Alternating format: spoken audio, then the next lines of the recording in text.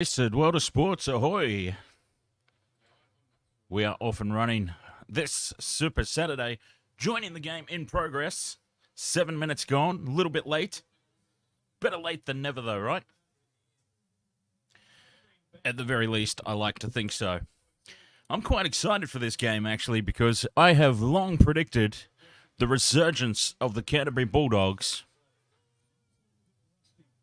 Hopefully, this year is the year. And I think they'll do a little bit better than many people expect today. Manly are red-hot, raging favourites. I don't think the Bulldogs will win. I think there's a few too many injuries at the moment. But I think they'll also put in a pretty good display for themselves. Fingers crossed. I've been saying that for a few years now. James Intox, how are you, mate? Buckling down for a long, long day of footy. That's what I'm doing. Headlined, of course, tonight, my Sharkies, my Cronulla Sharkies. I hope they just don't disgrace themselves against South Sydney. Josh Adokar just ended up in the signage, so I'm trying to bring myself up to speed with what's happening in this game. Almost 10 minutes gone, still 0-0. Dustin Fisher, ahoy, mate. Welcome along. James just finished washing the car and the truck. Very nice. All the hard work's out of the way. Now you can sit back and enjoy the footy.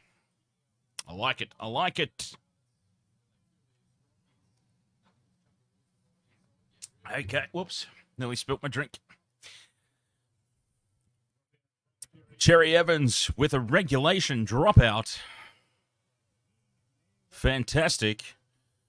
A lot of teams have sort of adopted the short dropout.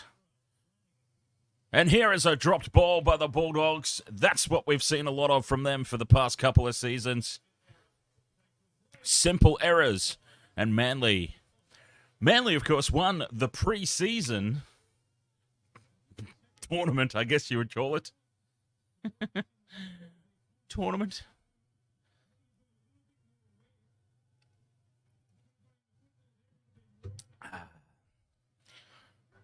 Four out of 6 completions to start the game for Canterbury. Serrato will not be too pleased with that. A 67% in the first 10 minutes. Not good. There's Tommy Turbo rocking the army cut. Good to see him back, though. Drifter Thrifter, ahoy, mate. Welcome back. Is Turbo still alive? 10 minutes in. Surely he's out for the season. He and Pappenhausen. I actually said before the first stream, I said I'm going to keep count of who gets injured the most. Ryan Pappenhausen or Tommy Turbo. At the moment, it's Paps who's leading that one. But it will be interesting to see where they finish up by the end of the season. Hey, as long as Tommy Turbo gets to Origin and gets through Origin, it doesn't matter.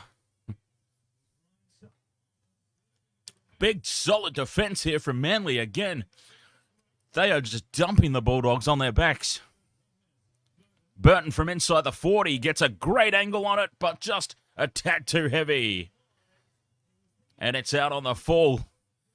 The 40-20 was well and truly on, but chalked that up to another mistake for the Bulldogs.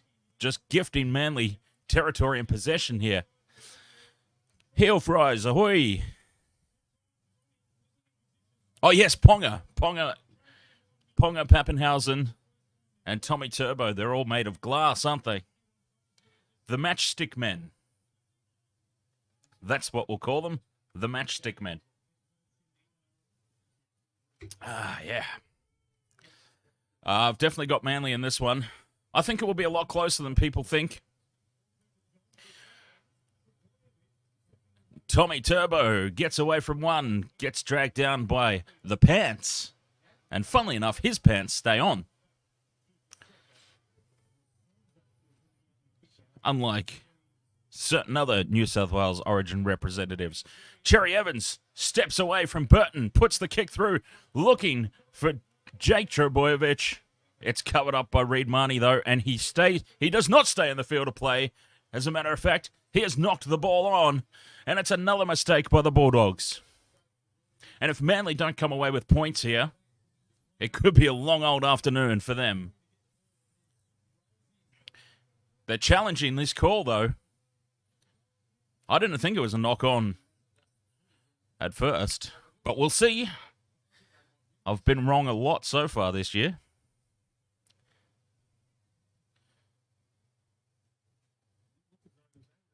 I've had a terrible start to the year for my predictions. Anyways, while they're looking at this replay, let's talk same-game multis. I got so close in game one. The multi very, very nearly paid out. That would have been worth $370 for me. That would have been a good one. I wasn't too close last night, though.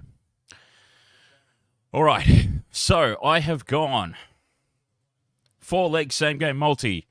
Tommy Turbo ran Ruben Garrick, anytime try scorer for Manly. Josh Adokar and Viliami kick-out, anytime try scorer for the Bulldogs. Fingers crossed. We'll see how it goes. This was a very good challenge for Canterbury. I must say my initial reaction was that he didn't lose the ball at all, let alone forward. And a successful challenge. They retain the ball, but they are still under the pump, bringing it off their goal line, and Manly's defense has been spot on so far. I don't want to jinx it for them, but they have been really aggressive in defense, keeping the Bulldogs pinned down here. Tackle 5 and only just outside the 20-meter line. Oh, they're going to run it here. Kick out. It's come out to kick out for a kick, and he's put it out on the full. From Kyle Flanagan to Matt Burton, your two kickers. Yes, they were under pressure from the defense, but how it's ended up with kick-out to put the clearance in on tackle 5, I will never know what was going on there. This is not a good-looking sign for the Bulldogs. What in the hell did I just witness? That is unforgivable. 5th and last, your two kickers, your two regular kickers, pass the ball to a forward. Kickout's really not renowned for that aspect of his game, and we found out why. Tommy Turbo up in the line, looking threatening every time he gets the ball. That's good for us because we want him to score a try for our multi. Cherry Evans again out to the left. Garrick, here's another one that we need to score. He gets away from one, comes back in field, and has to surrender as he runs around the back of his own attacking line. 5th and last, Cherry Evans puts the kick into the end goal. Naden is there to cover it. Carraz, sorry. I don't know why I thought that was Brent Naden. Jacob Carraz.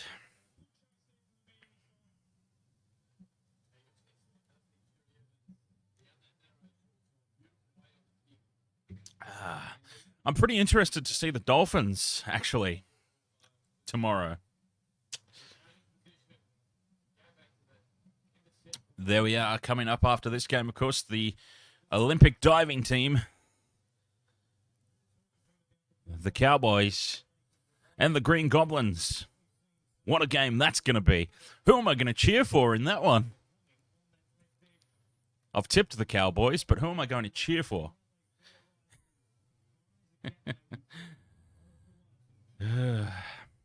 Vobsy, ahoy there, mate. Oh, look at the leg drive here. Is that holy moly Olakawatu?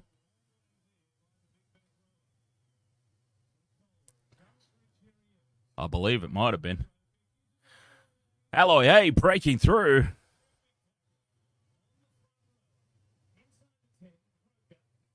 Cherry Evans grubbers into the in goal again. This time, it bounces kindly for Trebojevic. But I think the Bulldogs have got there just in the nick of time.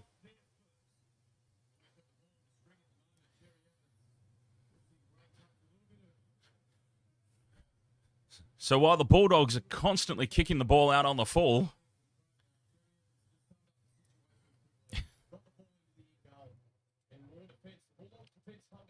Cherry Evans is just peppering the Bulldogs in goal area with his grubbers.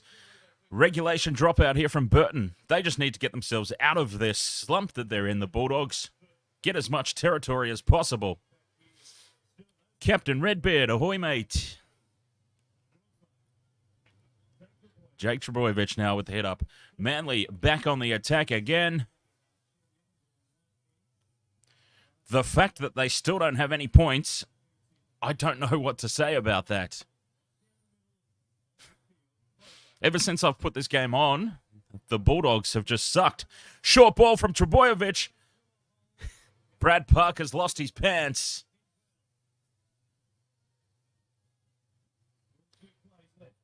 It's amazing how often that seems to be happening the past few seasons.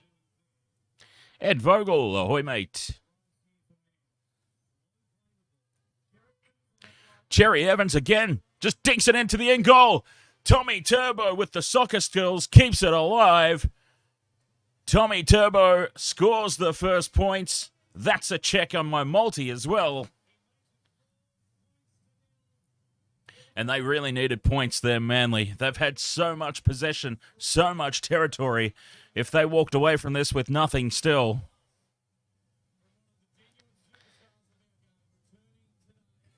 Cherry Evans just peppering those little grubbers into the end goal. Burton tried his best to cover it up. Actually, probably created that try, Matt Burton. He should have just let that go because Hayes Perham had that covered at the back. But the deflection from Burton, ironically enough, is what created the space for Tommy Turbo. Oh, well. Bad news for Canterbury. Great news for the Wasted Water Sports multi. The thing I'm starting to feel very nervous about for my multi is, are the Bulldogs going to score any tries? James Intox asks, are you taking the line in the Dolphins game? I'm very seriously considering it. I am seriously considering it. Let's have a look. Let's see. Dolphins, Roosters. Let's have a look here. They've given the Dolphins 17.5 points head start. That's pretty tempting. Especially because the Roosters don't really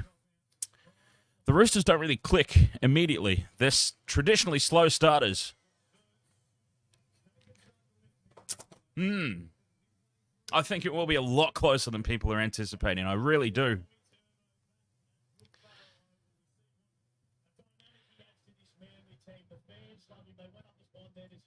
Yep, I don't think the Roosters are anywhere near clicking just yet. I believe that they'll win. Definitely they're going to win. It's just a matter of by how much. And I don't know if they've necessarily got an 18-point margin in them at this stage of the season, the Roosters. Brad Parker does well to take this one. It was a great kickoff. The conversion by Garrick was successful, of course. It is 6-0. And now Canterbury give away a penalty for inside the 10. And this is all pretty unforgivable stuff at the moment, it must be said. I have been saying for the past 3 seasons now, the Bulldogs are on the improve. The Bulldogs are on the improve. The Bulldogs are on the improve. And they are just making basic errors. They've recruited well the past couple of seasons, but they just can't seem to get it together. Ola Kawatu goes through, but it's a gap created by an obstruction, and that is a very relieving penalty for Canterbury. Okay, now, Matt Burton, this time you're allowed to put it out on the full, just so you know. Gets great distance on this kick. That is a great kick. Now, Bulldogs, get your act together and get it together quick smart. On the attack, 30 metres out. There's the Fox flapping his arms around at the referee, appealing for something. Just get on with the game, I say. It is so weird seeing Kickow in anything but a Panthers jumper.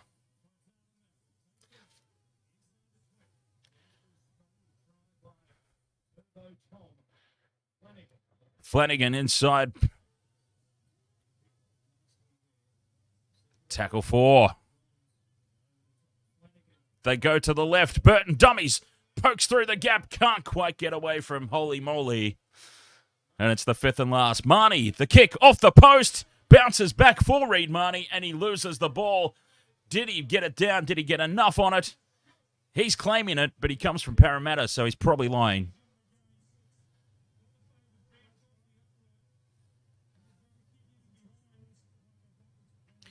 My first reaction was, he's lost it.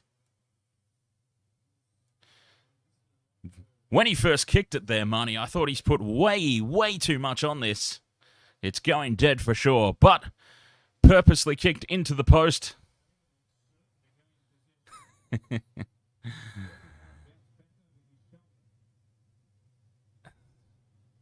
Flanagan misses the ball completely. Marnie collects it.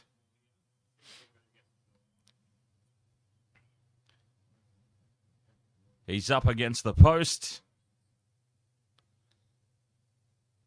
Ooh. Cooper Johns has come across and knocked that ball out of Reed Marnie's hand. And he was telling porkies. I knew it. He was telling porky pies.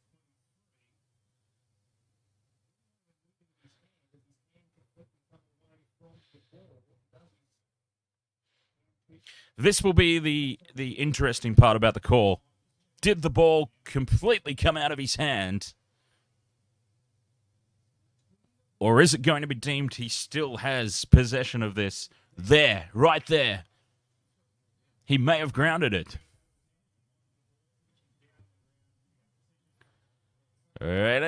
He did keep his hand on the ball.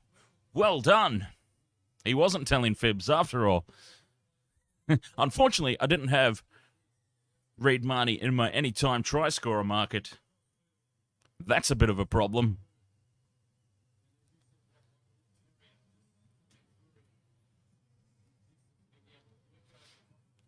Six points to 4. Kick to come from right beside the post. We are about to be all square.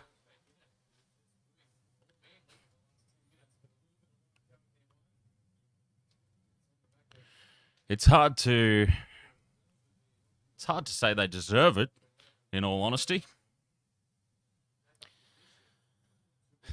This is taking some getting used to. Reed Marnie, Billy Army Kickow. You know that those two would have hated each other.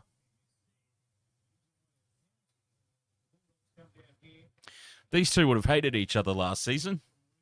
Reed Marnie playing for the Eels, Kickow for the Panthers. Intriguing to see them running out side by side.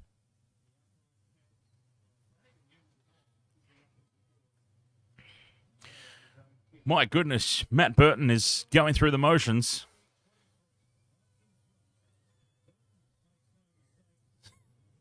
He took an eternity for what was a very simple conversion. 6 points all locked up again here. 21 minutes gone in the first half, and we're right back to where we started.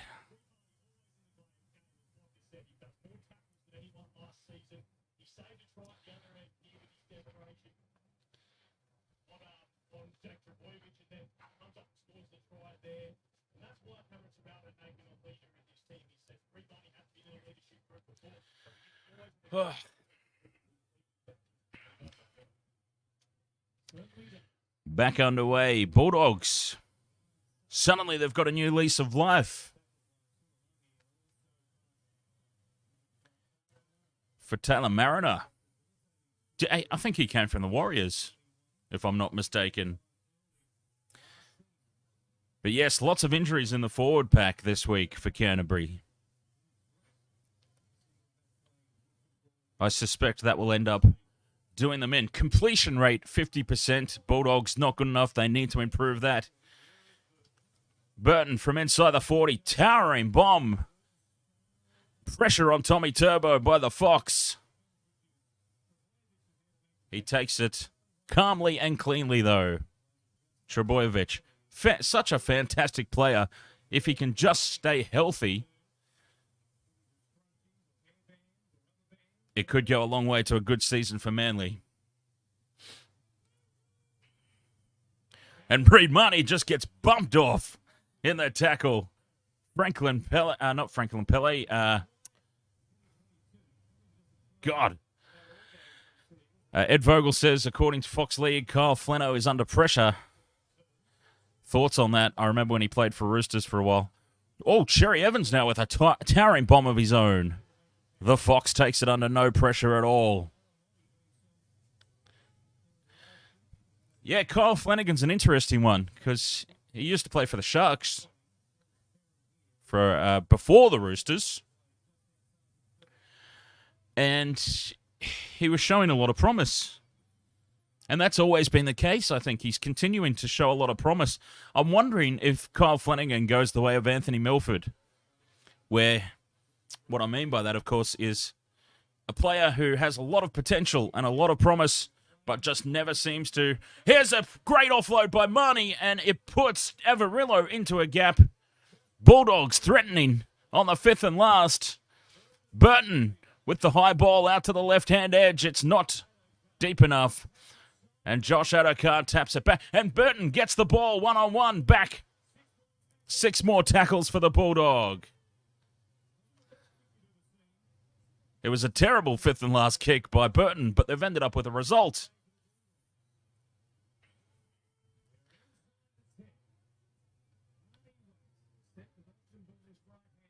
Big lineup out to the right.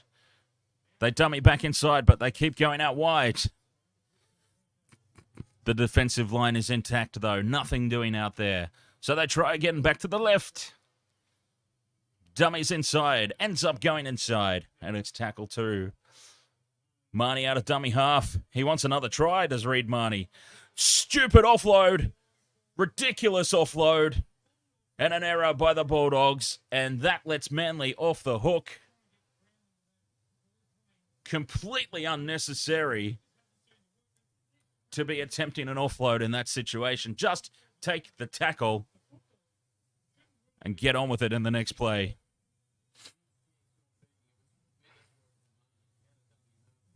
Stupidity. That's all that was. So anyways, as I was saying about Kyle Flanagan, yes, he threatens to be one of those players that shows all the promise in the world, but just never quite delivers. He never quite got there for the Sharks. He never quite took that next step for the Roosters. Can he take that next step now for the Bulldogs? He hasn't, but he's still young. He's still got time to improve, but I really fear for him that maybe, look, he's only 24. He's still got his best years ahead of him. They say that your playmakers, your number 7s, I've heard Andrew Johns and Jonathan Thurston have both said it at various points over the years that your number 7s, your playmakers, they don't really get to their peak form until they're about 28. Then they're playing at the top end of their capacity. So Kyle Flanagan's still got 3 or 4 years of development left in him if he's capable of getting to that next level. We'll see. Time will tell. Sharks Rabbitohs will be hard to predict. No, I think the Rabbitohs win that quite comfortably, to be honest. Nico Hines is a huge out. A massive out. And I think that will be the difference maker. But then, I've only got one tip right so far. So, it's early days for... Anything can happen in the early days of the competition. Oh, the Fox almost pinches an intercept. And he would have been away under the post there. And that would have been great news for the same game multi. within the hair of a bee's nut, that one. The Fox almost over. He would have been away. Unstoppable. Manly creating space again. That wraparound play out to the left or the right. Doesn't matter which edge they go to. They are creating space and putting the Bulldogs under pressure. But a wayward pass there from Tommy Turbo. No, Nico Hines is out injured. He should be back next week for the matchup against the Eels.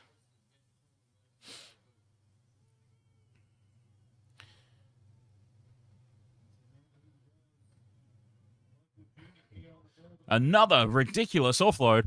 You should never offload to a player who's in a worse position than you are. Canterbury are just offloading for the sake of offloading at the moment. That's what I'm finding. Still, they get away with that one and they get themselves into an attacking opportunity. Marnie scampers out a dummy half. Flanagan kicks early on the fourth. Nobody back here for Manly. Tommy Turbo gets back and grounds the ball. Nice vision there from Kyle Flanagan. He saw Turbo up in the defensive line and an opportunity to get a result, and he took it. Perfectly placed kick. A good result there for the Bulldogs.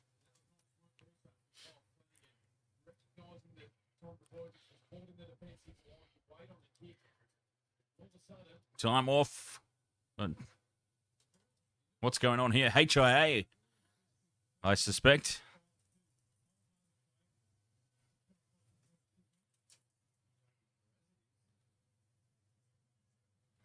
Head assessment for Karaz. Off you go, son.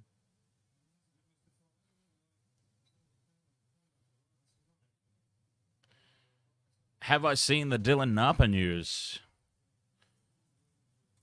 What's the Dylan Napa news?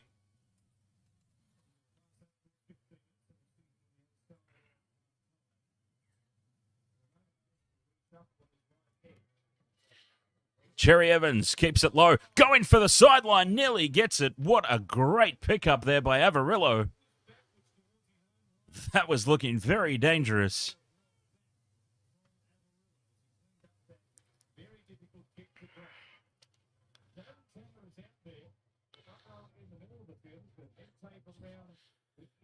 It's been so interesting to see the different tactics employed at dropout time. You've got Gutherson, who always seems to go short, over to the left-hand edge. Cherry Evans is... Here's kick out now, taking on Cherry Evans and winning. But Cherry Evans gets some critical support. And in a three-man tackle, kick out is grounded.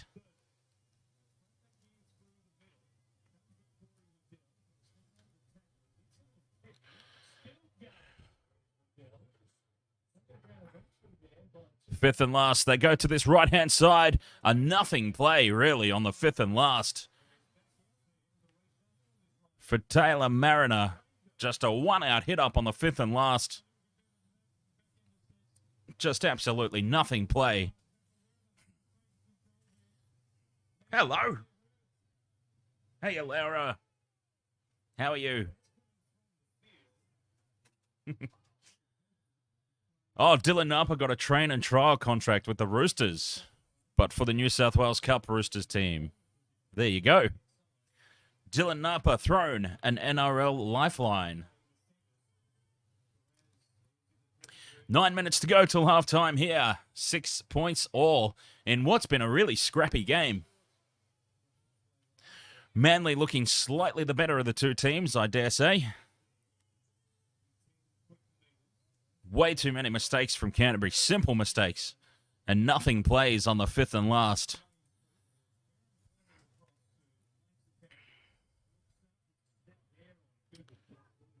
A great set of defense. This time, though, for the Bulldogs. And they are now tackle 2 up at the halfway line. They should get an attacking kick away, assuming... And they definitely will now, because it's 6 again for a ruck infringement. Can they complete the set, though? That's the ultimate question. Can they complete a set and get some sort of kick away? Big defense in the middle again by Holy Moly. Stop running at that guy. Seriously, stop running at him. Find somebody else to take on. He's a monster. Burton kicking on the third for the Fox, chasing through, winning the race. And he's knocked the ball on.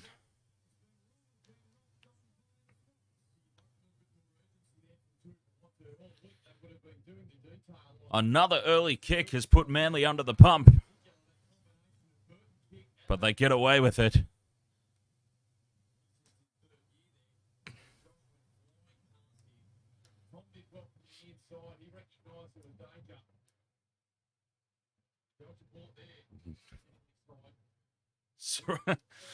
Yeah, every time they go to the coach's box, Cameron Ciraldo's having a munch on his fingernails.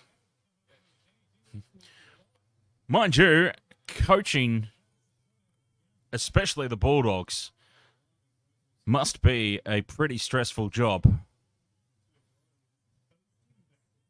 In 32 minutes of play, I've already seen a lot of coach killers.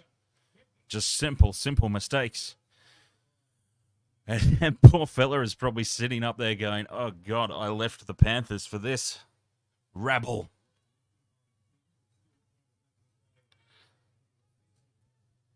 And, of course, we saw Bellamy blow up on Thursday night.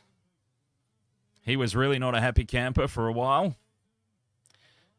And a penalty for inside the 10. Manly given another chance. They weathered the storm of Canterbury's onslaught because, well, let's face it, Canterbury didn't really do themselves any favours in that period of play.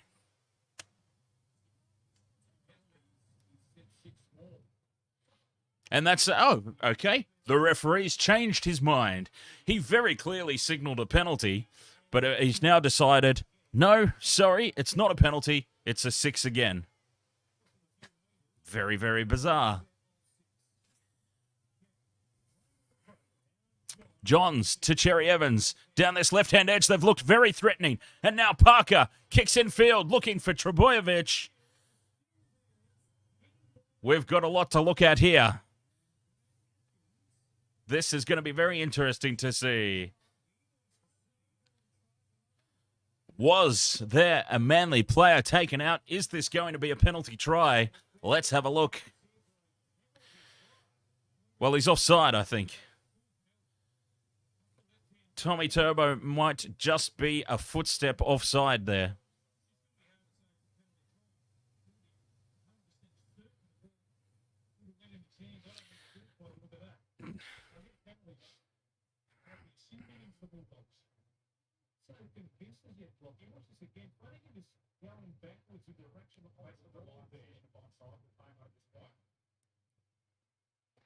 Flanagan's got his hands on Trebojevic's back. Trebojevic has taken a Cowboys-like dive straight out of the Todd Payton schoolbook. There's no pushing motion that you can see, no visible pushing motion. He's just got his hands on his back.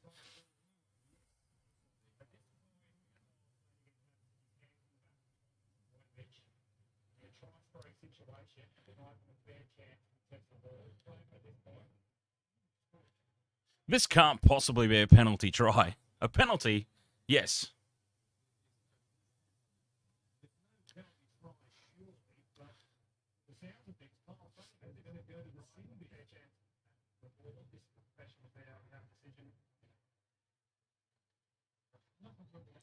Can't be a penalty try. This is ridiculous if they give it a penalty try.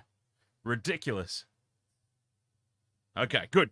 No try, but a penalty. And that means Kyle Flanagan's going to the sin bin for 10. That's a very tough call, I believe. Very tough call. Yes, he had his hands on his back. There was no clear pushing motion. Absolutely no clear pushing motion. So I think that's a very harsh call.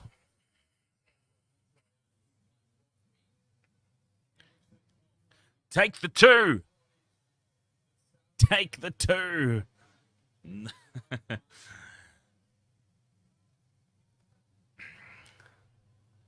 That has definitely got to be Wasted World of Sports t-shirt. Wasted World of Sports, take the 2. Always take the 2. Anyway, out to this left-hand edge. They've looked very threatening all day so far.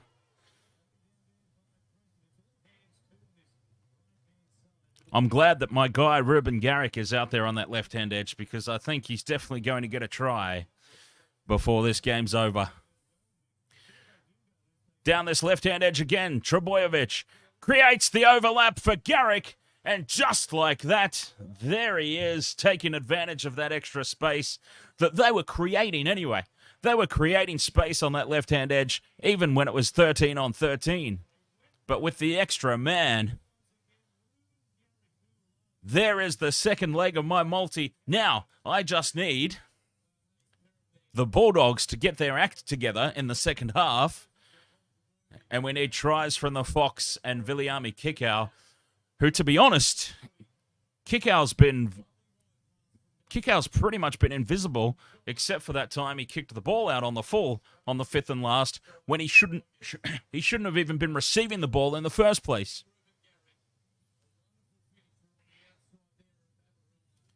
Ruben Garrick is a very underrated player. Very underrated.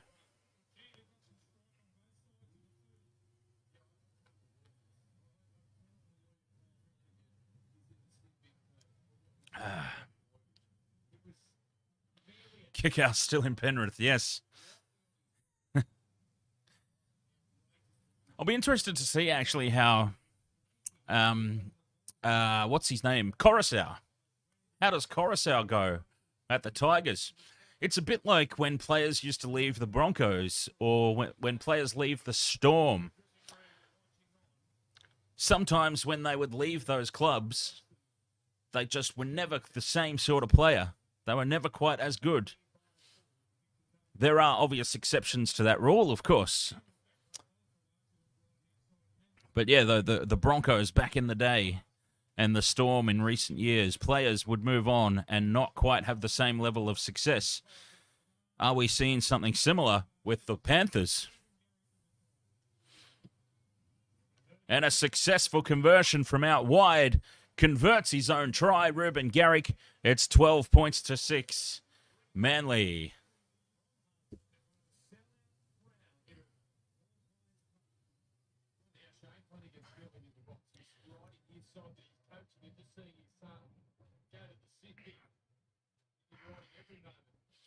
Three minutes to go till the break.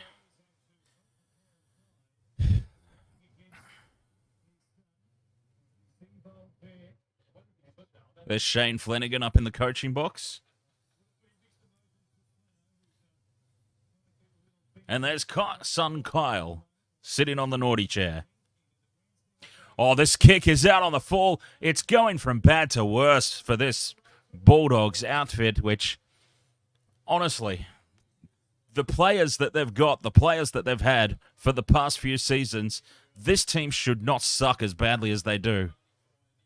It's that simple. They have no right to be this bad, this Bulldog squad. I don't know what's the problem. What is the problem? It is only the first game of the season, of course. We can't read a whole heck of a lot into this first round. But it's just the fact that it's been happening for 3 seasons straight now. The Bulldogs just not quite clicking things together. Johns nearly stumbles over his own feet. And Tommy Turbo, the pass from Cherry Evans was not great, but it should have been taken. And it just pops out of his hands there. Off the fingertips. Disaster of a pass from Cherry Evans, it must be said. Not helping out Tommy Turbo at all.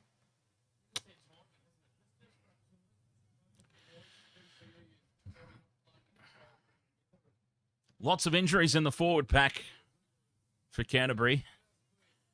would not be helping, but the mistakes haven't really been coming from the forwards.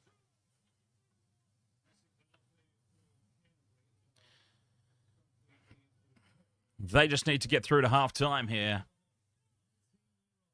Mr. Ed's dead. Ahoy there, mate. How are you going? Teamwork makes the dream work, indeed, Ed Vogel.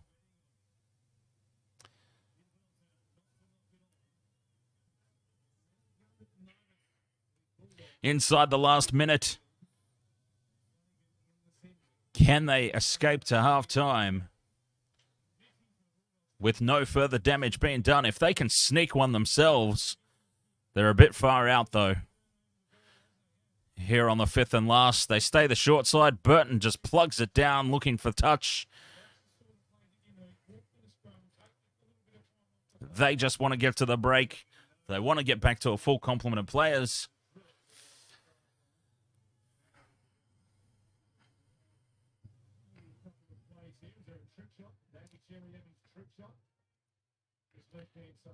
Parker with the hit up. 13 seconds to go in the first half.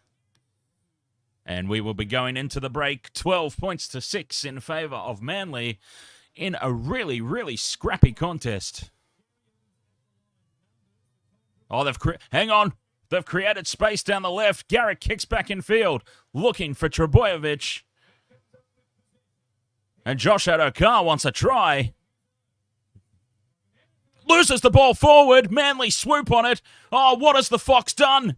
Look out to the right-hand edge. The kick is going to hang in the end goal. Just put it down, Cooper. Just put it down. Cooper Johns stands there staring at the ball. All he had to do was drop on it. It's been awarded.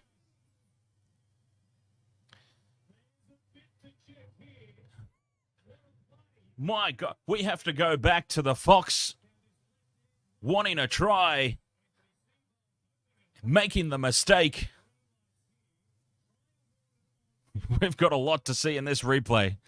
The break made initially by Garrick down that left-hand edge puts the kick in field.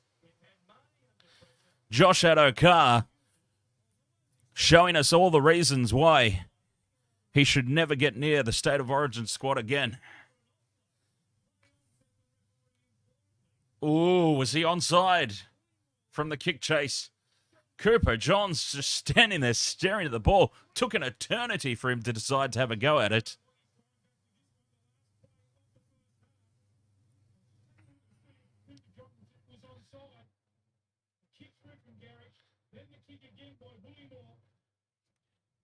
Hangs in the end goal. It's been grounded by the Bulldogs. I said that live. When I saw it live, I said, Cooper Johns has taken an eternity. Max King gets back there and grounds the ball first. And I think the Bulldogs have dodged a big bullet here.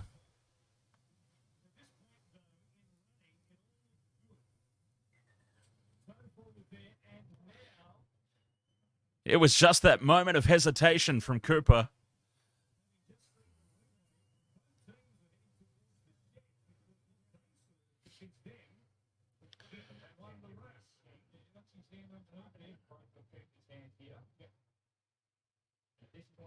Max King gets back.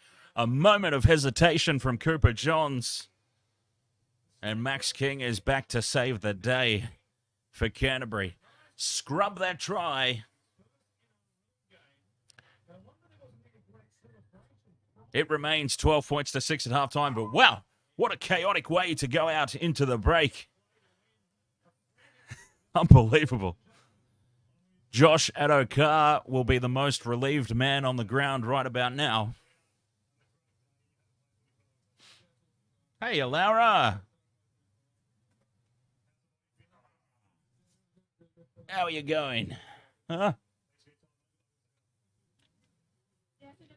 How's she going?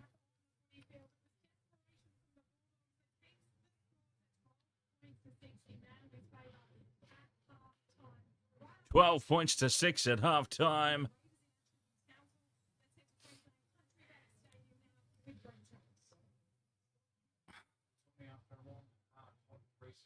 Yes, Alara is a Maltese Shih Tzu. What's happening?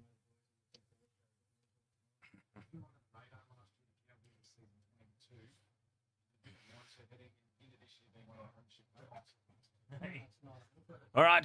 12 points to 6, half time. A wasted world of sports. I'll be right back, and we can have a chat about what the hell we just witnessed.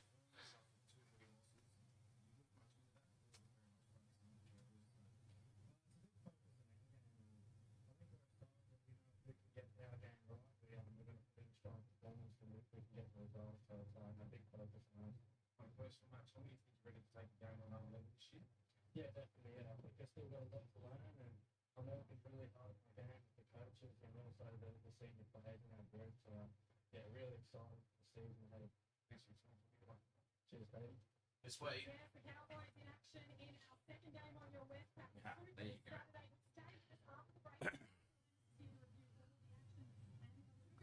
Oh, yeah.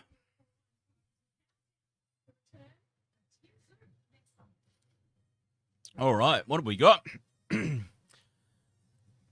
Oh, Captain Redbeard tipping. Actually, let's have a look at the tipping. I've tipped Manly. Good for me.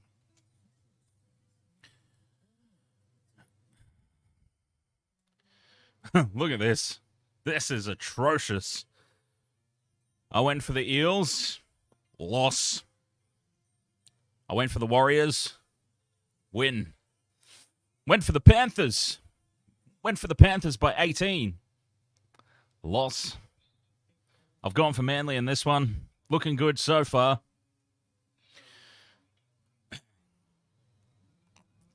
I've tipped the Cowboys in the next one. And I've tipped the Rabbitohs over the Sharks in the headline game.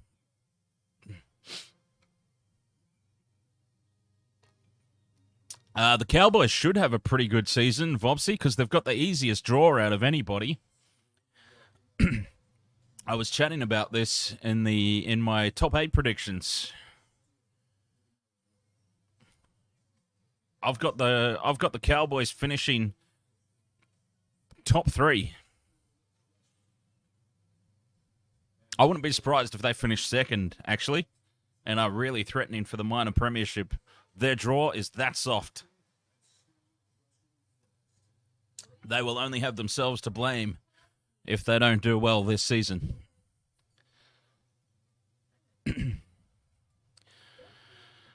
Oh, dear me. I almost didn't make it for this first game.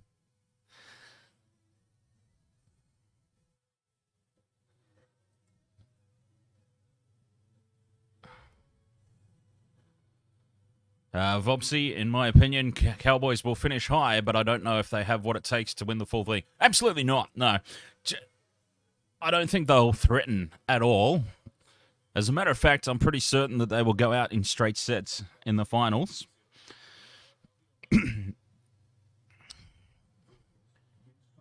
If they get home finals, though, anything can happen on the day or the night, whatever it may end up being, but I can't see it happening. But they've got such a good draw. Anything less than third spot, I think, for them is a bit of a failed season. But we'll have to see how they go. I mean, they might even lose today. You just never know with the Raiders, do you? Ricky's Green Goblins. You just never know what you're going to get. They're Australia's answer to the Warriors. Oh, the poor Warriors. They were far from convincing yesterday. 20 points to 12 winners over the Knights. The Knights, whom I've predicted will be the Wooden Spooners for this season. I've got the Knights or the Dragons potentially taking out the Wooden Spoon. It could come down to whoever wins in the match against the Knights and the Dragons. Who wins that game? That could be the battle for the spoon, that one.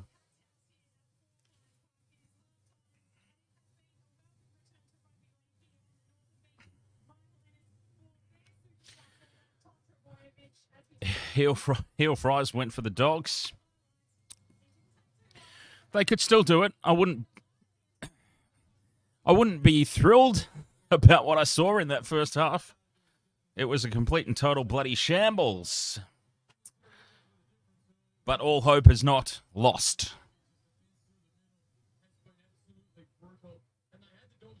Quite a few people have gone the Bulldogs, actually. Look at this. This has been a very split decision in the tipping. It's probably at about 50-50. Out of our 44 entries, I see a lot of Bulldogs badges there.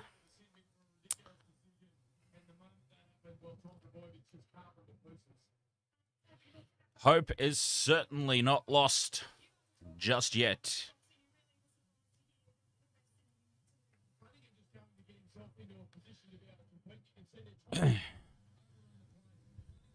Let's talk multis for the next game, actually. So I'm looking all right for this one. I'm using a bonus bet. So I won't get any cash back. I need this one to win, basically. Will, ahoy there, mate. Oh, it was an atrocious decision. I wouldn't have even had it as a penalty, to be perfectly honest, but whenever you put your hands on an opposition player, no matter the scenario, whenever you put your hands on a player without the ball, you are taking the risk. You're taking the gamble. The decision is in the referee's hands at that point. You've taken control out of the contest and handed it to the bunker. And that's always a nervous time, isn't it? Because sometimes the bunker can come back with some truly weird stuff. And that was some really weird stuff. Josh Adokar will be the most relieved man. Oh, look at Kickow. Kickow is sitting there in the sheds going, my God, I left Penrith. My God, I left Penrith. What have I done? Not a happy-looking camper at all. But yes, Josh Adokar will be very relieved. And Cooper Johns, what was he thinking? Honestly. A moment's hesitation and a try is ripped out of his clutches. Max King saving the day. That's a pretty solid name, isn't it? Max King. G'day, mate. How are you? What's your name? Nice to meet you. Max. Max King.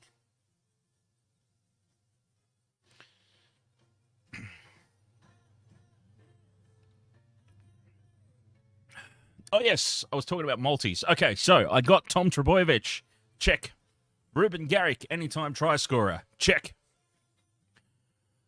Josh Adokar and Viliami Kikau. Not looking good. What the hell is this? Shazam, Fury of the Gods. I thought Shazam was that Shaquille O'Neal genie movie. Anyway.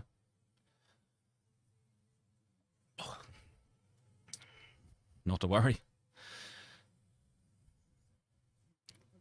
Next game, Cowboys. Cowboys versus the Green Goblins. All right. Jordan Rapin is always a good bet. Murray Taulagi. Okay, yep, that's a good one, I reckon. Overs. 42.5. Do we reckon it's going to go overs?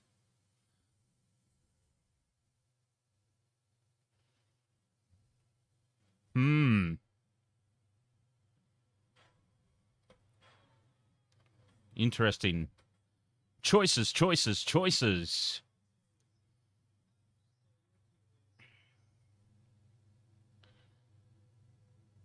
So, Murray Taulagi, Jeremiah Nanai, Jordan Rapana, Hudson Young. Anytime try scorers at $33.75. Let's do it. Let's do it. All right, bet is placed. So we've got, for the next game, 4-leg, Murray Taulagi, anytime try scorer. He's scored a try in each of the Cowboys' last 6 matches. He's on a streak. Jeremiah Nanai, anytime try scorer.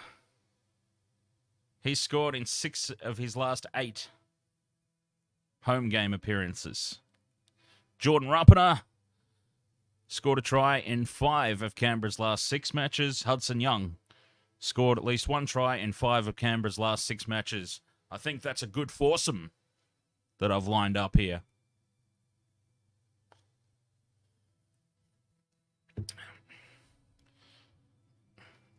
Overs at $1.90.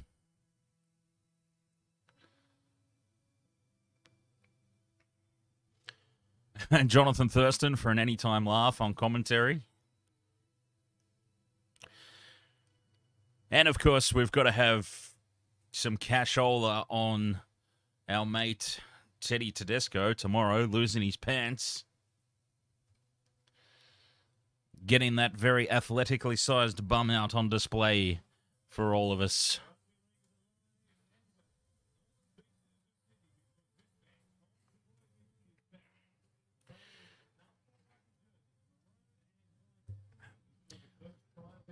Tommy Turbo.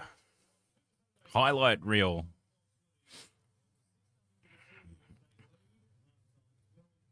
I think Cooper Johns just went potty.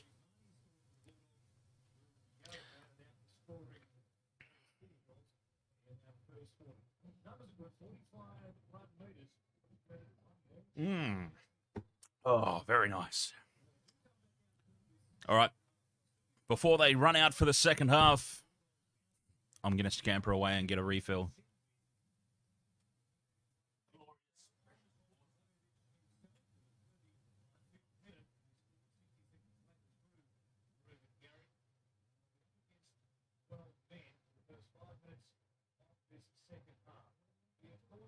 So many hamstring issues throughout his career again. Break 2 straight back hamstring just before Christmas. Taking to Philadelphia. Reconditioning work. Don't worry.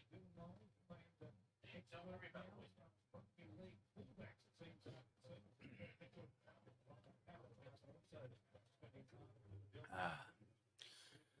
Here they come for the second half. Fairly yummy kick out of the poor fella. I wonder if he received some bad news before the game or something. I mean, worse news than the fact that he's got to play for Canterbury. He just looks really downtrodden, the poor guy.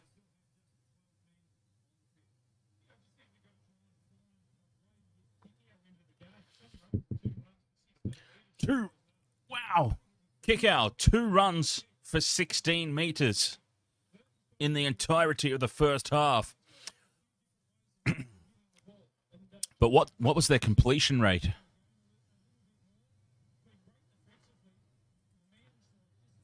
51%. 47% completion. Unforgivable. 47% completion rate for the first half. Absolutely unforgivable. Not good at all. Oh, 57. Sorry, 57. Still dreadful. 11 completions out of 19. To Manly's 19 out of 23, 82%. That's where the difference has been. With a 57% completion rate, the fact that they're only behind by 6 points at the moment boggles the mind. Manly will not be happy at all with only a 6-point lead based off that one statistic. There's obviously a lot more to it than that, but anyway, we're underway. We need Tickow to do something here in the second half. We need the Fox to do something special. All I've seen him do so far is something really, really stupid. But a couple of star players that really need to step up and do something. Get themselves on the score sheet and get me my multi. Viliami Kickout and Josh Adokar, the Fox. So Flanagan is still in the sin bin for another 3 minutes and 30 seconds.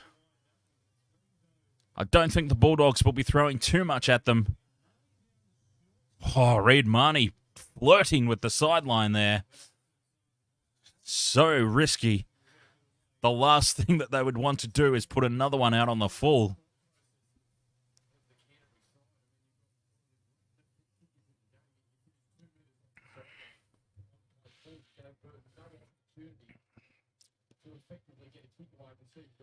And they're just running down the clock. Running down the clock, waiting for Flanagan to come back. Not the type of special I meant, Vopsy. And here's a break for Manly. Straight through the defensive line. Ethan Bullimore. Oh, we've got more pants down. What's going on with the pants in rugby league the past 3 years? Johns out to the left. Ola Kawatu tried to fend away from somebody, but he ended up knocking himself over. He fended him off so hard. Fifth and last, Johns dinks it in over the defensive line. Kickout takes it, reaching backwards. And he's got his hands on the ball nice and early. Kickout just does not have that same spring in his step today.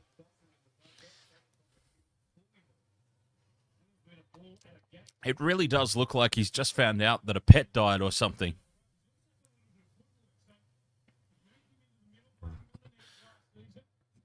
And a mistake early in the second half. Cherry Evans keeps the ball alive. Fox gets bumped off, takes a dive. Cherry Evans picks it up and scores. This is just a disastrous start to the second half for the Bulldogs, who are an absolute rabble at the moment.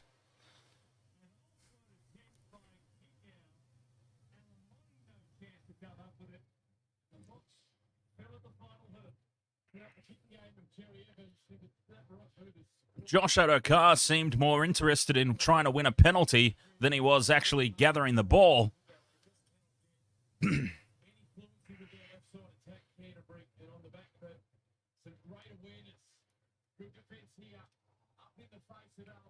Oh, wow. And what are the answers for the Bulldogs? What are the answers for Canterbury this season?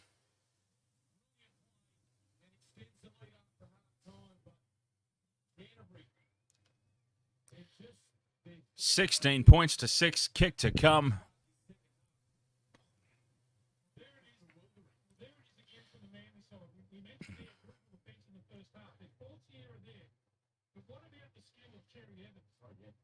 I just can't put my finger on it. What was the problem? Okay, we need a bigger recruitment drive.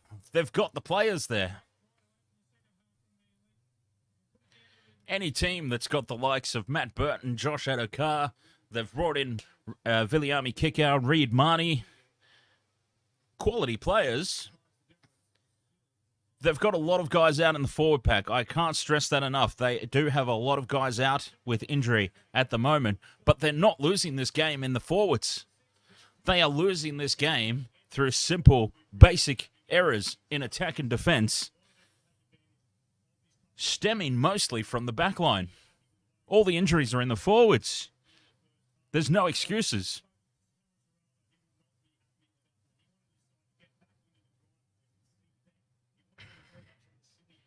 Flanagan's out on the sideline, ready to come back onto the field, but more damage has been done.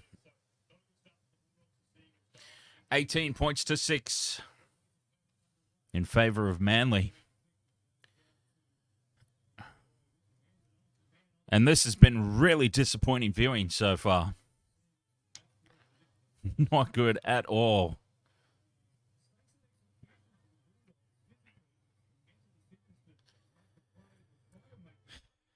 Still, here's a mistake now from Manly. And it's a penalty. Nothing going right for the Bulldogs today. Nothing at all. Bulldogs will be better once the other half of Penrith goes there.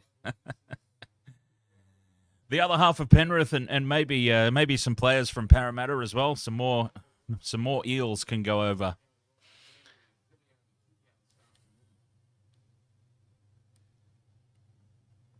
And it's just not going right at all for the Bulldogs. A mistake by Manly. It's deemed a penalty. And the Cards just not falling their way today. Not helping themselves either, of course.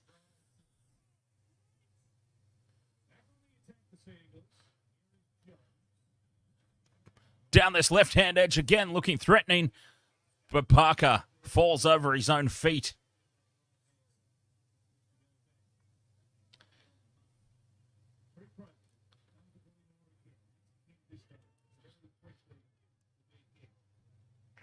That mistake earlier.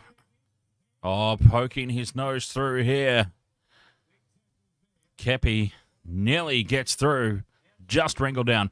Fifth and last, Cherry Evans puts it out to that left-hand corner. Up goes Carraz. Just hold on to the ball, son. Hold on to the ball.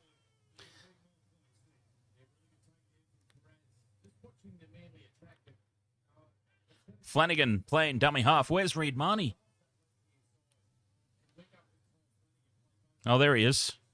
Lurking around in the background.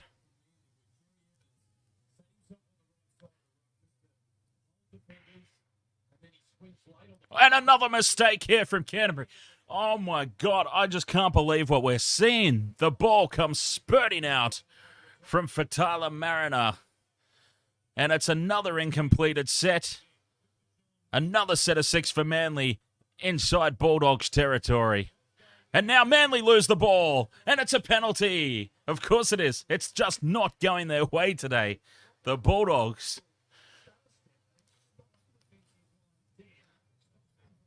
That one was very clearly ripped out, though. So, the right decision was made. Take the 2. Yes! He's taking the 2.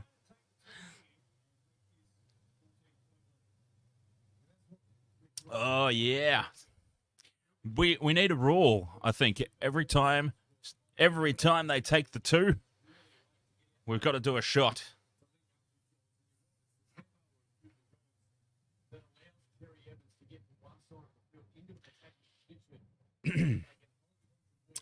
Dustin Fisher's hoping for a Bulldogs comeback.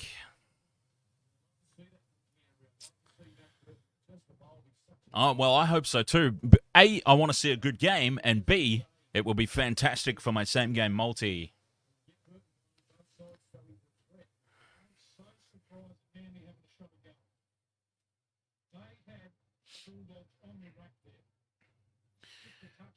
Ruben Garrick lining this one up from pretty well in front.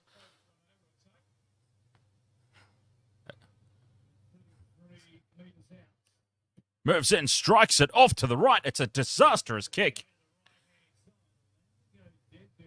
And the Bulldogs survive. And maybe that's why they don't take the 2 very often. Drop out from the 20-metre line. Burton goes deep. It's a great drop out. Manly bring it back to halfway to start this set. 9 minutes gone in the second half of the first game here this Super Saturday. Very nice to have your company, as always, there in the chat room. Cherry Evans stays alive, gets it back to Tommy Turbo.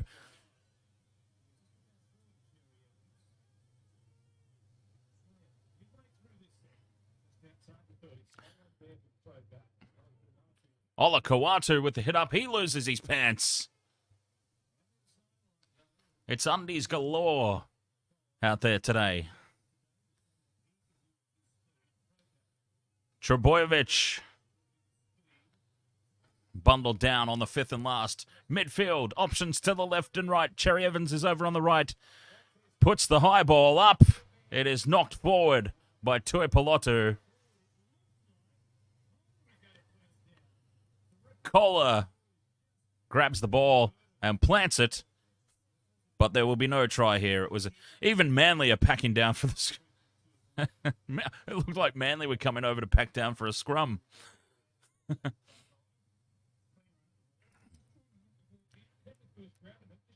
Tuipulotu is up. He's over the top of everybody. Oh, and it's gone straight through. Hey, what are you doing, Miss Suki? You've been a Suki Lala.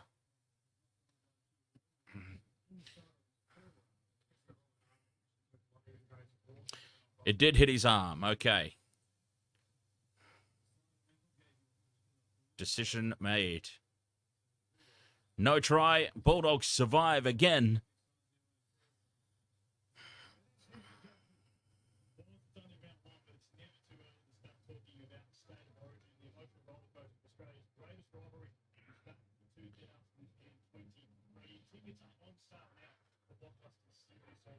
Kick out is hammered in the tackle. It's holy moly Olakau'atu again on defense.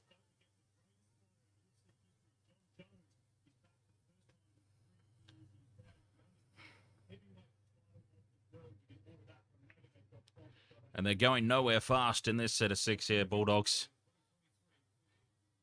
Yeah, the Bulldogs have got a lot out, especially in the forward pack. 7 or 8, I think. 7 or 8 guys out of their regular starting pack. Burton puts the ball high. Fox racing through, putting pressure on Tuipulotu, but he takes it well. And now Fox is doing his best to give away a penalty. He's really not had a good game, poor old Fox.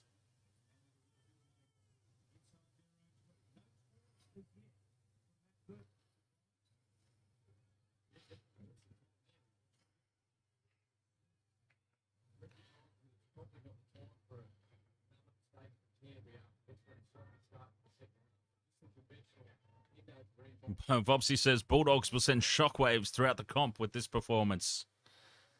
Well, it's certainly been shocking. I just can't put my finger on what's wrong at the Bulldogs. They should have been on the improve for the past 3 seasons. But just the same, simple mistakes. And talking about simple mistakes, here's an error in the play the ball. Manly giving the Bulldogs something, at least. The trouble is, can they finish the set of 6 and take advantage of it? Probably not from what we've seen so far.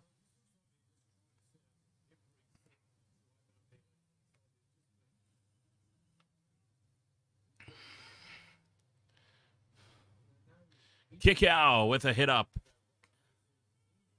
No real urgency behind that run. Something's up with Kickow today. He just looks really lethargic, really downtrodden, downbeat.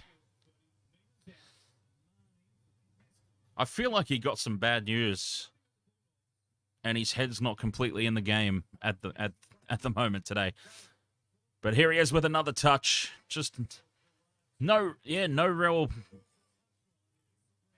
real aggressiveness in those runs today from Kickow. Very slow to get up again. Very lethargic looking. Something is not right there. Kickow is not at 100%. Marnie out of dummy half to the short side. Grubbers through. But Olakau'atu reels it in. And once again, nothing doing here from the Bulldogs.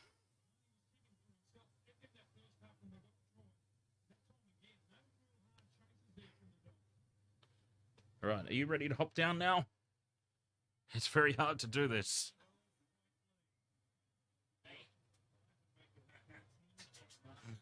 Very hard to do this and hold on to you at the same time.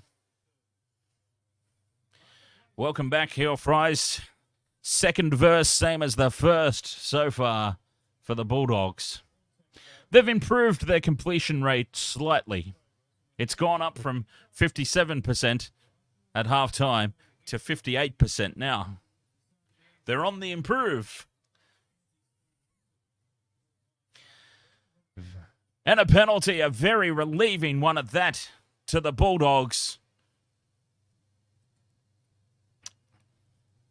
Can they just calm things down? Burton.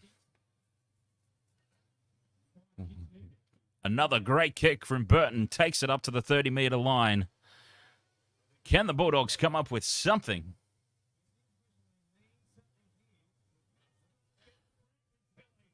Franklin Pele with a good aggressive hit up on tackle 1. 6 again. Burton, short ball.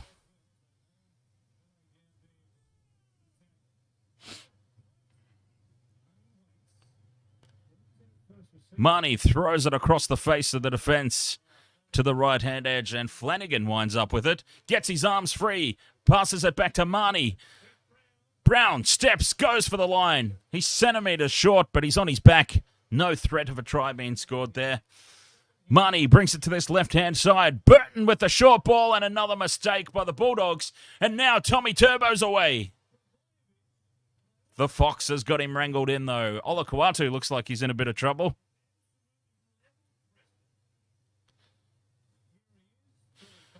Kohler almost breaks through.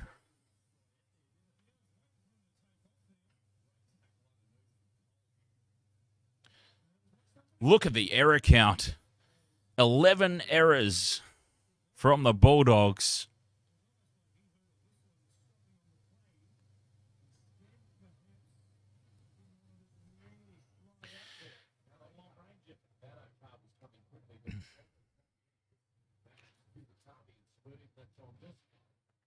Olakau'atu on tackle 4. Manly back in the Bulldogs half.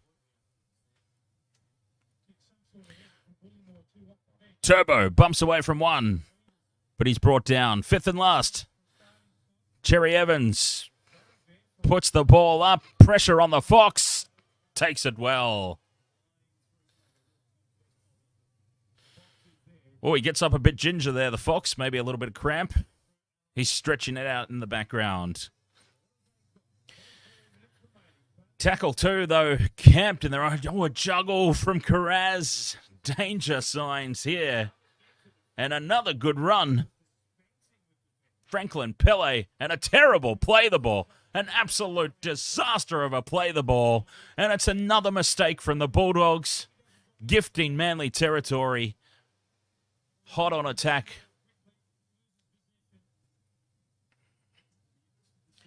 Another mistake. This is just extremely hard viewing. As someone who wants to see the Bulldogs do well, I've been predicting their rise for the past 3 seasons, but they've just been an absolute bloody shambles today. I can't find a single positive so far in this performance. Anyway, scrum midfield. Manly are setting it up for a raid down that left-hand side where they've been looking threatening all day. Underwear exposed again on another player. Sean Kepi this time. Here they go. The left-hand edge. No. Jake Trebojevic brings it back in field. Cherry Evans out here to the right. Across the face of the defensive line to Olakau'atu. They stay short side. Cherry Evans out of dummy half. Wins a 6 again.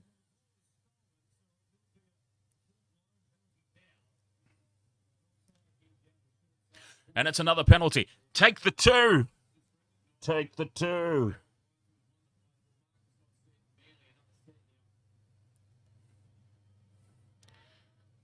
Kepi keeps his pants up this time on tackle 1. They're only 10 metres out. Another full set of 6. Olakau'atu. He's over. He reaches out. His undies are exposed. Keeping up the trend of the day. He's just short of the line. And it's another 6 again. They must score here, Manly. They must. Johns with the short ball and a mistake on tackle 1. This is really a scrappy game. Carraz gets his arms free and offloads. Flanagan now runs it up and is taken by his opposite.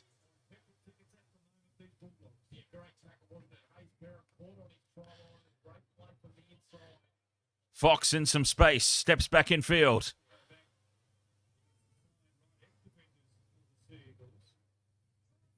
Hey, Lara, what's going on, huh?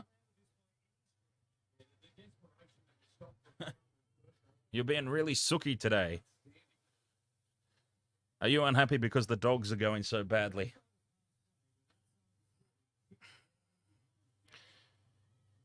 Reed Marnie's up there on the kick chase. He's pulling Garrick's pants off. What's going on today with all the dackings? That's been the real story of this game, has been all the dackings. I've seen so much underwear. It's insane.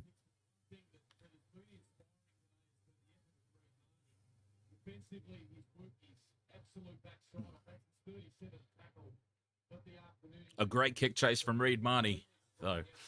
Keeps Manly locked down here. Still 20 minutes to go. This game feels like it's been going for an eternity. And here's a big run. Getting through. Tommy Turbo sets Cherry Evans off towards the line. Cherry Evans will score under the post. And that will surely be the game.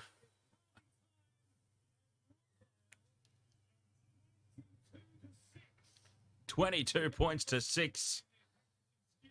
Kick to come.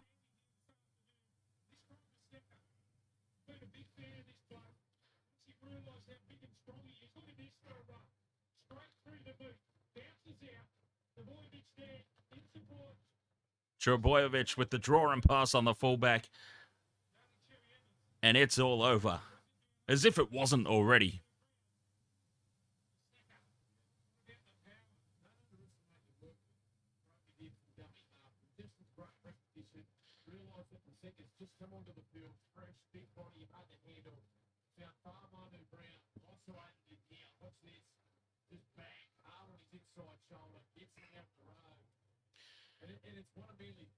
Omar Durrani.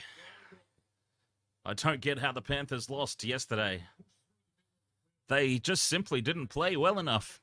You credit where it's due. The Broncos played out of their skin. The Panthers were obviously off. But the Broncos, you've got to give credit where it's due. They played absolutely out of their skin, especially on defense. I don't think there's too many teams that would have put points on that Broncos defensive line last night. But probably the most confusing thing about it, there was only one bomb. There was one Nathan Cleary bomb all night targeting Selwyn Cobbo, and they very nearly got a try off it. Why was it never done again?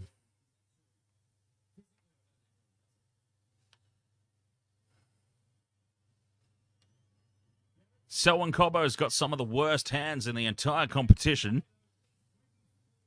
And he only receives one bomb all night. I could not understand that.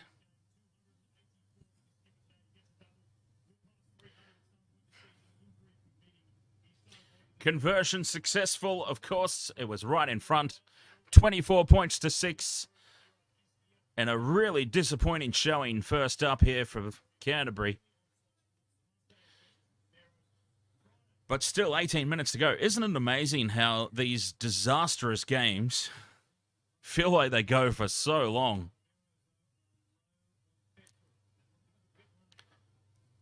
Big defense, but it's all coming a bit too late here for the Bulldogs. Now they're getting aggressive and riled up.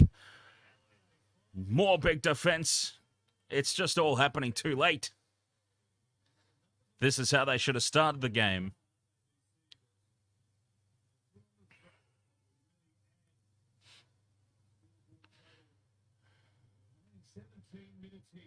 Cut out pass from Cherry Evans. Tui Pelotu reels it in and sends Kohler away. Trebojevic lurking on the inside in support. He's brought down.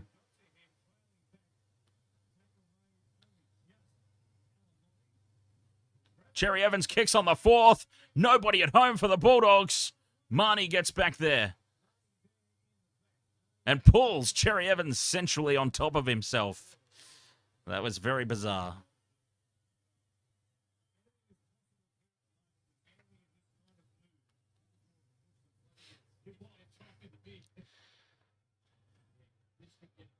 Oh, tackle 3 now, still inside their 10-metre zone. Bulldogs stretched out across the park. Nobody wants anything to do with this. Nobody wants to do the hard yards.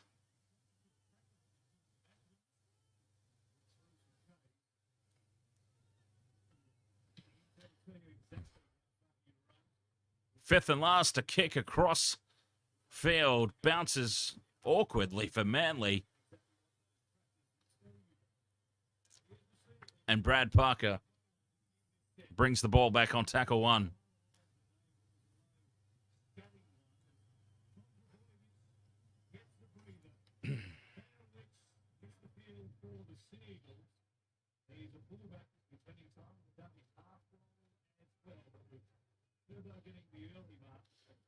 Still 16 minutes to go in this very invigorating contest. Oh, and there is a very simple mistake now by Manly. Weeks. Josh Adokar trying to create something, skipping around at the halfway line, but nothing doing so far. My goodness, this is the first time I can remember the Bulldogs putting the ball through the hands.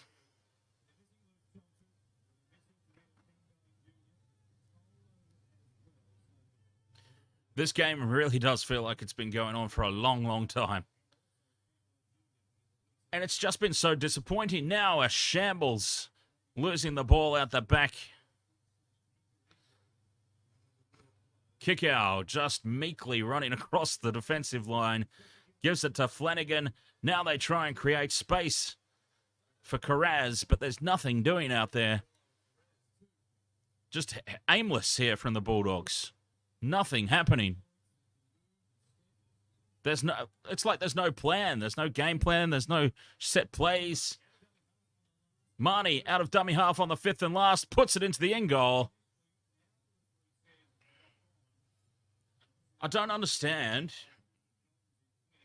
You've got Matt Burton, who can put the defence under pressure with his kicking game. But how many times have we seen on the 5th and last Reid Marnie dart out of dummy half and grub the ball through for himself? Reid Marnie is not gelling with the rest of the team at the moment. It's going to take time to form those combinations, but I just don't understand when you've got a player like Matt Burton, who's got great variety in his kicking game, but you've got Reid Marnie scampering out of dummy half and grubbering on the 5th and last all game.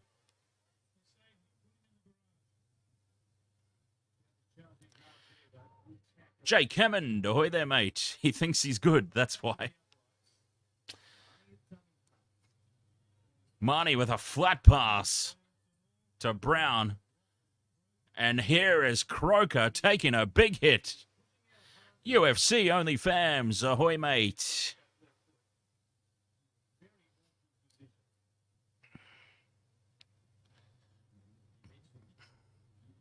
Lachlan Croker got himself in a terrible position here. Boom, straight off the shoulder, and he is out. Call it off, folks. Call it off. Am I going to use one stream for the games or end this stream and start a new one? I'm just going to leave this one run, I think. I'll obviously update the title throughout the course of the day, but yeah, I expect I'll just leave this one running.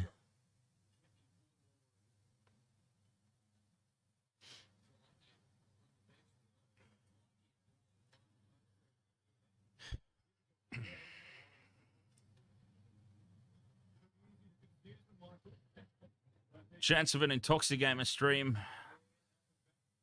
God, I'm already exhausted, and we're not even through the first game yet. Yeah, it's been 3 weeks.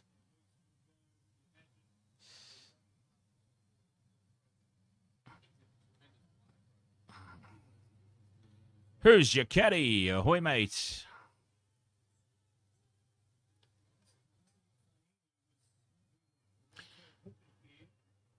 Come on, Bulldogs. Oh, passes going to ground.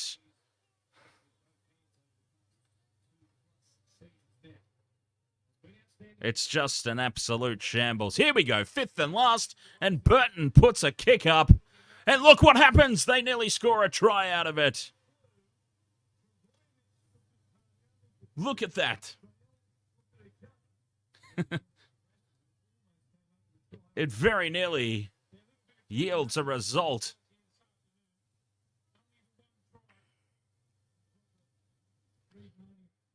Is there a way for the Bulldogs to come back? I don't think so. I just don't know what's going on at the Bulldogs. I really don't. 66% completion rate. That's a big problem. Manly have made 6 line breaks. That's a big problem. They've got a lot of guys out injured, especially in the forwards. But I just don't know what the solution is for the Bulldogs. I really don't.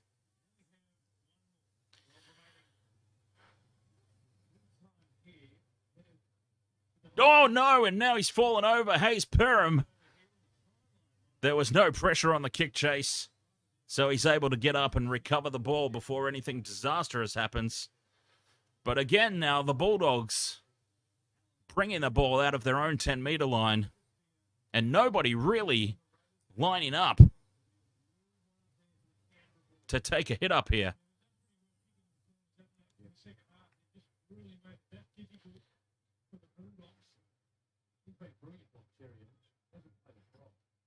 Carraz gets his arms free and offloads, keeping the ball alive, pinching an extra 10 metres. On tackle 4.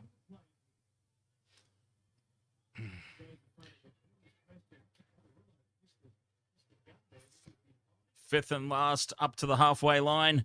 A pretty good result in that 6, really, considering where they started. Flanagan puts the ball high. Tuipulotu takes it under no pressure whatsoever. 11 minutes to go. 24 points to 6.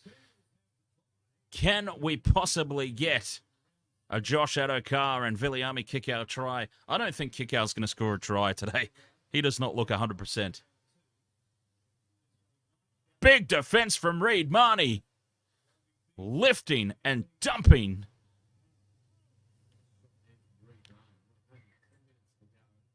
That was a huge tackle. A huge tackle by a very little man.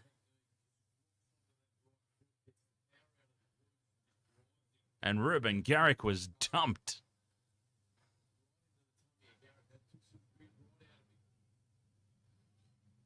Dumped and winded.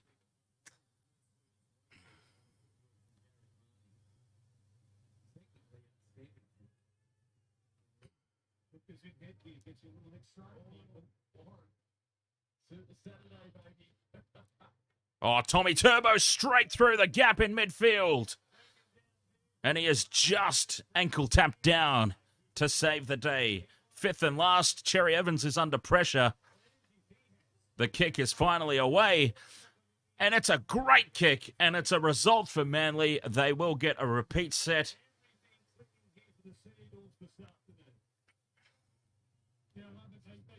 Manly well on top.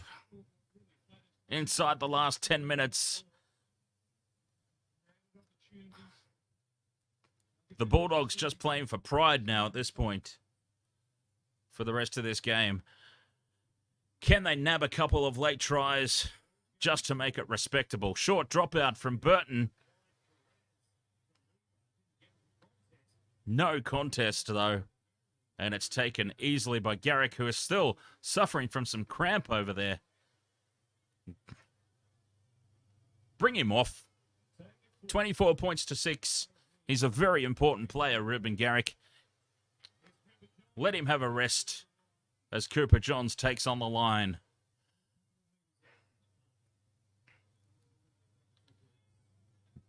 Jake Trebojevic. He's just been putting his head down, bum up, and getting through the work today, as he always does. Gerbo.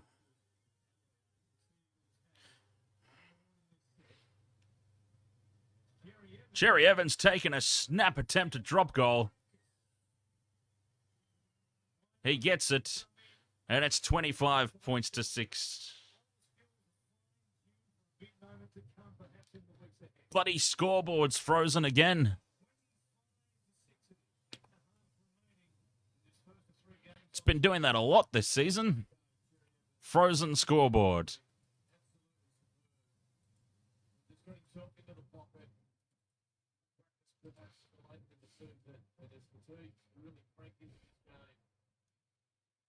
$25 points to 6.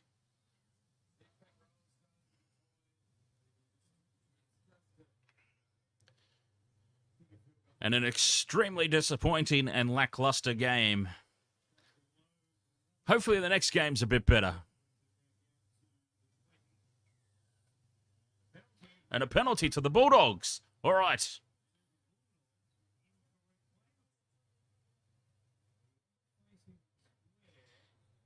Here is their chance now, the Bulldogs. Can they get some sort of, what would you call it? Consolation? I don't think it's even a consolation at this point. I mean, they desperately need this. Kickow is dumped in the tackle. And Kickow, once again, very slow to his feet. Fight! Bring back the biff. Bring back the biff.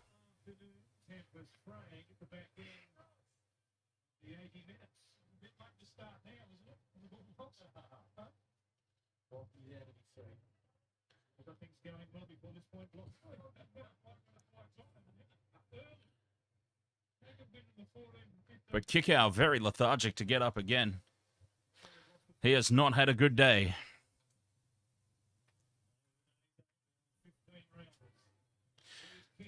Although I remember when Matt Burton first came across to the Bulldogs, I think I said the same thing about him too. He looked really disinterested in a lot of those early games. Maybe it just takes some time to fit in the Bulldogs environment. Marnie out of dummy half, gets it to Burton. They go back to the right-hand edge. But nothing really doing here. Once more for the Bulldogs. Marnie on the fourth tackle, grubbering into the end goal. The ball comes loose. Preston's grounded it, but I dare say not a try. It's going up as no try.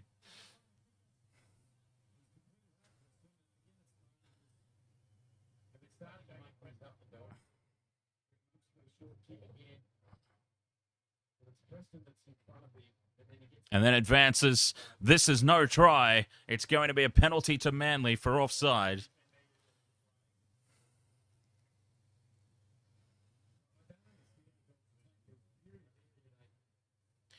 But again, because it's worked so well all night, Reid Marnie decides to scamper out of dummy half and put a grubber kick through.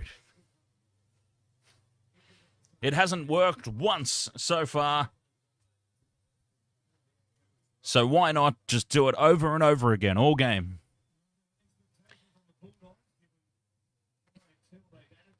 When you've got a capable kicker in general play like Matt Burton in the team. I can't make any sense out of that at all.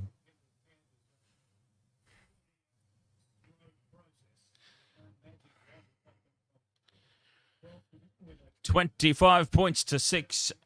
5.5 minutes to go. This has really shaken up our tipping contest, though.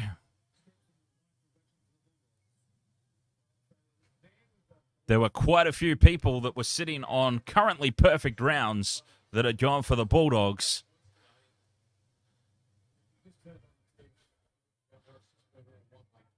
So I don't think anybody is going to get a perfect round in round one.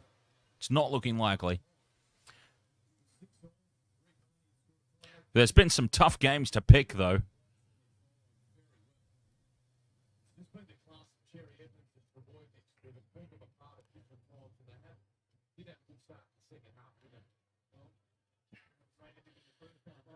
Fifth and last here for Manly. They're on the attack again. Oh, and a bad play the ball.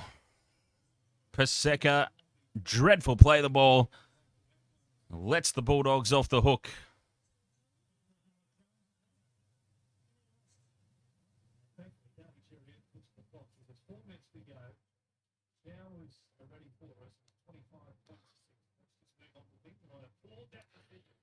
Cowboys, Raiders coming up next.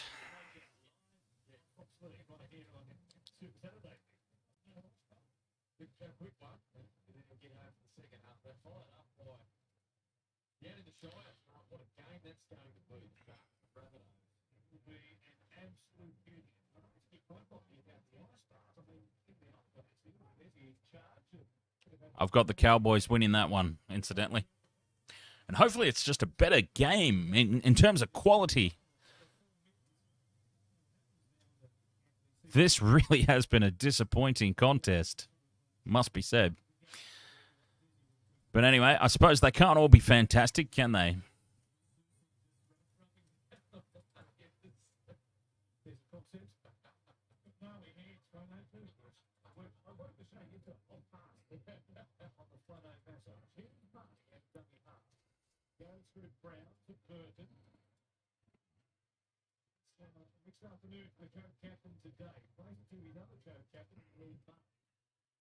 Fifth and last for the Bulldogs.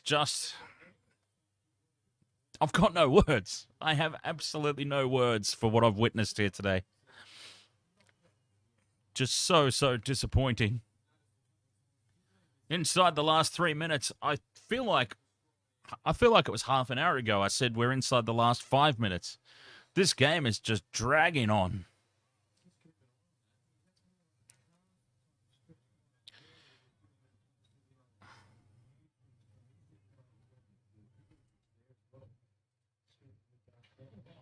Big hit in defense. Reid Marnie has been putting in the hits.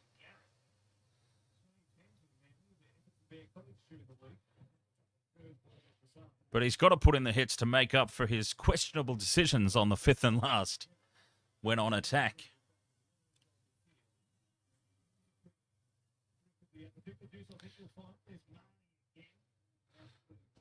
Here they go down the left-hand edge, the Bulldogs, and even a simple thing like an attempted kick and chase is just not coming off for them. Well, my same-game multi has been absolutely decimated in this game. Captain's challenge, why bother with a minute and a half to go? Just get this game over with. Oh, God.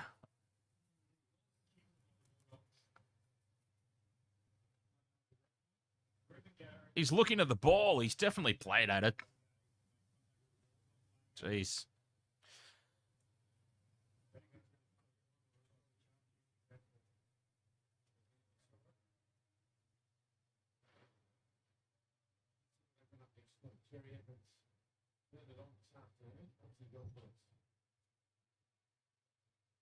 Bulldogs make one pass change before full time, makes Intox off the field, Jay and Tanner off the boot, along with Jacob Preston and Paul Alamotti this afternoon. So 3 players potentially for the world, the NRL for today.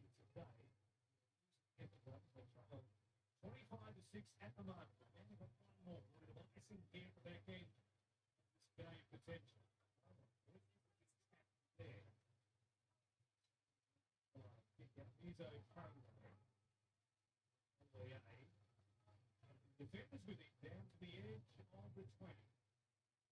Right, 60 seconds remaining. Relieving the first receiver. John's rubbering. Taken through with Parker. But Perrin's there. Picked up nicely. Then moves his way in traffic. But in fact, he's on the train. Thinking about what the series had ahead of them. Their next game in round 3 from our Eels. Round 2 for Bulldogs. They're in action next Saturday night. So they turn around for them. They have an Amy after Melbourne. They have the Storm.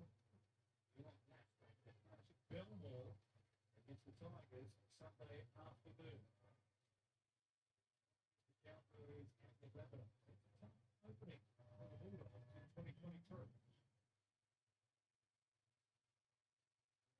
Six again here, though. Forward and dummy. Cherry Evans takes an intercept. It's a rare afternoon for the skipper. He bags 3. What a day it's been. His first hat-trick in the NRL. Comes in a big, big win. The Seagulls over the Bulldogs. The final play of the game. He is the player of the game. And they'll crack the 30 mark if Garrett can convert. It's been beyond the captain's knock. It's been a masterclass from the Manly number 7. And I can't get away with the poor pass from the dummy half for that time, Bert. Just going to the line nonchalant for a pretty soft pass. Cherry Evans sitting right in the line. Worked on it. He was all over it. He had clocked off for the afternoon. And isn't he enjoying himself back at Brookvale, the Manly skipper. And he seals the win with a brilliant solo try. That's all Manly. What a start to the season for the Seagulls. 34 years of age in game number 284. He notches up the first hat-trick of his career. He does it here at Brookvale. The afternoon for the Locals. Thank the Lord above, that game is over.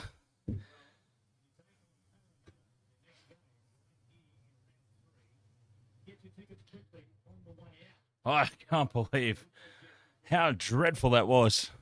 So Cherry Evans scores a try to finish things up. 29 points to 6 kicks to come. I want to see some stats. Garrick converts. I need to see some statistics.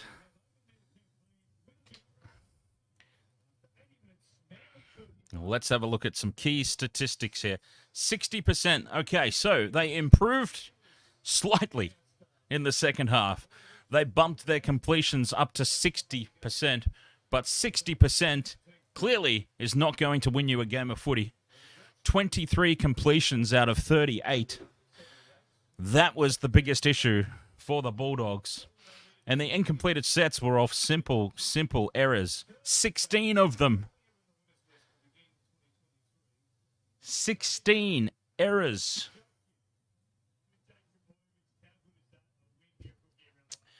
Hands down, that was the worst game of the season so far. I know it's only round 1. We're only a few games in. But definitely, that's been the worst out of the lot.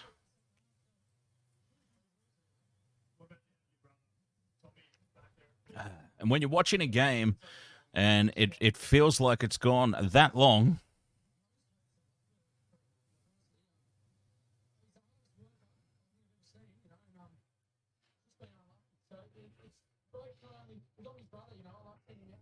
the fans here at the game and 47% in possession as well for the Bulldogs. Not good. Just, I can't find any positive.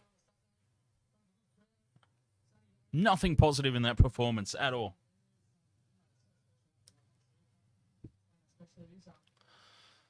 Oh, well.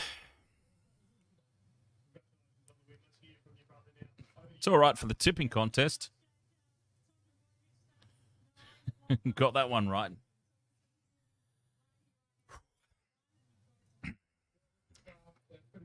Okay, let's get things ready for the next game.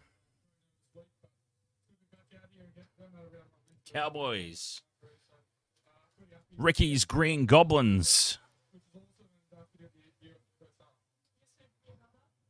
pretty emotional for you because it's been a tough run. I guess give us some insight into those nerves that you spoke about. I'm probably going to need quite a few drinks to get through that one.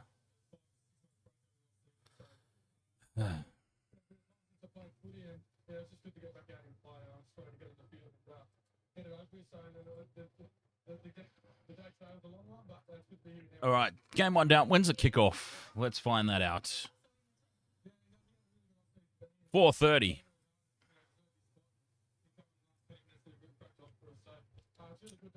Hmm.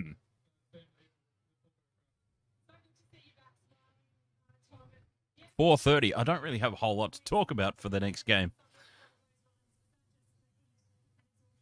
Arcade Angel, ahoy. How are you going there?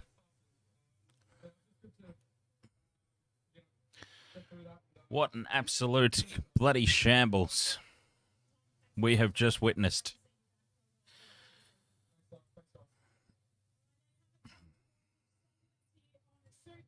All right, so we've got coming up Cowboys versus the Raiders. The Green Goblins. Coming up next. Let's go ahead and get that ready. I've also got a same game multi on that one. 4 legs. If you're interested, jump on board with this. I'm telling you. I think this is going to be a high-scoring contest. Coming up, Murray Talalongi, Jeremiah Nanai, Jordan Rapana, and Hudson Young. 4-leg anytime try-scorer multi. It's paying $33.75 to the dollar. Get amongst it.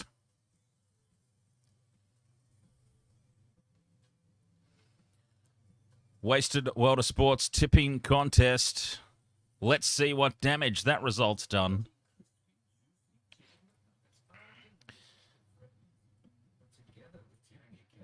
It hasn't updated yet. I'm currently down in 39th out of 44. Disgraceful.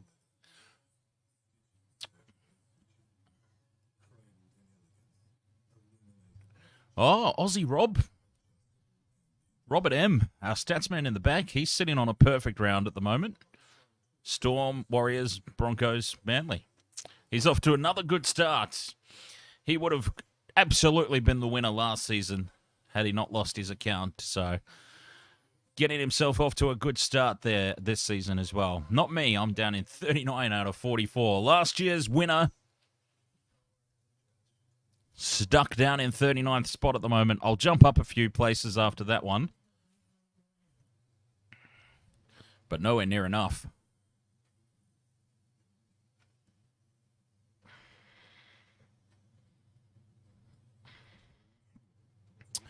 Alrighty, we are getting ready for Cowboys, Raiders. I don't think I can possibly talk for half an hour before the game starts. So, heel fries, my downward spiral continues. What the hell am I going to talk about for half an hour before the next game kicks off?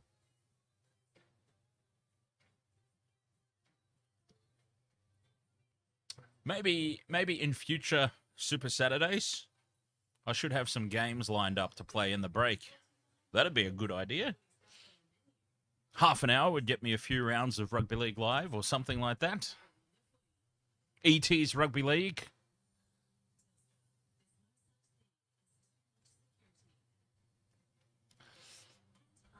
Something to consider anyway. All right, I think what I'm going to do, because I've got nothing to talk about. Absolutely nothing to talk about. That game that we just watched was a complete and total bloody shambles.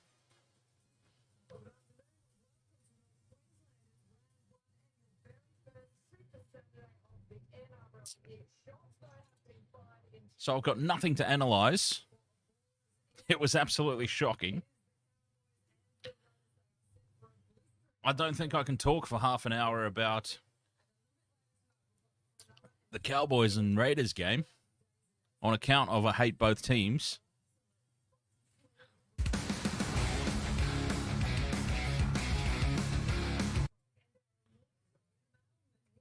So what I will do, I think, let's have ourselves a 15-minute break and reconvene. How does that sound?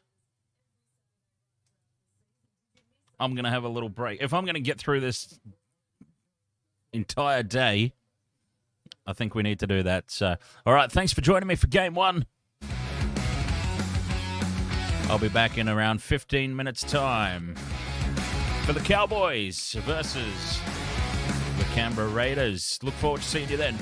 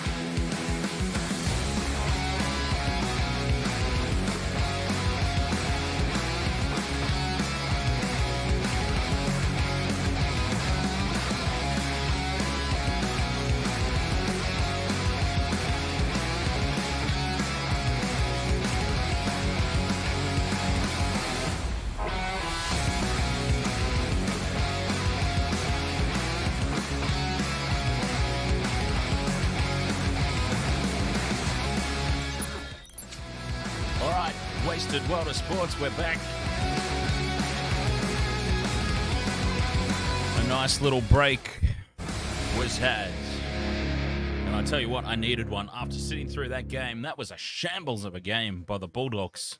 Really, really disappointing. I really thought they were going to turn things around this season, but it looks like more of the same from an underperforming Bulldogs squad. What have you lost there, Lara? You lost your ball.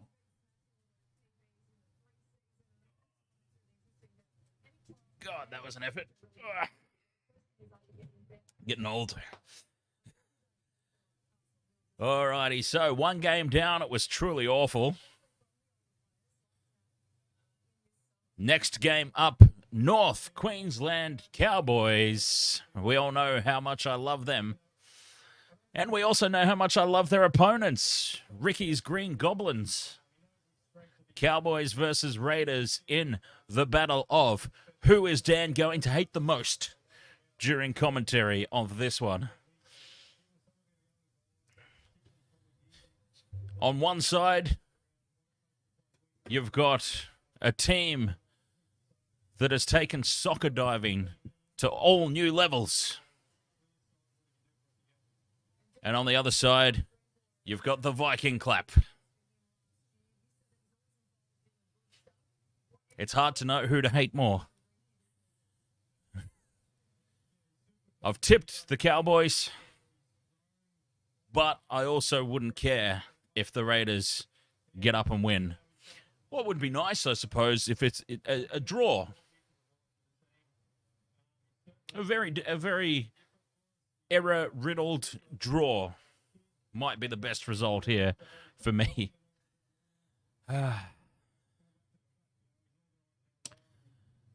Anyway, I'm just hoping for a good game. After what we all just witnessed, congratulations, Manly. But there were periods of time where it was far from convincing. It really was an error-riddled performance from both teams, but especially the Bulldogs. So disappointed in what the Bulldogs tossed up there today. Anyways, let's hope for a bit of a better game in this one. Kicking off in about 10 minutes. I've got my multi on. For those of you who missed it at the time that I slapped it on, I have got 4 legs, anytime try scorer. Murray Taulagi, Jeremiah Nanai for the Cowboys, Jordan Rapana and Hudson Young for Ricky's Green Goblins. I think that's a pretty good one. It's paying out $33.75, so fingers crossed. I need a win. I got very, very close in the Eels Storm game. I only missed out by Micah Sivo. I was 1 try away from a glorious $300 victory.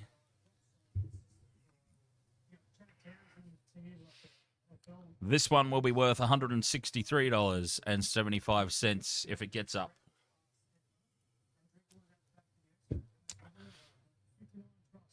So I was close in game 1, but that's been about it.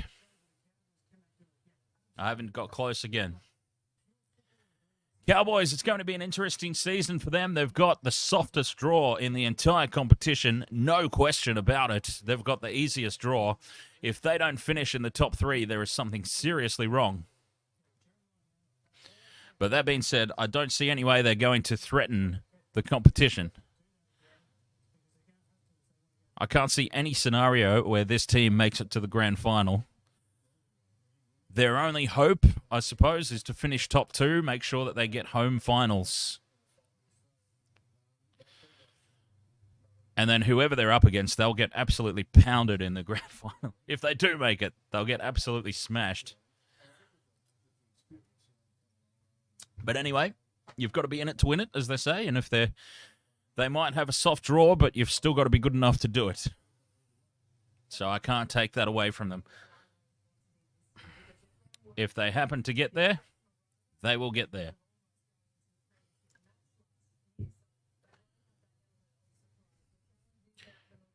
It's 8 minutes to kick off. The team's doing their final warm-ups. Cowboys about to head back to the sheds.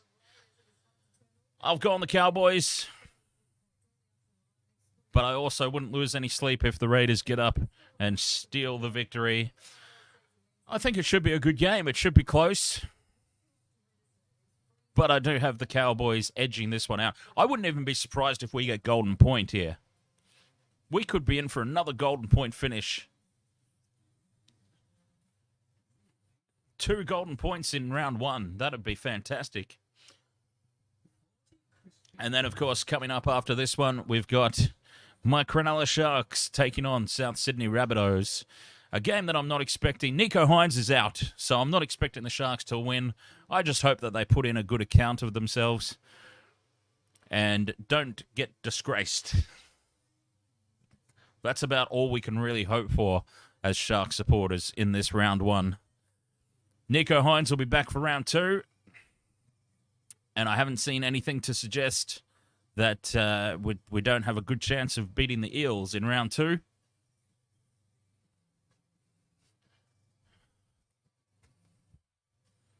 The Chad to score the winning field goal. Well, son of a bitch couldn't do anything like that at the Sharks, so he may as well go and do it for somebody else. Useless plonker that he was with us. Oh, don't get me started. The Chad was too worried about getting his hair messed up when he played for the Sharks.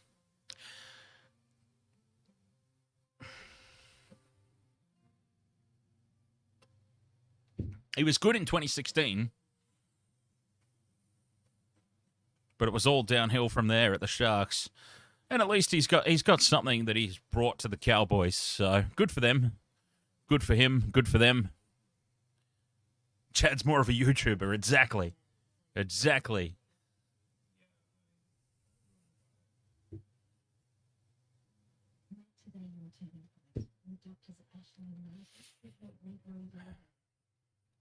So fingers crossed for the multi. I'm hoping for a high-scoring, exciting, close affair. Many tries for both teams. And let's get my multi up. It'd be great to have a multi get up in week 1 of the competition. Because I need something to pay for the rest of my bets throughout the course of the year. $163 if it gets up today, this one. And then I have to worry about what I'm going to put on for the next game. I'm very excited about Sunday now, seeing the Dolphins. The Dolphins' first proper hit out. They'll be very keen to put in a good showing of themselves. Whether or not they can do it on the field, completely different story. But Roosters, traditionally slow starters. So they've got a chance to, at the very least, not be humiliated. I know that might sound like a very low bar to set. Let's just not humiliate ourselves. But I think it's about all they can really hope for at this stage of things. Avoid the wooden spoon, which I really do think they will. And just put in a good account of themselves in week 1. Set themselves up for the future.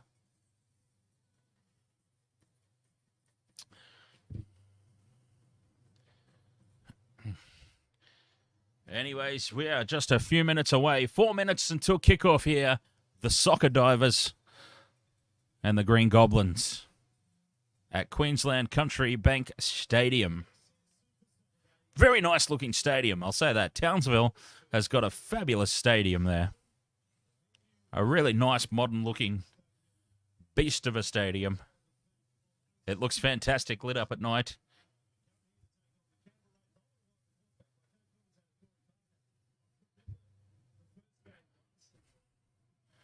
The Raiders in white. A white away strip with these horrible rings around the arms. Just here under the shoulders. Green, blue, yellow, green. Horrible looking uniform, it really is.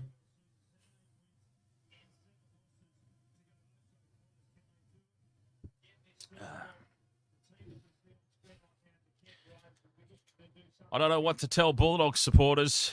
after what we just witnessed. I think Bulldogs supporters probably need some heavy drugs this season. How long will Bennett coach the Dolphins before he walks away from coaching? What's his initial contract? Is it just one season? I can't imagine that he'll leave after one season, but I doubt that he's got too much longer left in him. Wayne Bennett. I'd be very surprised if he walks away after one season, unless they just get embarrassed, but I can't see that happening. I can't see a scenario where the Dolphins walk away from this season embarrassed. But I dare say that he will want to reap the rewards of his work. They've brought Wayne Bennett in very specifically to build this club, so I don't think he's going to want to leave and then have somebody come in and take over the reins and take all the glory. I should imagine he will want at least one season with the squad fully built and ticking over the way that he's deciding to do it. Not knowing the man at all, personally, so it really is just a guess. But I can't imagine why you would come into a club, build it from the ground up, and not stick around to reap the rewards of that building.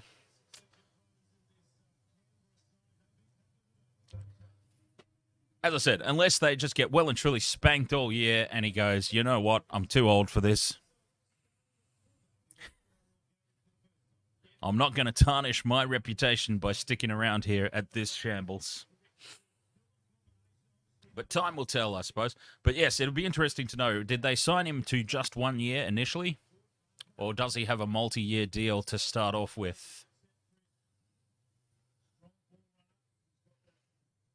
These are things that I should know, but I do not. Teams out onto the field now. Here come the Olympic divers themselves. Their legs are all limbered up for some serious diving to take place today. How many penalties are they going to get themselves from taking dives off the ball? Let's find out. I need to get my Cowboys diving counter.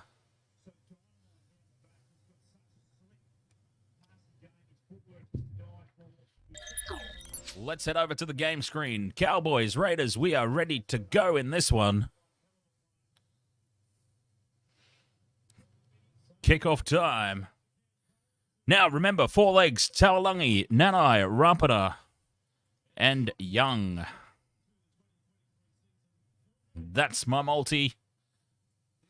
Hoping for some success. And then we've got the Sharks and the Rabbits coming up after this. Off we go. Kickoff time.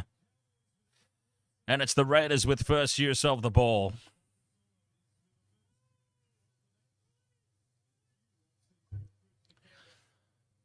Come on, Raiders. All right, I've tipped the Cowboys to win, but I've made my choice. I just can't cheer for this team. I can't cheer for a team that purposely takes soccer dives all over the place to win penalties. I've very, very quickly made my mind up. There's Hudson Young, one of my try scorers, taking the hit up. They're not really making any meters here on the first set. That's a better run there. Canberra up towards halfway on the 5th and last. Good set of 6 on defense from the Cowboys to start the game, though. And down it goes to Kyle Felt. Risk of a crusher tackle there. Be very, very wary getting yourself into that position. Vobsy, you need no one to score in the first 8 minutes. Nobody to score a try until 8 minutes in 1 second. Let's keep an eye on that. Valentine Holmes up over halfway, driving forward like he's a front rower. Up to the 40-meter line of enemy territory. A very unusually powerful run there from Val Holmes. 5th and last, back to the Chad. The Chad's first dinky little kick of the season. And it is straight down Rapana's throat. Now, that's the sort of bollocks kicks that he used to do at the Sharks. And the Cowboys find themselves inside the 10 metres, giving the Raiders a penalty and a chance to escape their half. Oh, that would be painful. That's why I don't do bets like that for that specific reason, Vopsy. I totally understand and appreciate, of course, the thrill of the bet. The thrill of the bet. It just adds that extra little bit of spice to the game when you've got that bet on. But I could not cope too well, I don't think, with losing a a multi or something by literally seconds. That would be so painful.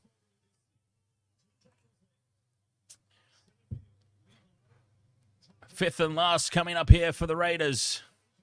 Oh, are they going to get to it? No, he's losing the ball. He's lost the ball backwards, I would have thought.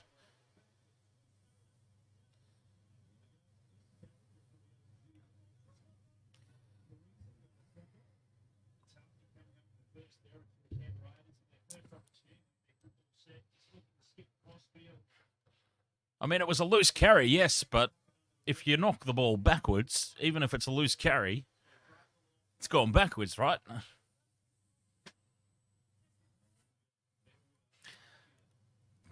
I don't know. I'm not a referee. Heaven forbid I'm ever a referee. Oh, I would be so unashamedly biased if I were a referee. I've always said that. Cowboys would be getting nothing right now. It's definitely not that. Cowboys milk themselves a penalty as only they can do. The milking has started early from the Cows this season. It wasn't a dive, but it was a damn sure a Hollywood effort.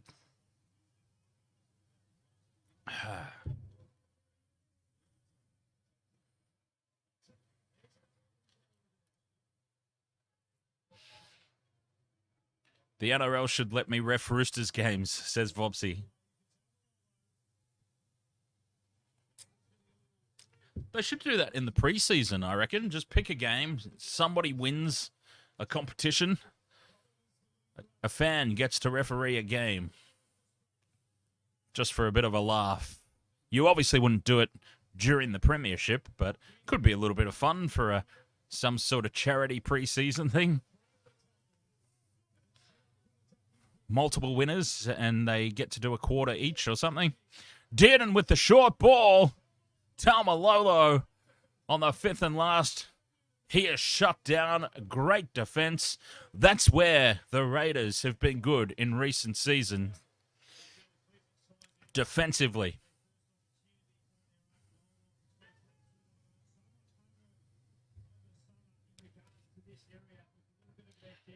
I might have just given the NRL a fantastic charity idea, huh?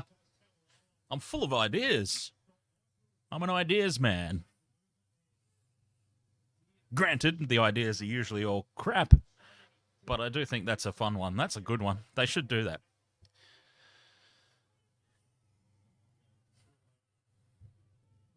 I mean, let's face it, sometimes we couldn't be any worse than the real thing, could we? Jack Whiten, low kick over the sideline. It goes on the bounce, thankfully.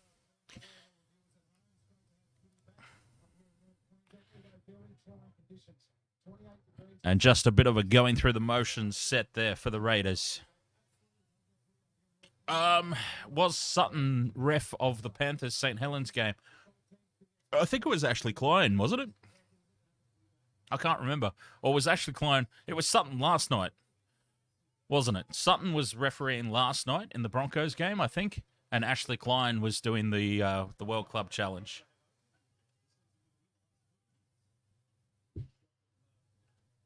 Cowboys here on tackle 3 inside the Goblins' territory.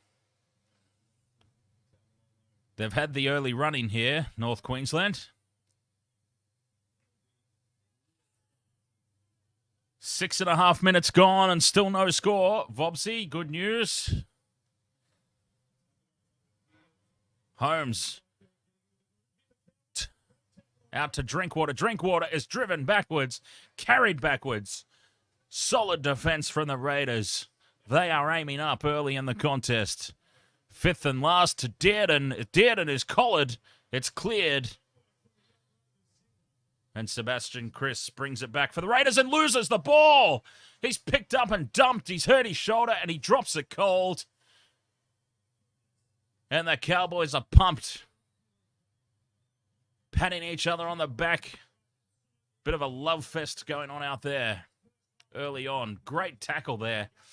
Murray Taualongi got himself in great position. The shoulder bumps the ball clean out of the grasp of Sebastian Chris. And that is a great result if you're a Cowboys supporter, which I'm not. Can't stand them.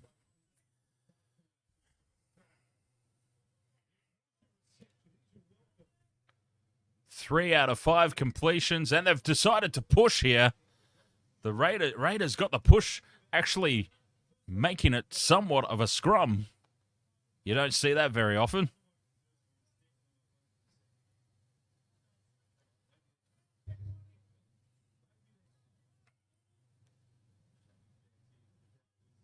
No push that time. Dummies from the base of the scrum, and then he's lost the ball. Did he maintain possession? Reece Robson, he does. It's 6 again. Ruben Cotter with the hit up. How many times do you see a 6 again infringement off the back of a scrum? The Chad with the short ball to Cohen Hess. Driving towards the line. Still pumping along. They're just a metre out on tackle 2. 8 minutes. Have we gone? We've gone 8 minutes now, yeah? So Vopsy's safe. McLean gets close on tackle 4. They go right. The Chad's there. To Holmes. Holmes kicks it. And it's a knock-on from... It's a knock-on from Jordan Rapana.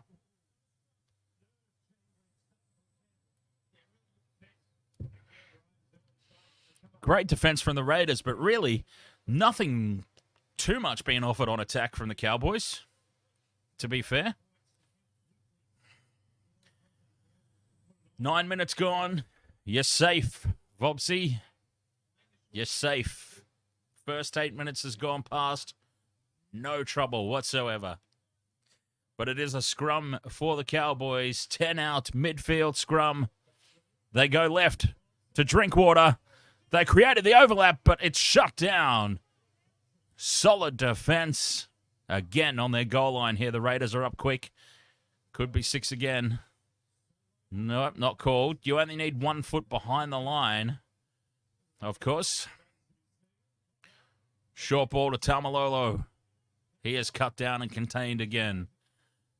On tackle 3. Cotter surrenders. There's a 6 again. They were caught this time. They were caught this time inside the 10. Cowboys have got to score here, surely. The Chad out the back, and it is an intercept gone wrong. Knocked down from Rapana. But it is a try-saving attempted intercept. And Rapana's now penalised for kicking the ball away. Take the 2. Take the 2. Take the 2. Take the 2. Take the 2. That is the first time in a long while I've seen anyone penalised for kicking the ball away.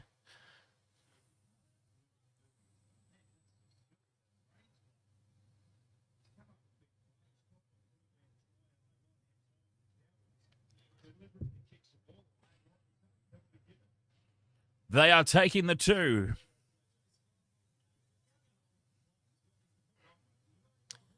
Take the 2. I love it.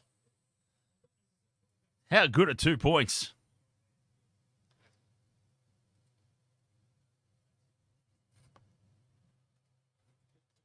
Always take the 2.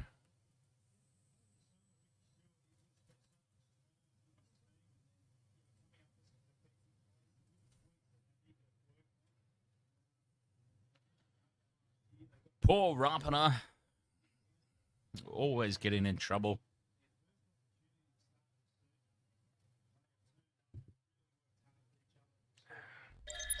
little bit of a break in play here. Someone's busted open in the head.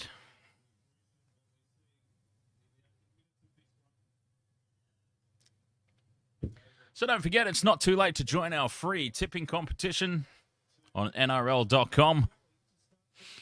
Join code is down there at the bottom. There's also a link in the chat room floating around somewhere.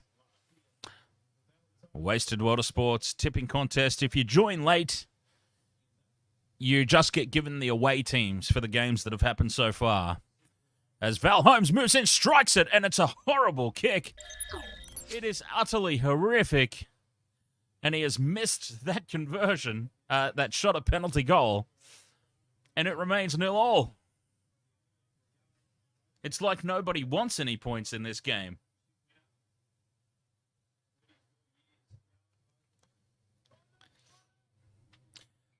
So yes, Wasted Water Sports tipping contest. If you join late, you're still welcome to join.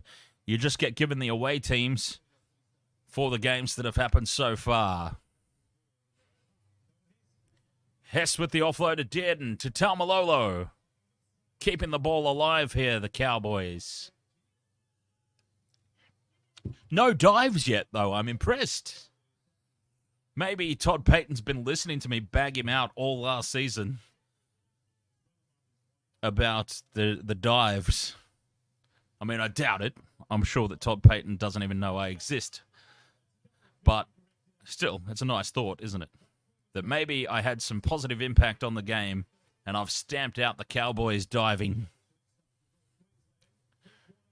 Dearden dummies down the left-hand side and goes on his own. Probably the wrong choice there.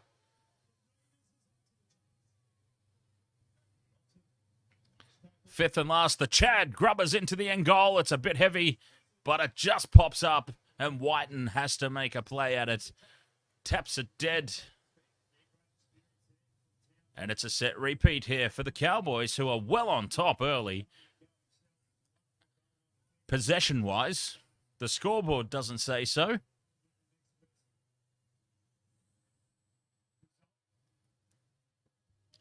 But it is a result for the Cowboys. They will get the ball back, you would have to assume.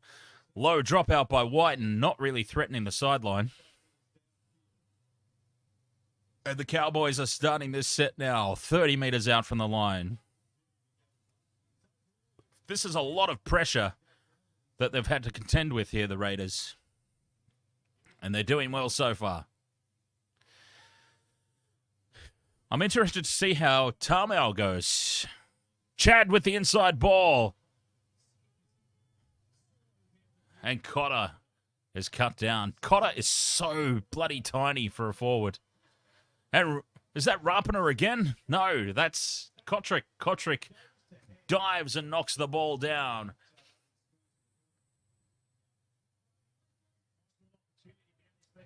Taps it down, saves the day again for the Raiders, who are just holding on. Solid defense again, but they are just hanging on here early. Canberra, 14 minutes in. They haven't fired a shot yet because all they've been doing is defending their line. But they are doing it valiantly at the moment.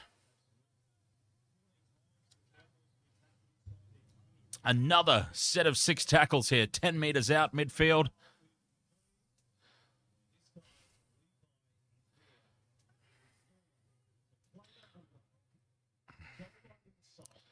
Dearden goes to the right.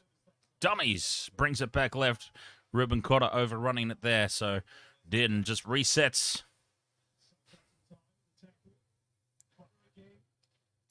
This time Cotter gets the ball. And it's tackle 3. Just a couple of metres out from the line here. The Chad to the left. To Dearden. To Drinkwater. Holmes with the ball out to one of our try scorers, Taulagi, in open space. Dives, scores. 4 points to 0. There is a tick on our same game multi. And it is the Cowboys. All that pressure had to pay off at some stage. And it's paid off. Taulagi dives over in the corner, through the hands in the back line, and they were just caught short here on defense. And an easy try for Taulagi. 1 tick on the multi. 3 to go. Come on, let's win some money today. Vopsy asks, who are my try scorers for the next game? I think I'm leaning towards Sofa. The Sofa for the Sharks. And, geez, take your pick with the Rabbitohs.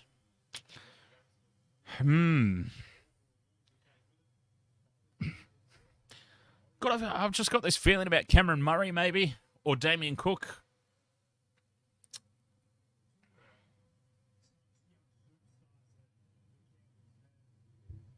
Oh, yeah, who could forget Alex Johnston? All right, maybe that's it. Talakai and one of the Sharks wingers. Alex Johnston and Cameron Murray or Damien Cook. Be interesting to see what that's paying out.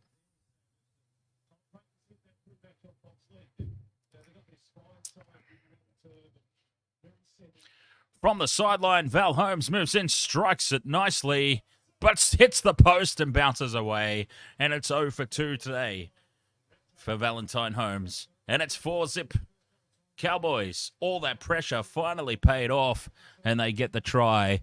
The points reward for what has been domination. 17 and a half minutes of absolute, utter possession and territorial domination for the Cowboys finally yields some points.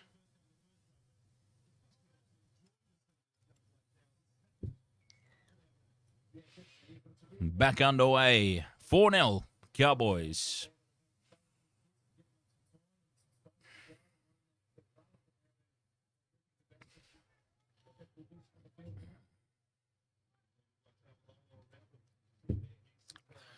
Hess with the head up. Look at that. 74% possession in favor of the Cowboys. They have just been dominating on everything but the scoreboard, which is a good sign of things to come for the Raiders' defense. But they really need to get their hands on the ball, Canberra. They can't defend all game. Down the left-hand edge goes Dearden. Pokes through. Gets it to Robson. Robson is chopped down. 5th and last. Pressure coming again here for the Raiders. The Chad puts the kick through to Drinkwater. And Drinkwater has scored the try. Was he onside, though? I'm not convinced. We will need to have a look. But if he's onside, the Chad, why couldn't you do this at the Sharks, you son of a bitch? But we need to check the onside. Even Drinkwater's looking up at the screen for the replay. And bloody Chad, the chattiest of all Chads, couldn't do diddly squat at the Sharks. Comes to the Cowboys and suddenly turns into a world-class player. Try confirmed. If he was onside, he wasn't onside by a lot. But it's been confirmed by the bunker. 8 points to 0, kick to come, and surely even Valentine Holmes cannot miss this one to make it 10-0. And that is now a bit more of a justifiable lead for the 76% possession advantage that the Cowboys have had early in this contest. Let's skip over to the Wasted Water Sports tipping contest and see which way the tipsters went. How many went Cowboys? How many went Raiders?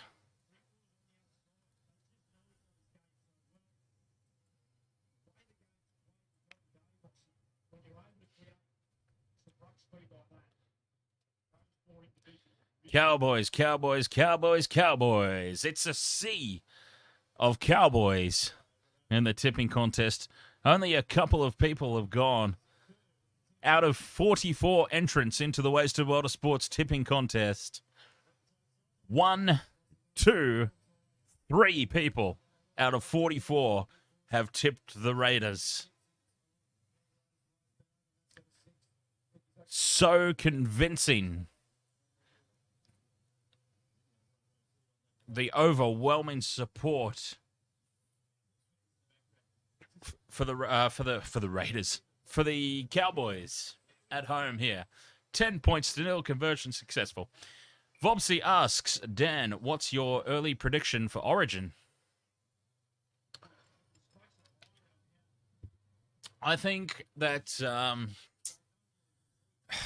I'm not sold on... Michelle and I are obviously both New South Wales Blues supporters.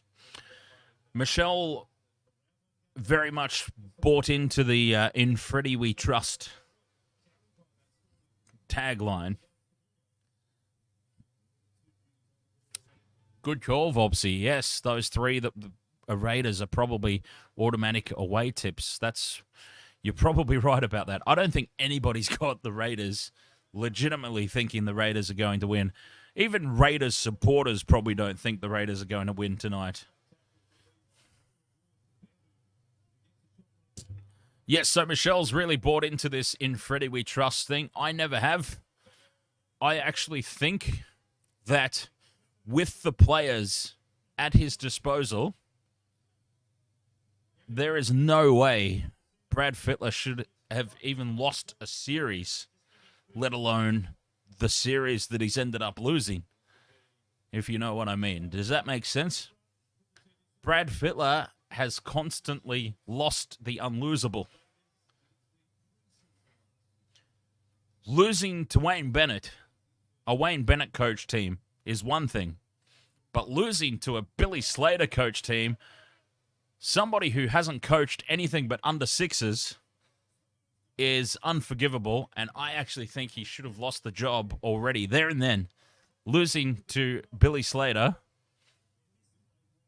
who has no coaching experience at all. We can forgive the Wayne Bennett one because it's Wayne Bennett. We'll forgive Kevy Walters because, I mean, you shouldn't be losing Origin to a Kevy Walters coached team. Not because of Kevin Walters, but the players that he had at his disposal at the time. It was a really, really crap Queensland team that gelled together on the night and did enough to win. I don't have any faith in Brad Fittler. I don't think he is a good coach at all.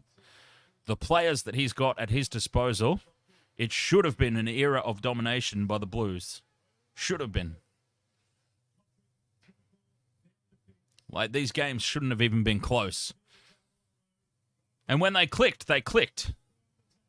Like, how many times during the Brad Fittler era did New South Wales win by a lot? Like, they pumped Queensland a lot. Just when it mattered, they didn't have whatever it is that's missing. Queensland did. So, yeah, my early prediction for Origin, I have very little faith. I feel like now Queensland have rebuilt, and the chance for New South Wales era of domination gone down the toilet with Freddie at the helm. And I would not at all be surprised if Queensland win Origin quite comfortably this season. Penalty to the Cowboys for an illegal strip here. Take the two. Take the two. Anyway, that's my little rant about Origin. Early prediction, I have Queensland winning 3-0 this season. They've rebuilt, they've redeveloped. The chance to really put the boot to them is gone.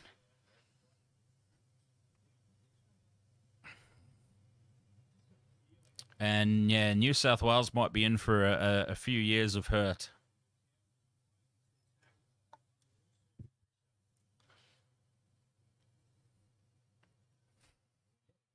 And then we can all hear about what a god Billy Slater is. Yay. They're taking the two. Oh, I love it. Okay, I've got newfound respect for the Cowboys because I've been calling all weekend for people to take the two. The Cowboys are taking the two every chance they get. Okay, Valentine Holmes missed the first one, but surely even he can't miss this one. We'll see. Moves in, strikes it right down the middle this time. 12 points to 0, makes up for his earlier miss. They took the 2. Don't tell me I'm in danger of possibly liking the Cowboys. What is wrong with the world?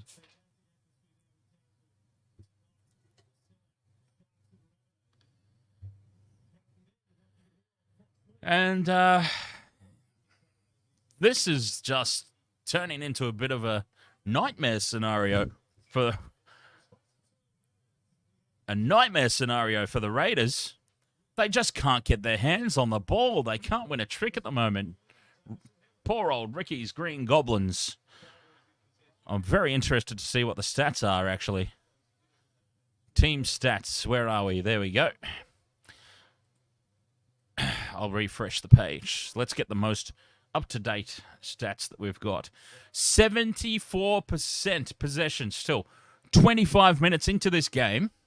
74% possession. 9 minutes and 39 seconds in possession for the Cowboys. 3 minutes 20 for the Raiders. And then when they've had the ball, they've done nothing with it. 66% completion rate. 4 out of 6. They've had the ball in 25 minutes of footy. The Raiders have had 6 possessions of the football. To the Cowboys 15. Cowboys are just dominating here. In every single facet of the game, the Cowboys are dominating. Ah, Michelle, ahoy! The Raiders are the absolute tits tonight. Hang on. Is the absolute tits a good thing or an insult? It was meant to be an insult.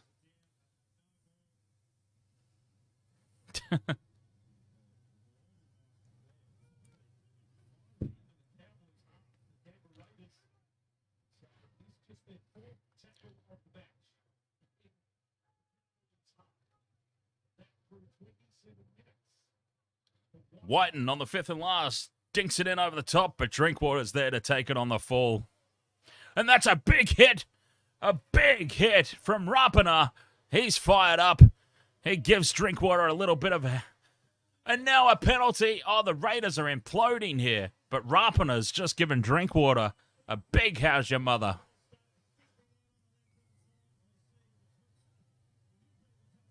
And then he let him know about it with a second attempt over the top. And this could be the end of Rapana. Shoulder to the face. I think Rapana's gone here. And then the forearm. Second attempt. Wow, I feel like Rapana might have just dodged a serious bullet there. Jeez. Jordan Rapana might be the luckiest man alive right now.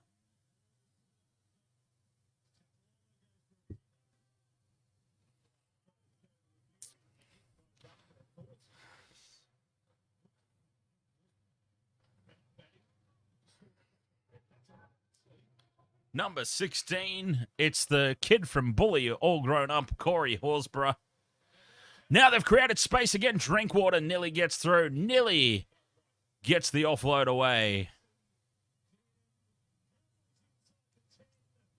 Dead up towards the line. 5th and last for the Cowboys. Inside the Raiders 10 again. They get away with this one, though. Oh. Anybody who sat through that Bulldogs shambles. Bloody hell. That game just felt like it went on and on and on. I felt like I'd watched about 4 games of footy in 80 minutes. I can't believe how long that game just dragged on. And then every time I looked up at the clock, I'm like, it's only gone for 2 more minutes. It feels like this has gone on forever. Travesty of a game. Congratulations to Manly on a resounding victory, but my God, the The poor dogs. They were awful. Truly awful.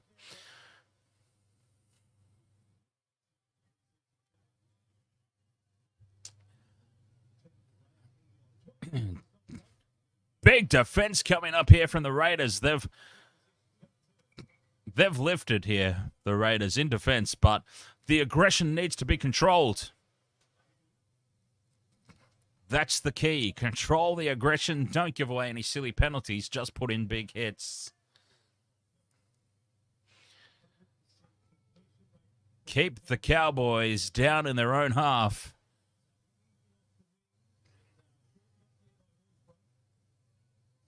Fifth and last. It's been a near perfect half of football. The Chad threatens to run it on the fifth, but he puts the kick up. Pressure on the kick chase, but it's taken well. But then a mess at the dummy half. Whiten didn't want to get in for it, realised he had to, and they've nearly made a complete hash of that. So very slow to get back here behind the line and attack for the Raiders. Just a waste of a couple of tackles. Oh, the Raiders just can't get the ball, Michelle. We were looking at the stats just before, and now a mistake at the play of the ball. This is unforgivable. This is a battle right now for who was worse. Cowboys running away with this one, statistically. So here we are at the moment. 30 minutes gone in this first half, and we've got the Cowboys 73% possession to the Raiders 27. 13 minutes they've had the ball to the Raiders 5 minutes and 22 seconds. They just can't get their hands on the ball, and when they do, they lose it. They've touched the ball 8 times. 8 touches of the ball, basically. 8 sets. They completed 6 of them. Well, 9 now, I think. They just went and made that mistake in their last set. But this is just... I've never seen statistics like this. So, what about yourself, Michelle? They asked me just before you popped in. They asked me about an early State of Origin prediction.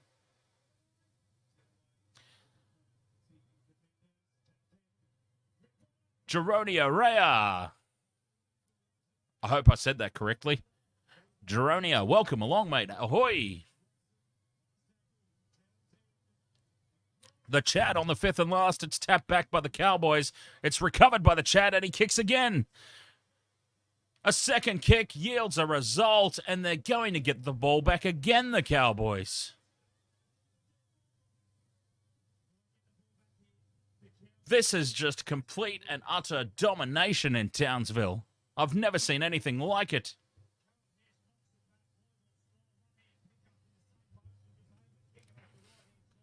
This is just a nightmare for Raiders supporters, if there are any.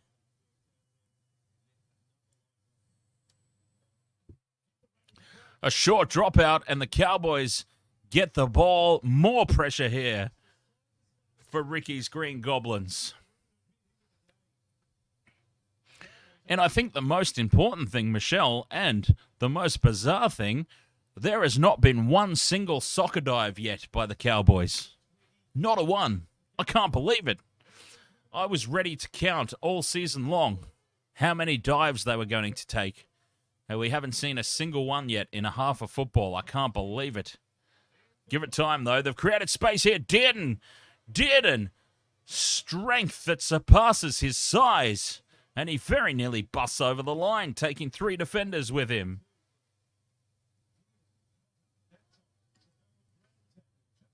Fifth and last, Cowboys under the post. The grubber kick through will yield a try. The Cowboys are in again. Drinkwater gets a double.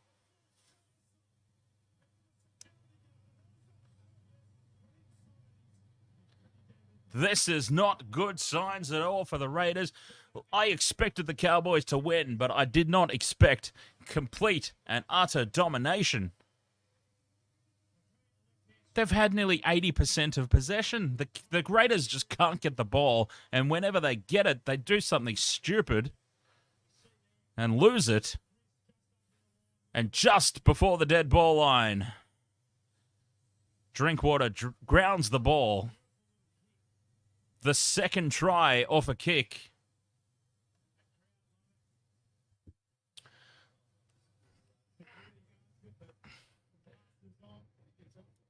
The Cowboys are premiership favourites with who?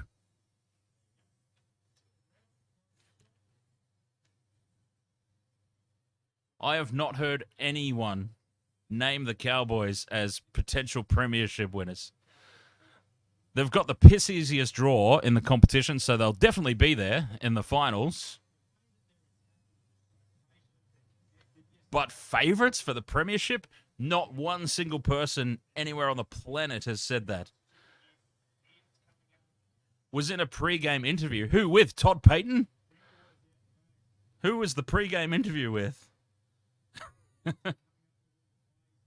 Todd Payton doesn't count. But they do have the easiest draw. Oh, with Dearden.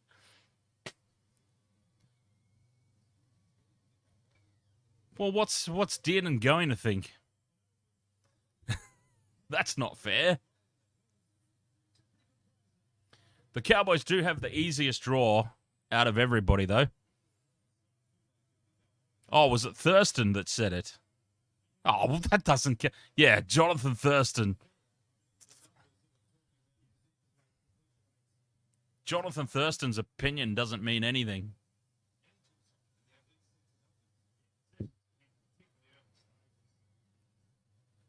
Jonathan Thurston probably says the Cowboys are premiership favourites every year.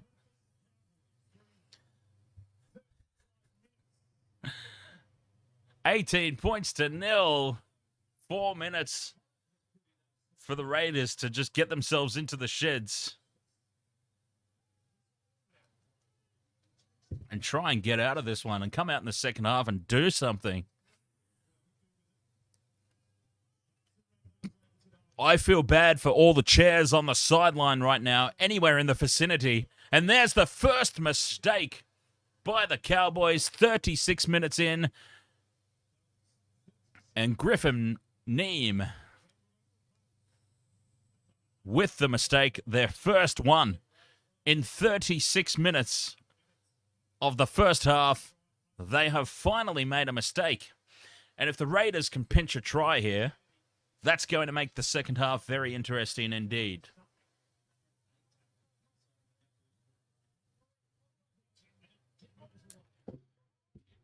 Who's the other? Oh, Jeremiah Nanai. That's the other guy in my multi. Set play off the base of the scrum. Kotrick takes it up on tackle one. Nothing doing here for the Raiders. It was cut off very easily in defense by the Cows. Is that Horsburgh? It's the kid from Bully. Rockstar Games Bully. He's all grown up and he's playing footy for the Raiders. 6 again for inside the 10. They get the offload away too. The Raiders just calm down and hold it. Calm down. It'll be 6 again here, surely. It's not. Should have been. Not that it matters greatly, I suppose. There is a crash ball. One off the ruck. And Gula reaches out and plants it down for the Raiders. The Goblins are back. 18 points to 4. Kick to come. Now, there is a man that looks extremely different to his profile picture on NRL.com. Emra Gula. He has had a makeover in the off-season. Nothing doing there. I thought they had absolutely made the worst decision to do the crash ball. I thought it was a nothing play, but over he goes. It looks like he went to the bar. This is what it looks like, Michelle. It looks like he went to the barber's this morning, and he was sitting in the chair, And well, maybe not even this morning. I think he went there this afternoon, and he was sitting in the chair, and he went, "Oh, Christ, I need to be at the stadium to play the game. Sorry, mate, we're going to have to leave it there." It's not finished, is it?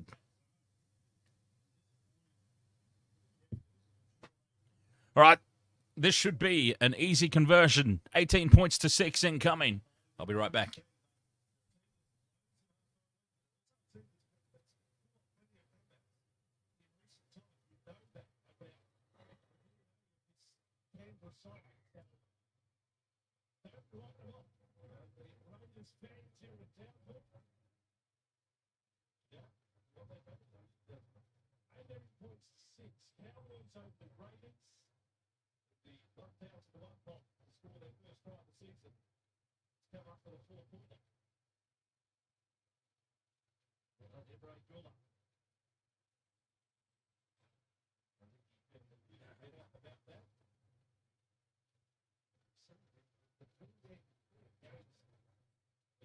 Conversion successful, 18 points to 6.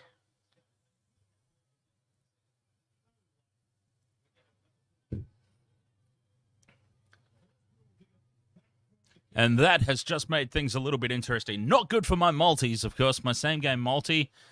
We've got one. Tawalungi. We get a check on that one. But, yes, not looking good for the... I mean, there's still a whole half to go. But Jeremiah Nanai, Jordan Rapana, and Hudson Young to score tries. Oh, the way that the Raiders have been going so far, I don't know if I like my tip suddenly. Inside the 40. There's only a few seconds to go until the break. And I dare say the Cowboys will just surrender here and take us into the sheds. 18 points to 6 at halftime. Oh, geez. This was obviously not a great half of football for Ricky's Green Goblins, but in what has been complete and total domination with possession, with territory, with pretty much every single stat imaginable, it's been Cowboys domination. I dare say they're not dominating on the scoreboard. 18 points to 6 with that level of statistical domination, they're probably not going to be happy. So look for the dives to come out in the second half. That's what Todd Payton's going to say. He's going to say, guys, it was a great effort in the first half, but I think we didn't quite break away like we expected with that sort of domination to only have a 12-point lead. I think we need to start bringing the dives in. You watch. You wait and see. They're going to start diving like it's every game of soccer rolled into one.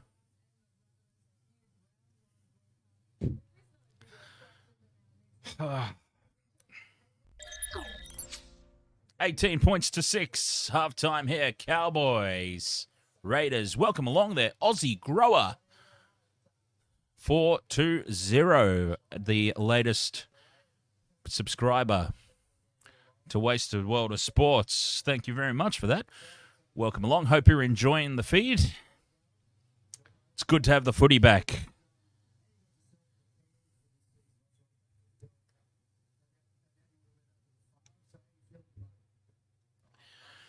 Don't forget, Wasted World of Sports, free tipping contest on NRL. It's not too late to join. If you join late, you're still more than welcome. You get given the away teams for the games that have happened so far. And you can pick who you want for the rest of the games that haven't happened yet. It's starting with the Sharks and Rabbitohs coming up next. Looking forward to that one. I did not tip the Sharks. The Sharks have absolutely zero donuts chance. Snowball in hell's chance of defeating the Rabbitohs tonight. Nico Hines is ruled out, injured. That is an insurmountable loss. A team that the Sharks struggle to beat at the best of times, to have to do it with Matt Moylan controlling the ship, no, not happening.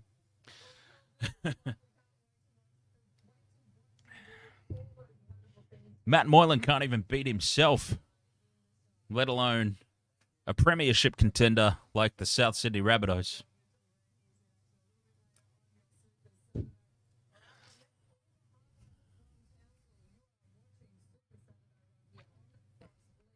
But anyway, this one here. Some more housekeeping. Patreon.com/WWOS. So that's something that we've started up this year. Just if you would like to support what we do here, if you enjoy what we do, some alternative commentary to some sports and sports entertainment, and you enjoy what we do, then feel free to join the Patreon there for some cool rewards. If there's any other rewards that you'd like to see, I mean, I think they're cool, but I just made them up off the top of my head. So you've got a very low-end tier. You've got a $2 tier there to essentially just tip us and say thank you. And we've got some cooler stuff there. We've got some merchandise packs. We've got some co-hosting opportunities and stuff like that in the other levels of membership that you can do there. So Wasted World of Sports, patreon.com/WWOS. Not expected, but very much appreciated if anybody wants to jump on over there. And also Discord. Feel free to join the Discord. Totally free to join Discord, and we have some fun over there. We talk about the games in the lead up to the weekends. You can stay in touch with everything else that I do. I also, I also run a gaming channel, Intox Gamer, intoxigamer.com. So you can keep up to date with all of my movements. It's a Discord that covers all my projects. And we might even let Michelle put some of her projects in there as well, because I know she does some other stuff too. But I don't know if she wants to talk about it or not, the other stuff. But yes, if she does, maybe we'll let her do some promoting over there on the Discord server as well. It's a HQ. It's an Intoxy HQ over there on Discord. We talk about everything. What else? Haven't had a chance to do the graphics yet, but yes, I will be streaming the Dolphins-Roosters game tomorrow. I'm very keen to see how the Dolphins do in their first proper hit-outs. So, yes, I will be doing that one. I can't miss the Dolphins' very first game. I think that they will be very keen to put in a decent showing of themselves. Whether or not they can do it remains to be seen, but never, ever, ever write off a Wayne Bennett-coached team. He'll have them up and raring to go, and I dare say Roosters will win, but I'm very, very keen to keep an eye on that line. On Sportsbet at the moment, 17.5 points is the line that they've given the Dolphins, and I'm very keen to have a piece of that action, because I don't think it's going to be as big a blowout as everybody's anticipating. I expect that the Roosters will win. I just don't know if they're going to win as comfortably as people are thinking. All right. What have we got going on in the chat room? Dustin Fisher is... hang on. Before that, sorry. Robert M. asks what the keychains look like. I can tell you, next week, I will have an actual photo of the keychains. They're not going to arrive. The keychains and the stress balls are not going to arrive until about mid-season. What the hell just happened? KO just crapped itself. It's been doing that a lot lately, the old KO. Been completely bollocksing itself out. Yeah, so the keychains and the stress balls are not going to arrive until around mid-season. Probably slightly before.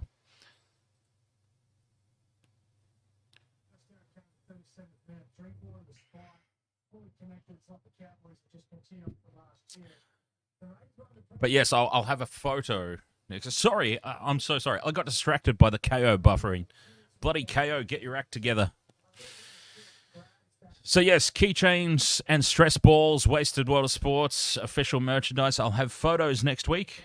The actual things won't arrive until mid-season, but I'll have the photos next week, and I'll be able to put them up on the screen and show everybody.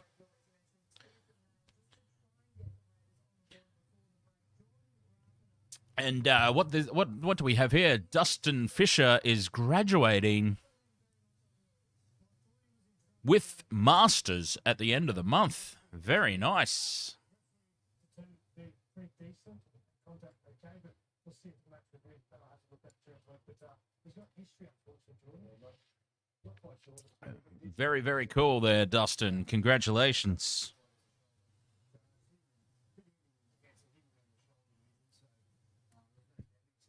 Oh, Michelle's getting a stress ball for free, for sure. Wasted World of Sports. Well, she'll get quite a few of them. Because she can sell them to her friends or give them away, whatever she wants to do. But yes, I definitely think she needs a stress ball for Origin time.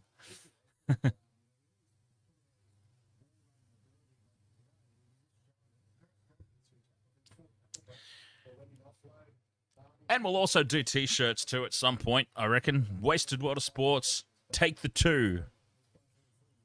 Take the two definitely should be one of the catchphrases for the T-shirts. Wasted World of Sports, take the two. And, of course, we've got a little bit of a website going on. I'll continue to build it throughout the course of the year, but wastedsports.com.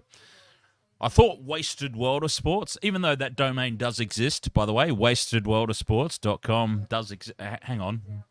I better make sure it actually does before I say that. But I thought wastedworldofsports.com.au was a little bit too much to constantly type in. So I also just registered wastedsports.com. .au. Oh, Jesus. Is it .com.au? Okay, well, I need to update that, don't I? People will be going to wastedsports.com, and that's not even it. It's wastedsports.com.au. God, I'm an idiot. Okay, let me fix that. Right bloody now. .au. There we go. All right. And now it's misaligned.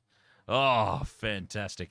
Dustin Fisher says, if I come to Australia, Dan and Michelle will get free signed copies of my books. Yes. All right, so we don't need to buy it anymore, Michelle. You just lost yourself a sale, Dustin. What are you doing, mate? I'm only joking, of course.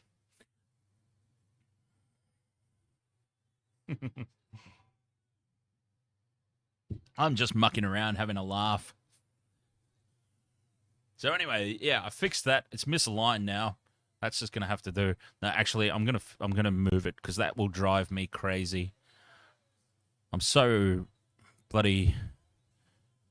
I'm a graphic designer.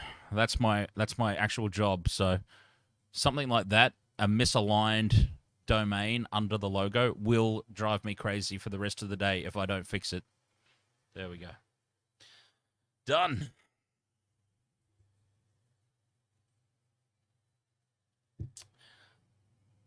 If I do what? If I do the what? Buy the audio books, or do you want me to record the audio books? Now, if it's me recording the audio books, are we really sure that's a good idea?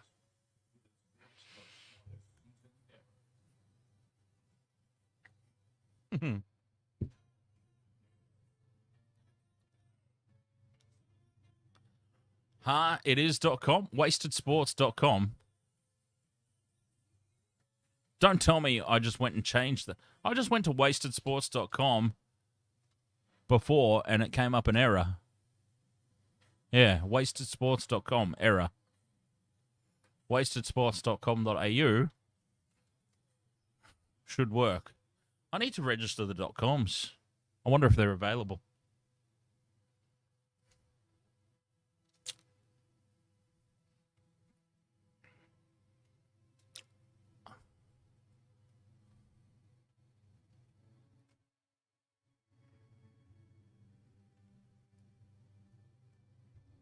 wastedworldofsports.com does work. Okay. I mustn't have registered wastedsports.com, or I didn't set it up.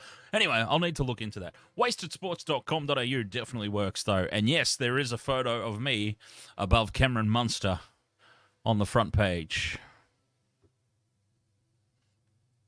Not a whole lot there, really, at the moment, to be honest. Just clips. A few clips. Links to the rest of the platforms that we're on. Actually, what is on there? I need to go and look for myself as well. Wastedsports.com.au. Yeah, so links to all our other platforms. YouTube, Facebook, TikTok, Twitter, Patreon, and a few clips. So I'll be adding more to that as we go along. As the year travels on, I'll update the website and make that a little bit more of a thing. You may want to read the book before you ask for it. It's okay if you... Oh, but hang on. You may want to read the book before you ask for... It's okay if you read it. My book is not any kind of PG. Perfect. I don't like PG stuff, so it's all good. Except for Lazy Town. Lazy Town was pretty cool.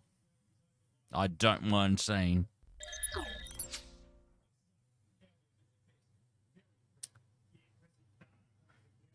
Here we are. The teams are back for the second half. Oh, it's hard to know what the feelings would have been in the sheds at halftime. I dare say that the Cowboys won't be entirely happy,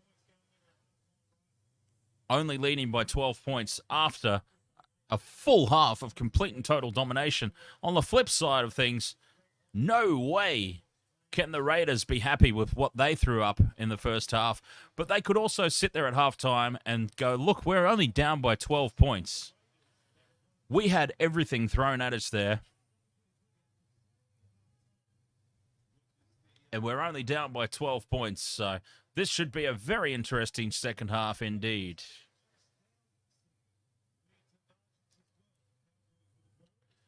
But it is the Cowboys with first use of the ball. Just going through the motions here to start the second half. Tackle 4 now, approaching halfway. And Scott Drinkwater with a hit up, doing the work of the front row at the moment, Scotty Drinkwater. Fifth and last, the Chad puts the kick in. No pressure on the receipt.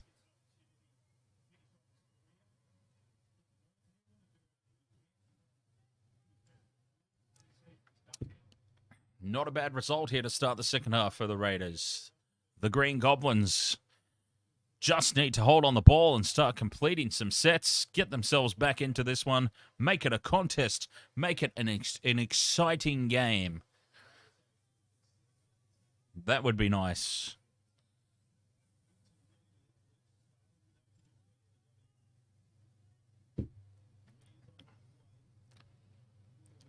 Into Cowboys territory. Horsburgh takes it up on the fifth and last. Whiten dinks the little chip in over the top. It finds grass, bounces kindly for Drinkwater, and he surrenders in the tackle. Great set of 6 there for the Raiders just to start this second half. Can they keep the Cowboys pinned down here now?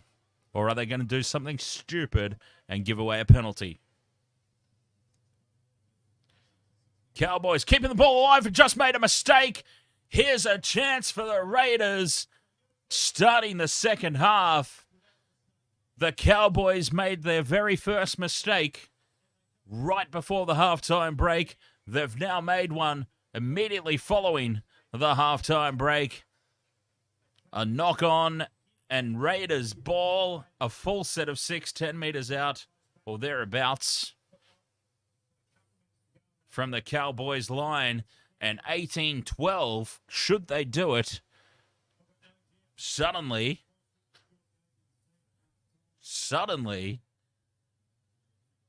game on. But they've got to get through this scrum. They've got to get the points first. Let's not get carried away and get ahead of ourselves. And hopefully the points go through Jordan Rapana or Who else do I have there? Hudson Young. Hudson Young's the other one. Just what the doctor ordered for the Raiders. And that's a horrible pass. It is a terrible pass from the scrum base, but they get a penalty, and Whiten tries to tap and go. But you can't do that, mate. You can't go quickly from there.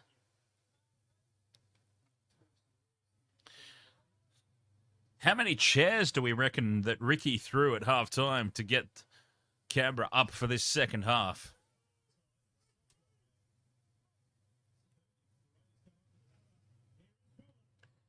There's the try scorer from first half, Gula.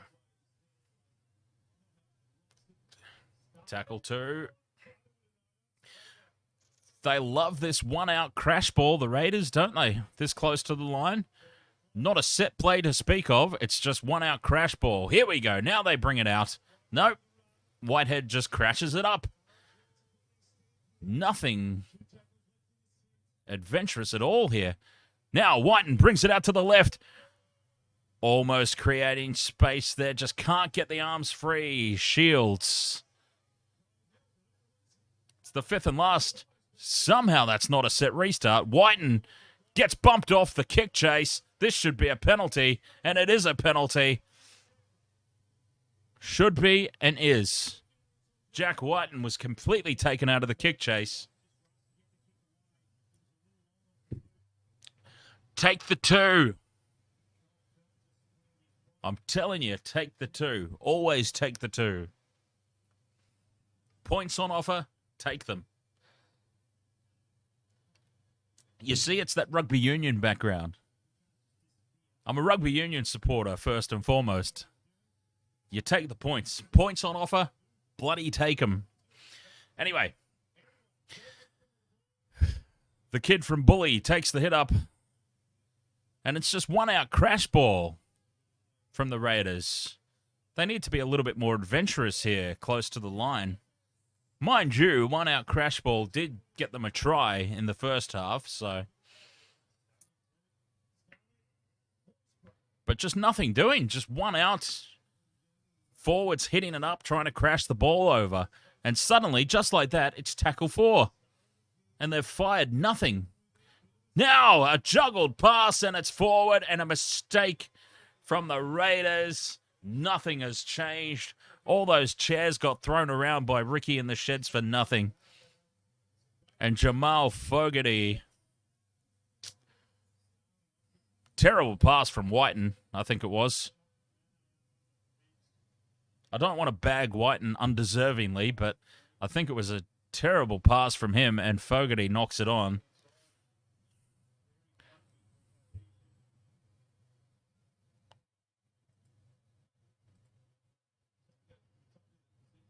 All right, as this scrum goes down, I've got to have a very quick break. I'll be right back.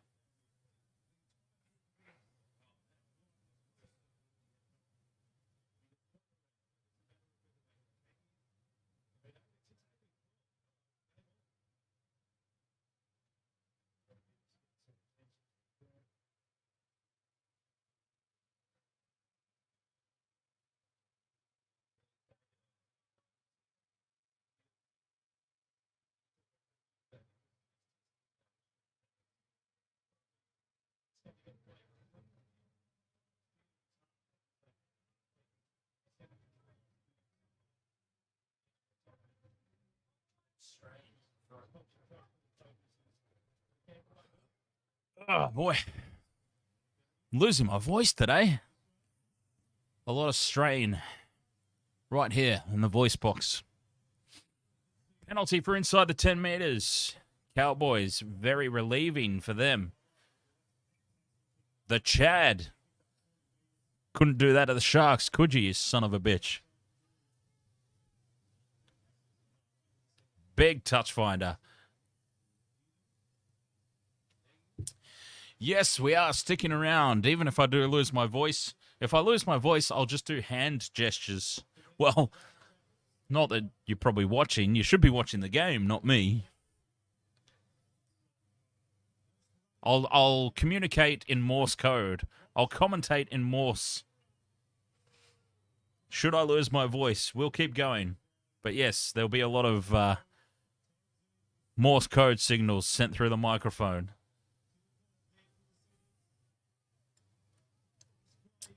Fifth and last for the Cowboys. They're 10 out.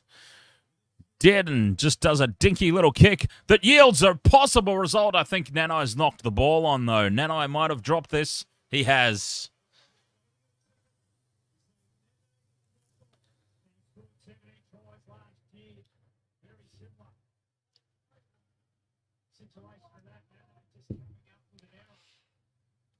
And the Raiders survived that one. Jeremiah Nanai, I wouldn't have minded him scoring because I need that for my multi. Message retracted. Try taken back.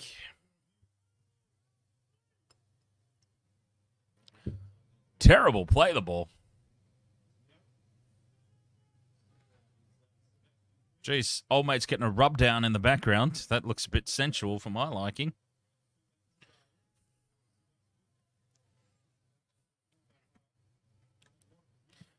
From inside the 40 on tackle 4, there's no pressure on the kick chase.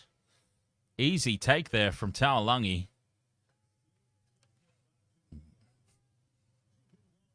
And just a nothing set. An absolutely nothing set there from the Raiders. They're just not firing a shot at the moment. Ricky's Green Goblins are looking pretty toothless. It must be said. Dearden dummies and goes on his own. He's been doing that a lot tonight.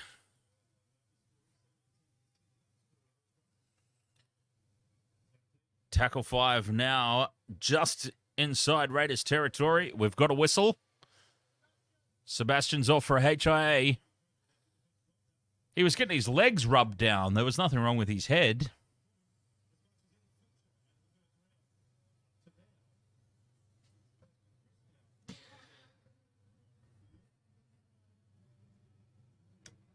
Mind you, that was the independent doctor chiming in. So the head clash probably happened a while ago. Oh, there we go. Yes, he got an unintentional Jeremiah Nanai elbow right to the face. And he landed heavily as well to boot. Vobsy asks, Dan, in your opinion, who is the best player for the Raiders? Oh. Here's the thing about the Raiders. I think they're all pretty average. It's just... taken in the air there. Smith Shields taken in the air by Kyle Felt. Send the dirty bugger off. He didn't carry through with it, though, to be fair. He brought him down as safely as he possibly could in the scenario. So just a penalty is probably fine. But still send him off. Because that's the Cowboys, and I don't like them. Xavier Savage is out injured at the moment. But yes, I believe he is still there. If I'm not mistaken. But yeah, that's the thing about the Raiders. I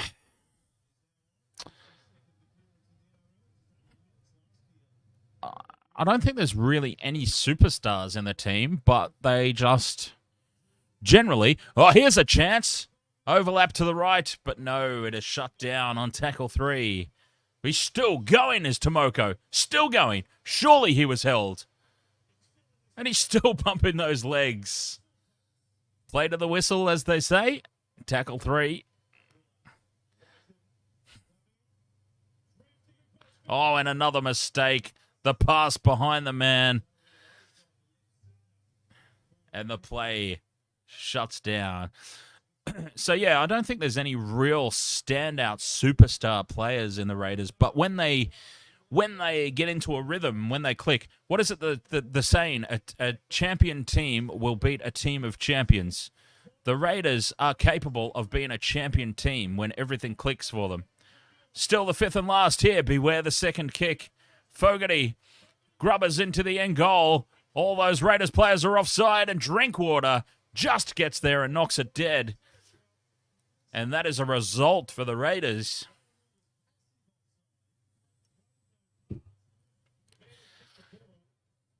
So the Raiders are very capable, and we saw it at the back end of last year, didn't we? We saw that towards the back end of the season. The Raiders got a run on, upset Melbourne in the first week of the finals. A champion team will beat a team of champions. They are more than capable, but to answer your question, your actual question was, who's the best player? Jeez. Tough call, because they are all so average. We're no further along in this conversation than when we started, are we? Let's just move on. Oh, and here's another mistake. Offsides, though, the Cowboys, and that is very lucky for the Green Goblins there. Very lucky indeed. Another mistake, but they get away with it on the back of a penalty for inside 10, and yes, they were very much offside. They can complain about it all they want, but they were. Oh, Ricky's a bit animated there on the sideline. Do you realise if they had have taken the 2 points in these instances, it would have been 18-10 right now? Assuming they actually kicked the goals, of course. That's a big part of taking the 2, isn't it? If you take the 2, you've got to kick the goals. Otherwise, it's pointless. They're offside again here, the Cowboys.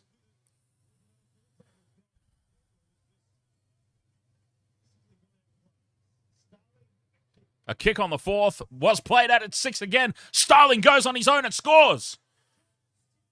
We have game on here. It has been complete and total domination by the Cowboys, but suddenly we are back on. Starling does it all on his own. A kick that ricochets back into his hands, gets 6 again. They didn't need 6 more. Over he goes on that same play. Individual effort. Try. 18 points to 10. Right beside the post. Should be 18-12. With 26 minutes still to go. Game on.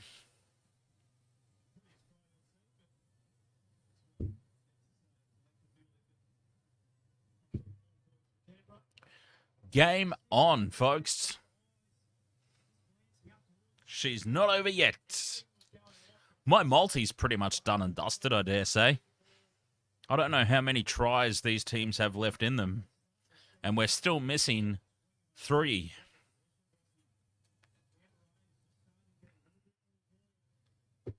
We're missing Nanai. We're missing Rapana. And we're missing Hudson Young. Don't think it's coming through for me.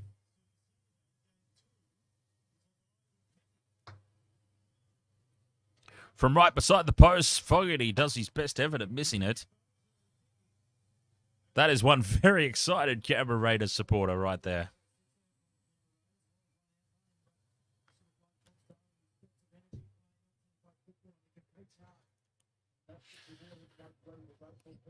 Tom Starling. Take a bow, sir. Individual effort. Over he went. Game back on here in Townsville. 18-12. 25 minutes to go.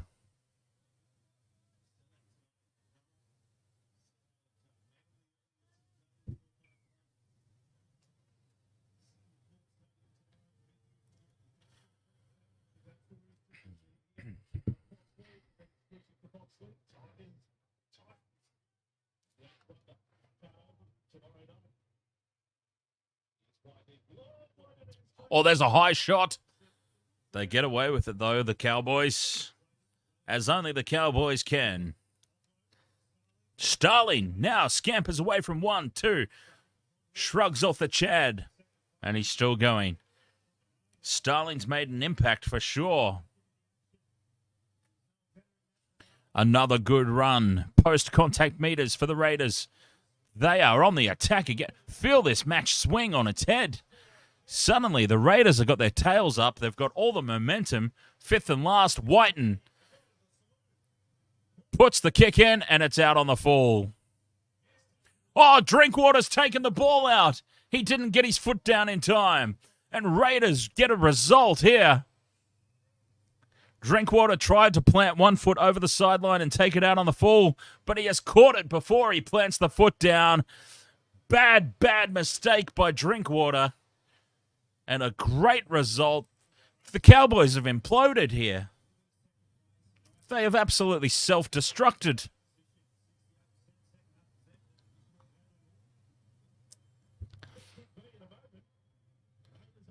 $18 points to 12 it is. The scoreboard is frozen again. The bloody NRL scoreboard is not going well for me this season. Must be said.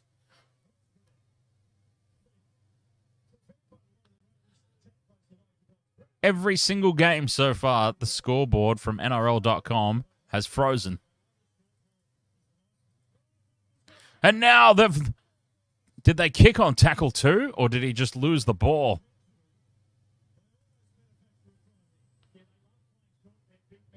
They kicked. Rapana kicks on tackle 2. Stupidity here from the Raiders. But at least it was something a bit different. I've got to give them that, I suppose. I've been complaining all game about how they're just doing one-out crash ball. The ball falls nicely for Jack Whiten. The short dropout, Drinkwater, with his second mistake in as many minutes, knocks the ball into the waiting arms of Jack Whiten, who dives over uncontested and scores the try. Oh, it wasn't Drinkwater. I'm so sorry, Scott Drinkwater. It was Kyle Felt. Kyle Felt knocks the ball on into the arms of Jack Whiten, who scores untouched. 18 points to 16 with the conversion to come from out wide. This one's not over yet. The Cowboys have completely pooped the bed here. And the Raiders are back.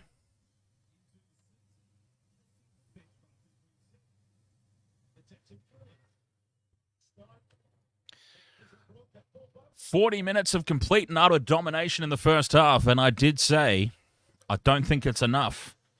They don't have enough reward for this. 18 points to 6 for essentially 80 to 20% possession advantage. Not good enough. The Raiders would have been not happy, but they had the most to be positive about coming into the second half. They dominated us. They destroyed us for 40 minutes. But look up at the scoreboard. We're only 12 behind. And now we could very well be even pegging. Fogarty moves in, strikes it straight down the middle. We are all square in Townsville. And Ricky suddenly looks a lot happier.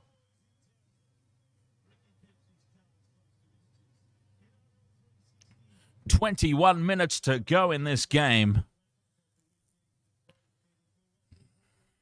18 points all. We are back where we started. We're all square. This is going to be a crazy last 20 minutes. Jack Whiten just saw himself on the screen and applauded. Very happy about that.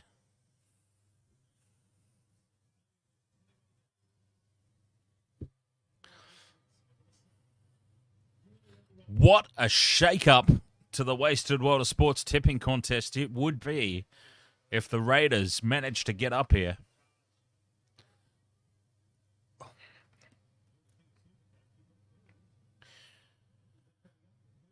The way that these games have been going so far in round one, maybe it's not such a stretch to think that the Sharks could get up. I don't think they will, no. Not without Nico Hines. Offload. The Raiders keeping the ball alive. Rapana takes it forward an extra few meters. And they have just rolled back into Cowboys territory. Fifth and last, they're going to kick from 30 out. If they get the kick away, Fogarty gets away from one, gets away from two, keeps it alive to Whiten. They've created an overlap here. The grubber into the end goal. Oh, it would have been a try had he just held on to it there.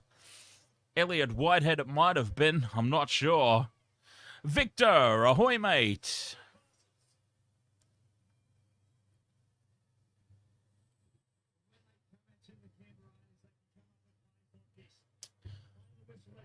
They had absolutely no right to be in this position.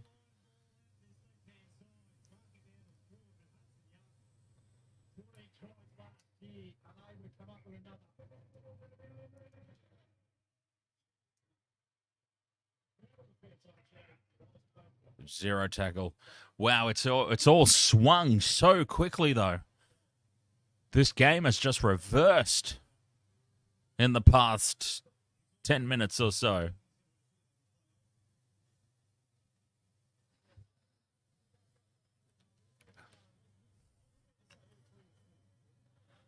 Oh, Kyle Felt with a shoulder to the face there of Hawera Naira, I think it was there. Copped that one.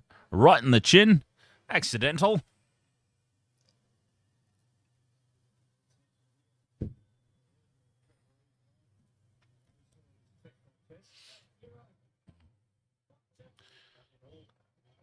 These things happen. Let's move on. No intent, no malice.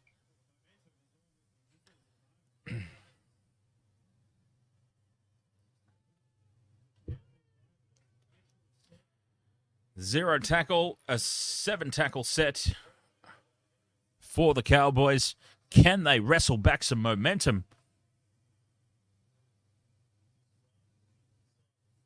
Or have they actually worn themselves out in that first half? Was too much possession actually detrimental to them? Because they look dead on their feet at the moment, the Cowboys. Taumalolo up in the defensive line, causing an obstruction. They get away with it, though, the Cows. The Chad gives it off to Dearden, who runs it on the 5th and last, and that's the worst kick you will ever see in your life. I don't think he even made contact with it there. Cohen Hess is not the man. They're doing a Bulldogs. Earlier on today, the Bulldogs went from Kyle Flanagan to Matt Burton to Viliami Kikau, who was left to do the kicking on the 5th and last. And the Cowboys have just gone from Dearden to the Chad to Cohen Hess, who's attempted to kick on the 5th and last, and he has missed the ball completely. Oh, it was a comedy show.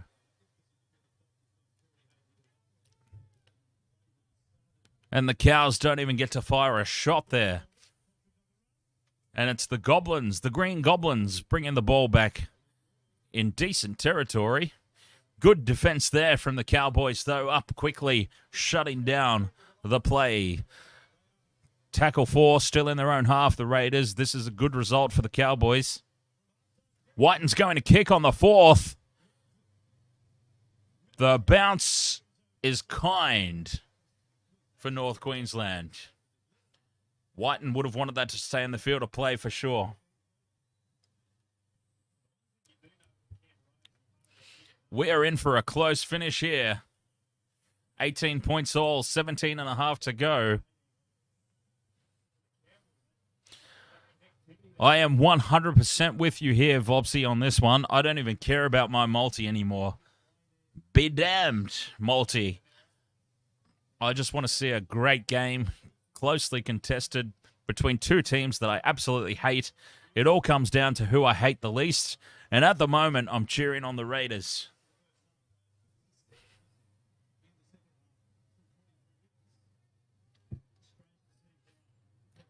Second half completion rate by the Raiders, 13 out of 14. Much better performance by them. The Chad on the 5th and last. An absolute nothing high ball. That's what we're used to seeing from the Chad. That's what he did at the Sharks for multiple seasons. Absolute nothing. Just mid-range bombs. They're not high kicks. They're not low floaters. They're just dinky little halfway things that don't put any pressure on the receiver.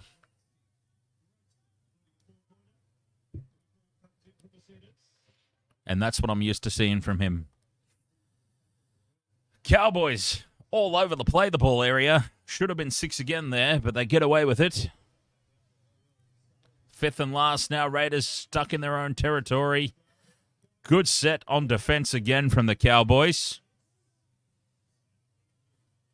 And Drinkwater takes it on the full, uncontested, but is now dragged backwards by 3 Raiders defenders. Canberra slightly on top here at the moment. Solid defense. 2 tackles, and they've gone nowhere now, the Cowboys. Nowhere.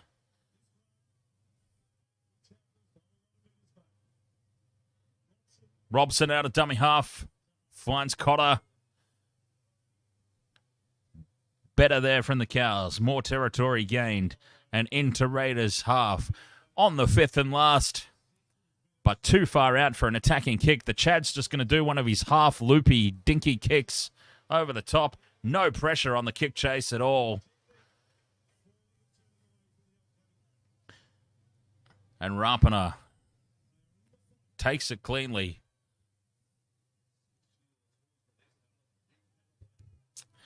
The kid from Bully's off having a rest.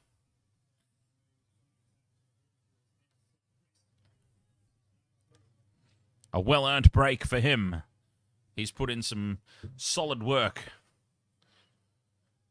in his time out there. 4th tackle, Raiders. Just a bit of a standoff at the moment. The Raiders are not making the territory. They're not getting out of their own half now. The Cowboys have just lifted that little bit on defense. Fogarty under pressure with the kick. Gets it away. Finds the ground. Bounces kindly for Drinkwater. And there's a wall of Raiders defense there to pick him up and bring him back and dump him onto the ground. We are in a stalemate situation here at the moment. Both teams have lifted the intensity on defense.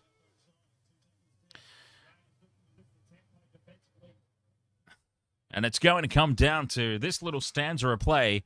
It will come down to who makes the first mistake.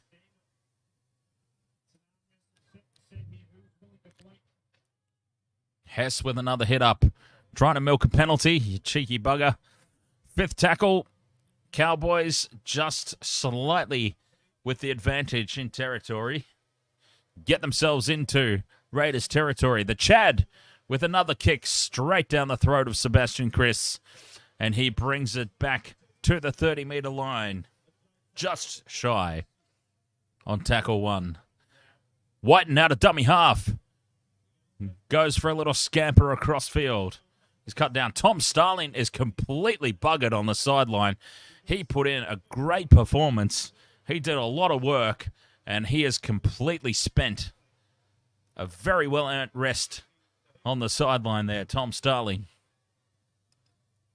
And the Raiders offload to keep it alive, and they are into Cowboys territory for the first time in quite a few sets. Tackle 4, 40 meters out. They might get a decent kick away at the end of this set. Let's see what they can come up with. 5th and last, 30 meters out midfield. They go to the right-hand edge. Fogarty puts the ball high. The kick chase needs to be good. Pressure is on, but it is taken by Taulagi. What a take under pressure. But now the Cowboys, big defense on Val Holmes. Tackle 2, still inside their own 10-meter line. Kyle Felt with the hit up this time. Just outside the 10. Good defense here, the Raiders. Don't give away any stupid penalties or set restarts. And they are well on the front foot now in this little stanza. Tackle 4, 20 out. Great result here for the Raiders. 5th and last. Still inside their own 40 here. North Queensland comes back to the Chad from inside the 40. The kick is taken on the fall with lots of momentum. Sebastian Chris, and the Raiders are starting this set inside Cowboys territory. Great result for them.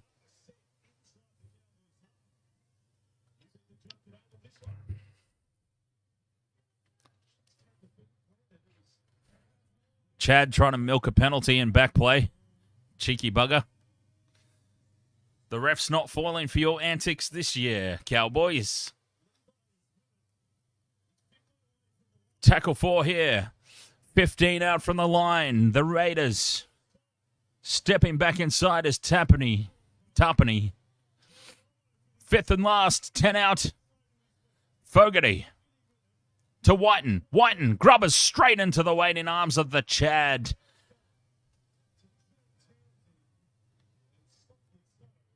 And that's not a good end to that sequence of play. But the defense of the Raiders. Here comes James Tarmow.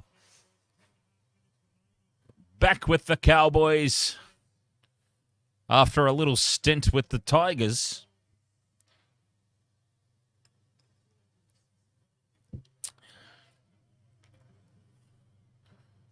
Still 10 minutes to go.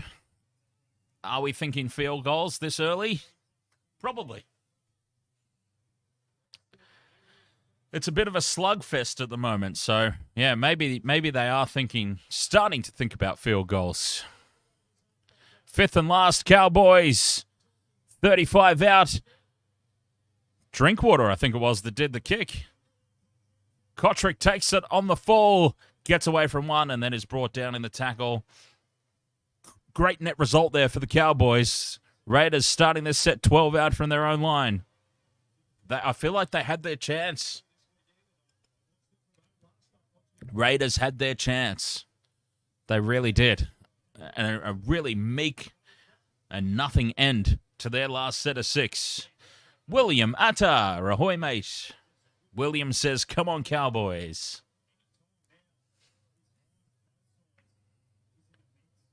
Kotrick is in big trouble in back play. Whether it's just a cramp or not, didn't seem like anything untoward happened.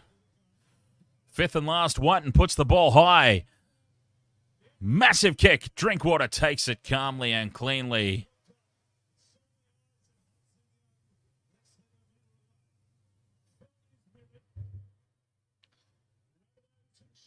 The screen on screen has the Bunnies warming up. They're at PointsBet Stadium, ready to take on the Sharks.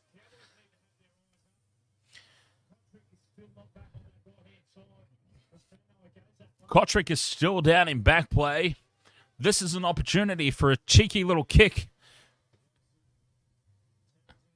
No, they run it though. The Chad goes across the face of the defense, dummies and goes on his own. Gets the offload away. Play on, Robson. Griffin Neem. Farsi, ahoy mate. How are you doing? 5th and last, Drinkwater puts the ball high. Chris comes forward and takes it for the Raiders. I feel like they missed a trick there, the Cowboys. Kotrick was down. Kotrick is still getting attention from the trainer in back play. I feel like they missed an opportunity for a cheeky early kick there over to his edge. Take advantage of that man being down, getting treatment. At the very least, you force him back to his feet to play on injured.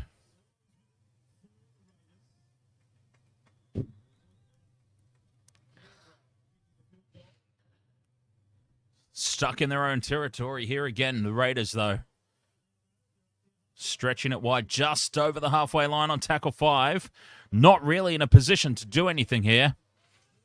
Back to Whiten it goes. Whiten finds grass. Dribbles it into the end goal.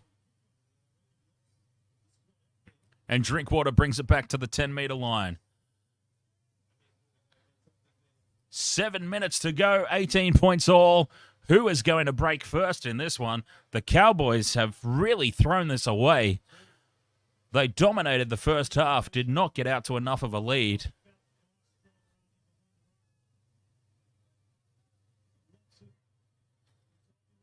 Tackle 4, up towards the halfway line. Cotter takes a good run. Great run. 5th and last, inside Raiders territory. They're just slightly on top in the territorial battle at the moment, the Cowboys. In these key moments of the game, they are just ever so slightly ahead. Sebastian Chris brings it out. They're starting this set 18 out from their own line, Raiders. Not a position they want to be in. Cowboys are just finding that extra couple of meters at the moment. 6 minutes to go, and this is a good run from Rapana. Bumps away from one, bumps away from two. They need more of that. Short side, goes White and cut out ball, and it's dropped. Cold by Harley Smith Shields. There's the mistake. There's the invitation. Cowboys get a full set of 6 inside Canberra's half. The play was on. Whiten with the cutout ball. The overlap was there. The pass found its mark. Shields drops it cold. Here's the chance for the Cowboys. We've got time off. So I'm going to have a quick break. I'll be right back. What are we looking at here, actually? Nothing.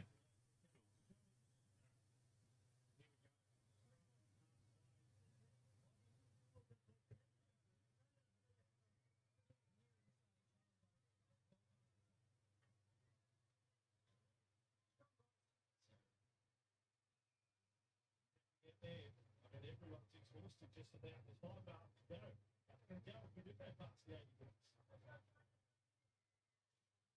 Reynolds already a field goal kicker and winner in round number 1.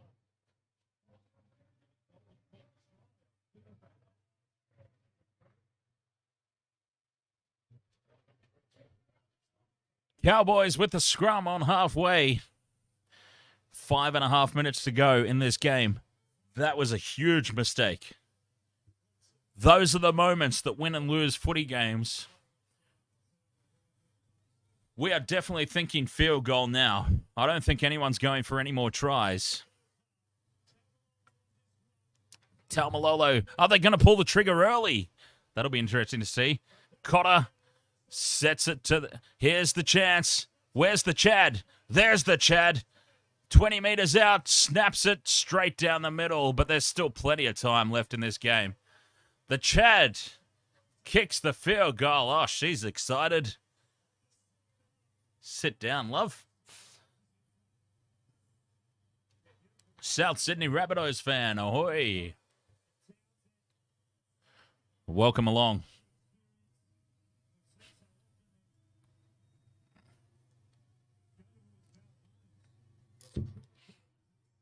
The Chad coming through with the field goal. 4.5 minutes to go, though. This is, I still think it was potentially just that little bit too early. The position they were in, there's still 4.5 minutes. Ricky's up. Oh, Ricky's up. Short kickoff. There's still 4.5 minutes to go. And it's out on the full. Oh, the Raiders have just self-destructed here. The Raiders just did all the hard work in the second half to get themselves back into this contest, and they have just self-destructed here in the second half. A kickoff that's gone out on the full. Penalty on halfway to the Cowboys. 4.5 minutes left in the game. I don't know why you're going for a short kickoff. That made no sense at all.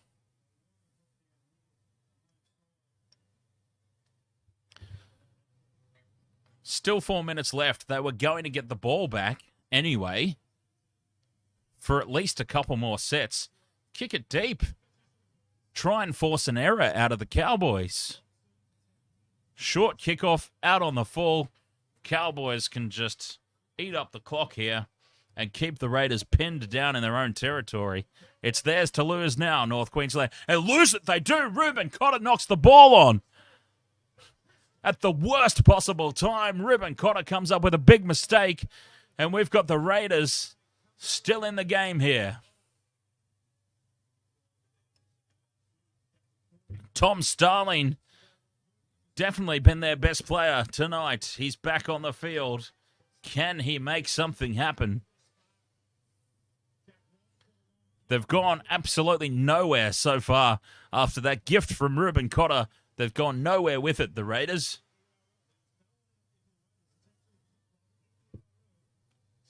Tackle 4 with Starling still in their own half. Levi runs out of dummy, and now a mistake by Harley Smith-Shields, not Harry, Harley Smith-Shields with his second knock on in 2 touches of the ball, and that is the game. Harley Smith-Shields, I don't know who you are, but you have had a day to forget, haven't you, mate? When the pressure was on, when the game... Oh, it was Whiten! I'm so sorry, Harley. I take it all back. Harley Smith-Shields, I cannot apologise enough. It was Jack Whiten.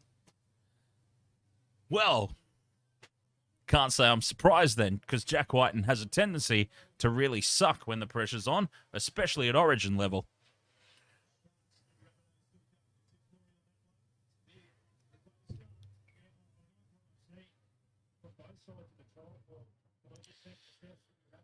So the Cowboys are going to dodge a bullet and get out of jail. Whatever else, whatever other saying there is to essentially say the same thing, the Cowboys are going to sneak away with a victory in this one. It's hard to say that it's been deserved, though. But I got exactly what I wanted. I might have lost my multi quite horribly. But I got a great game, an exciting contest, a close game. I can't complain about that. And exactly, Captain Redbeard, a win's a win, especially at this stage of the season. Round 1, you take the win.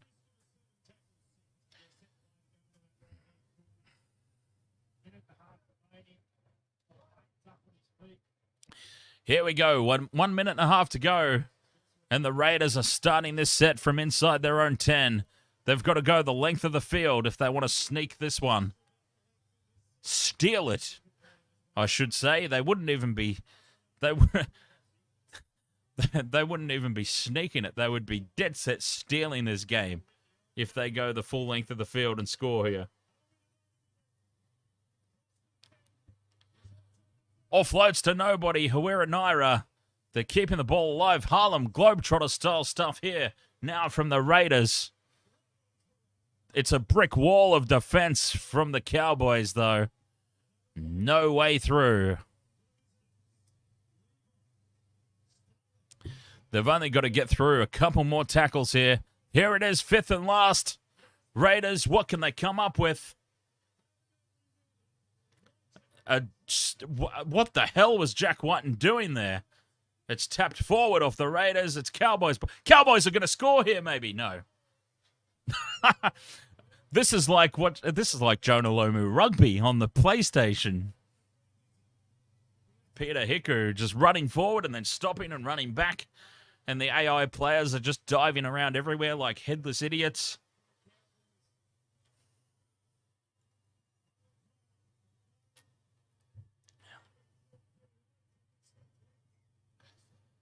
And Cowboys fans can breathe a very big sigh of relief.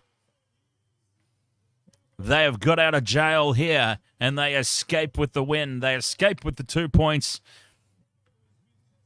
Canberra, hold your head high in the second half anyway. The Raiders can put this loss down to their first half effort, which was pretty much non-existent. All smiles from the Cowboys. They really got out of jail there. Ricky's being let off by the cops. What's he done? He's thrown some more chairs around, I think, and one of them's decided to sue.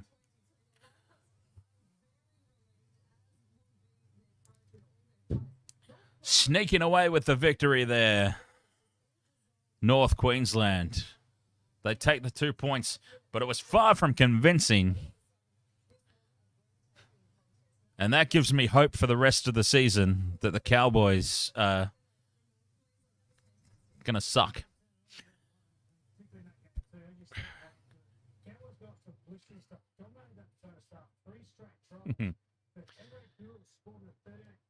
All right. 19 points to 18. That was a great game. After the absolute bloody shambles that we all had to sit through between Manly and the Bulldogs, I am so glad that game went well.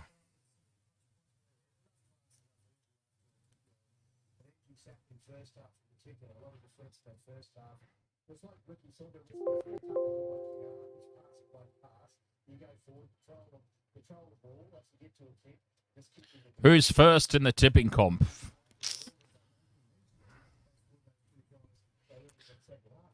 No idea.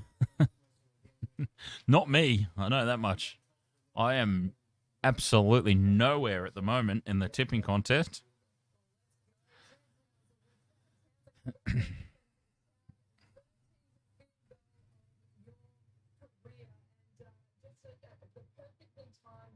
Who's next? Next up, we are off to PointsBet Stadium. Cronulla Sharks. South Sydney Rabbitohs.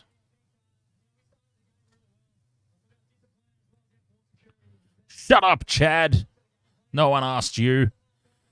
Well, actually, they did. They're interviewing him. Never mind.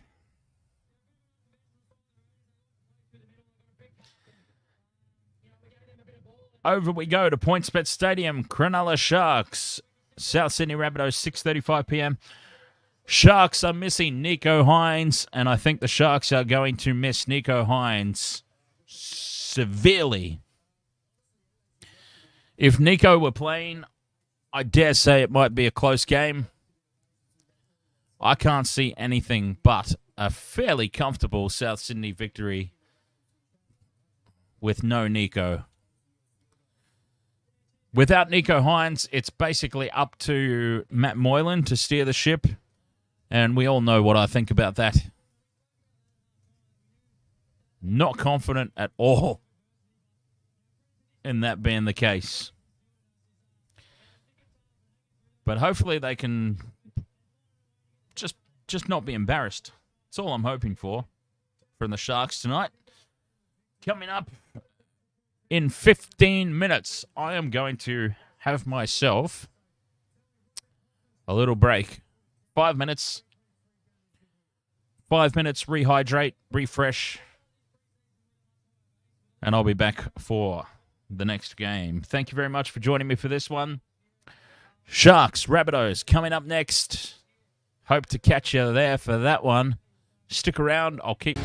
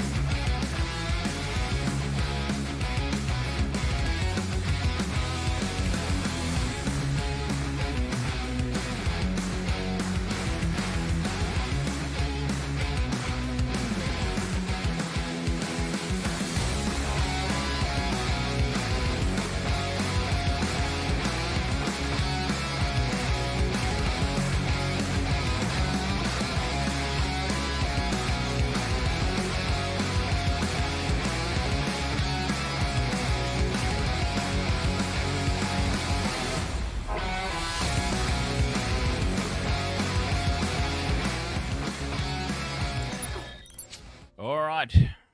Wasted Water Sports, welcome back. Super Saturday rages on.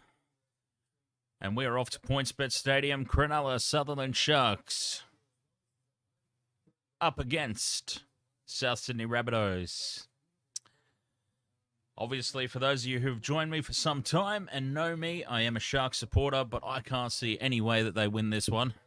I really can't, especially without their star halfback, Nico Hines. It's going to take a very, very monumental effort if the Sharks are going to steal a victory in this game. Can't see it happening, but would love to see it. Vopsy's got Mulatalo to score 7 tries. Very realistic. Yes, 7 tries in the first... What would be fair to say? 7 tries in the first... Maybe...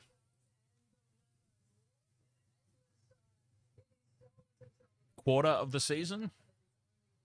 Would that be fair? How many games would that be?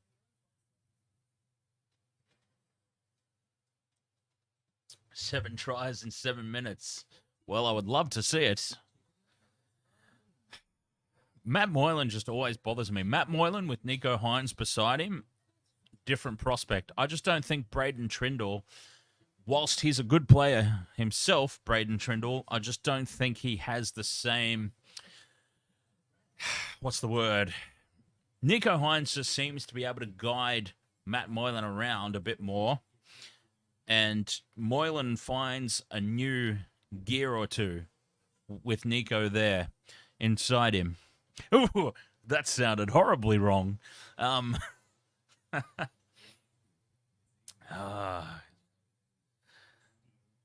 love footy with the innuendos, unintentional innuendos. Braden Trindall, I don't think, can guide Matt Moylan around. Matt Moylan's the senior player in this partnership, of course, but he's not a player that can lead a team around the paddock. Nico Hines seems to bring that ability out in Moylan. I don't think Trindall has that same ability. So, yes, the Sharks will very, very much be missing Nico Hines tonight. Therefore, I don't think that they're going to get the victory. I would, of course, love to see it. I certainly won't complain if it happens, but I can't see any way in which it happens. In terms of a same-game multi for this game, I reckon... Oh, geez, I reckon... We've got some great options here. We've got a couple of great ones, actually. I'm pretty keen on this one. Sione Katoa and Ronaldo Mulatalo with Alex Johnston and Latrell Mitchell. I'm pretty keen on that one, actually. I think that's a good one. $16.75 is the payout on that one. But I'm pretty keen to get in on Sofa Talakai for this one as well.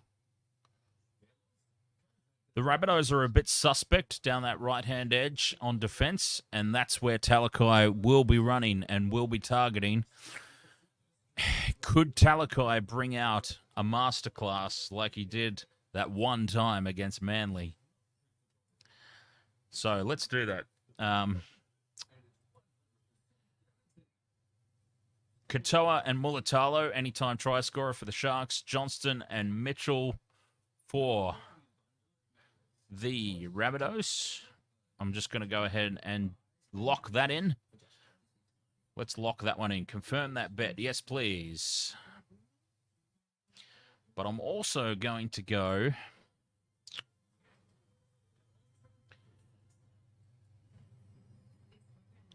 my own way here. Oh, let's go Campbell Graham.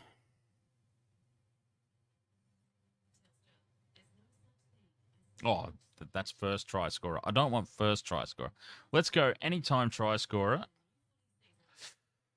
Oh, jeez. Alex Johnston, though, is so hard to spot. I don't like having the same players in slightly different multis. I'd rather just go for somebody completely brand new. But Alex Johnston's really hard to pass up for the Rabbitohs, isn't he?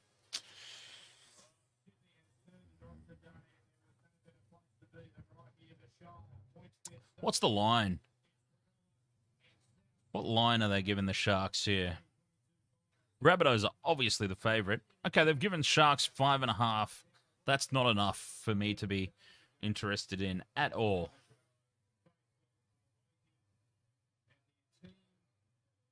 All right, quick. Okay, Talakai, anytime try scorer. I'm going to go Damien Cook. I'm pretty keen on Damien Cook there. Talakai and Cook, 2 legs.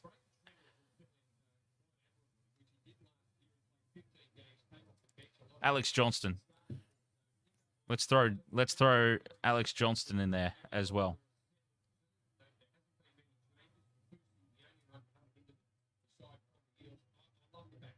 All right. That's a good one. That's $25 to the dollar.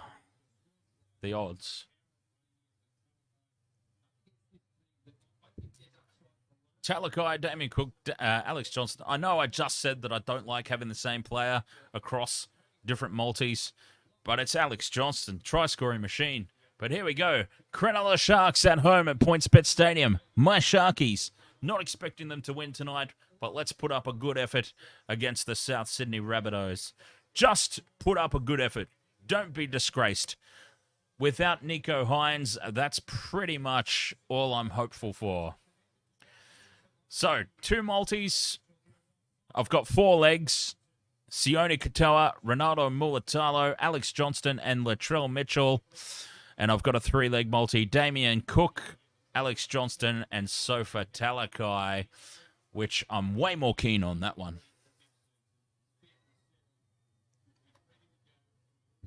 Rabbitohs are out on the park. And we are ready to get underway here. PointsBet Stadium, home game for the Sharkies.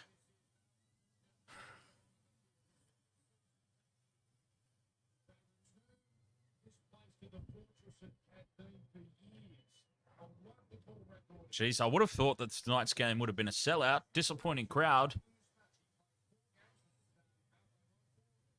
Big game. First one of the year. Maybe it's Nico Hines' absence. We've written ourselves off.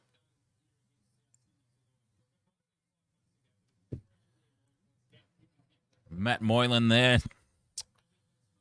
Found a new gear last season, but as I said, I put that down to Nico Hines. I don't know if Moylan can put in the same performance when he's under the pressure of having to be the one steering the ship. We are off. We are underway here. Wasted World of Sports Super Saturday. It's the last game of the night. Cronulla, South Sydney, PointsBet Stadium. Cameron Murray's trapped there under the tackle player. That looked really awkward. That could have ended really badly. That could have ended really badly for someone.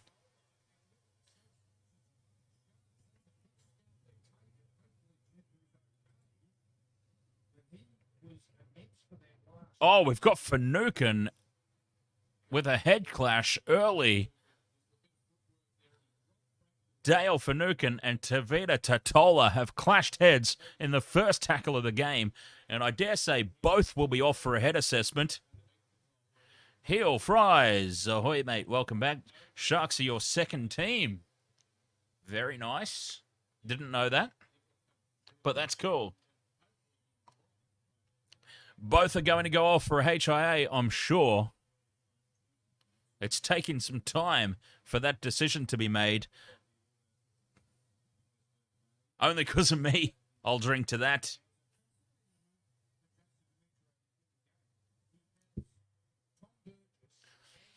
Charlie Davies. Ahoy, mate. Up the Sharks. Yes, up the Sharks indeed. Up Cronulla. All I can really hope for is that the Sharks just don't get disgraced tonight. I think the absence of Nico Hines is just a little bit too much to overcome. So I expect the Rabbitohs to win. I just want the Sharks to put in a great performance and not be disgraced. Just don't be embarrassed.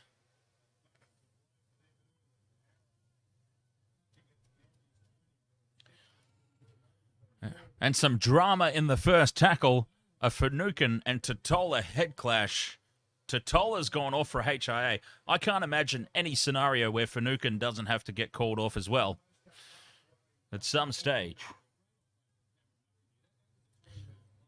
Rabbitohs into Sharks territory on the first set of 6. Dangerous signs early for the Sharks. The Rabbitohs just ate up 61 metres at will. Speaking of will, there's Will Kennedy taking the first high ball of the night and then is dragged backwards. Walker and Latrell double teaming him there and driving him backwards. And now, heavy defense again from the Rabbitohs, taking the Sharks sideways. And big defense again. The Sharks are stuck in quicksand at the moment. That's one way to change things, Hamlin ULA. Who the hell was that tried to make the tackle? Jai Arrow. Ah, that's what you get for trying to murder James Tedesco. I still haven't gotten over that. 5th and last, the kick is a decent one. Taken on the fall, though. Alex Johnston's had a bit of a makeover in the off-season.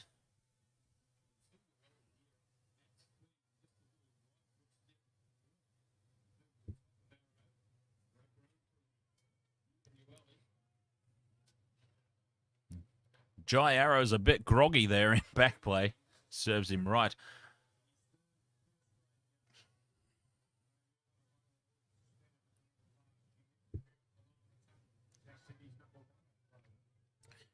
Better set of 6 defensively here from the Sharks.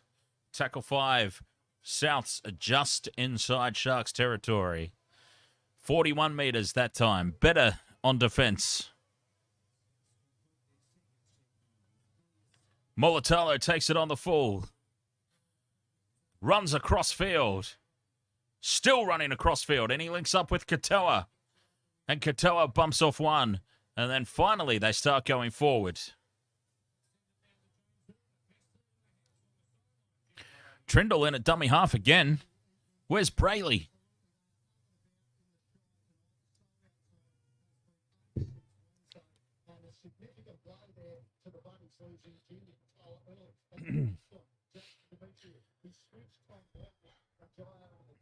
Dustin Fisher is here, just multitasking. Very nice to have your company, Dustin Fisher.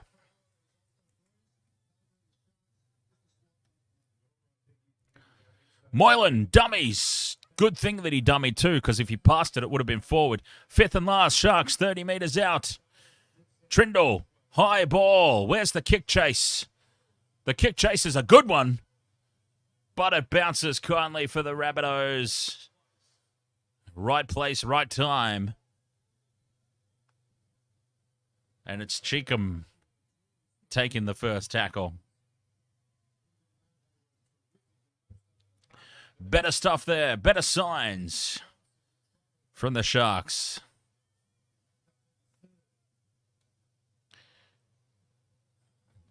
Arrow's back. He's gotten over that grogginess of being bulldozed by Hamlin ULA. And he's back on his feet. 5th and last here, Rabbitohs just inside Sharks territory again. Another good set defensively. Only 37 metres this time. Tyrese Richmond, ahoy there, mate. Welcome along. More Sharks supporters. I like it. Bring on all the Sharky supporters.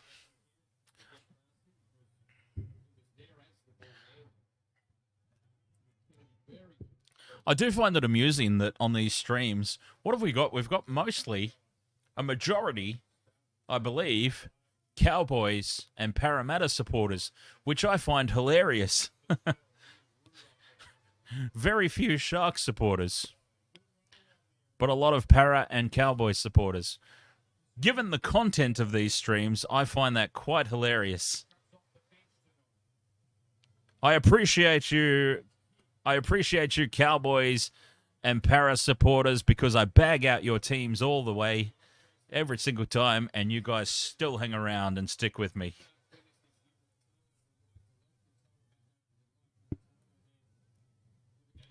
Another good set of 6 from the Sharks, and they're backing it up with defense again. I'm just not sure that they can go the full 80 minutes with the Rabbitohs here tonight. Nico Hines is a huge, huge out. That has got to be very concerning.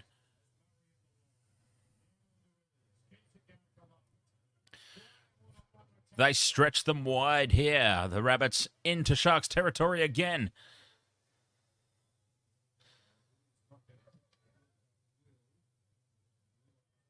How's the bounce? It bounces kindly for Will Kennedy to bring it back for the Sharks. Starting this set 25 out from their own line. Nobody's really... Hang on, Vobsy, have you got 8 minutes? Vobsy's on 8 minutes again, I think. That's looking good. Penalty for the Sharks. Up inside the 10 were the Rabbits. A little bit too excited there. And it's the first penalty. And this is an opportunity for the Sharks early on.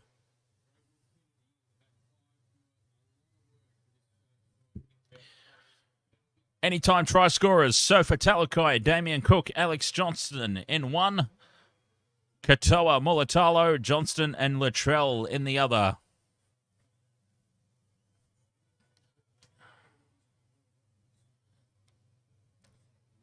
Rudolph takes the hit up. This is the first opportunity of the game, the first real attacking opportunity.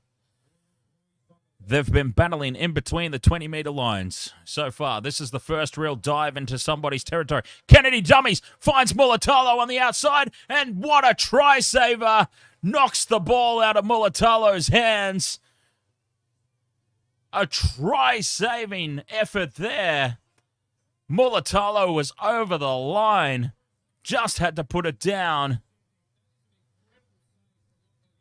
And Lachlan Ilias, it was. I was waiting to find out who it was. Taps the ball out of Mulatalo's arms.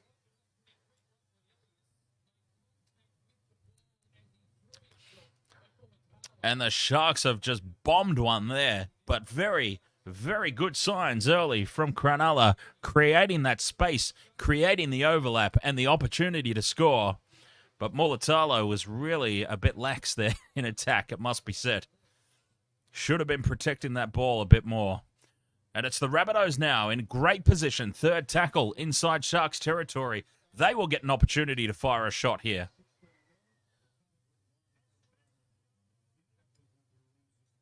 And a penalty. Tavita Totola has failed his HIA.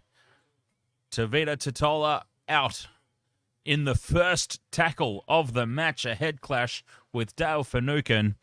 And that is a big loss for South Sydney. But Totola, first tackle of the game, is now ruled out for the rest of the match.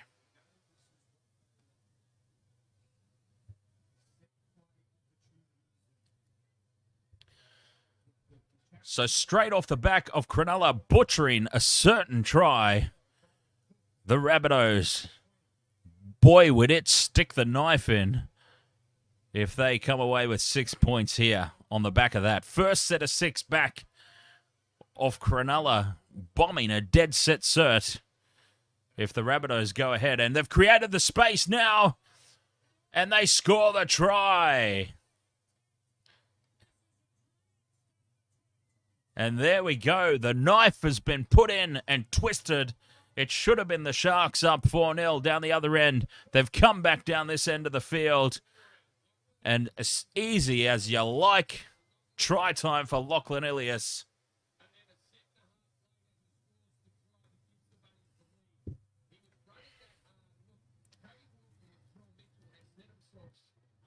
He was down, but he was not held. He is more than entitled to get up and go again. And that was as easy as you like for the Rabbitohs.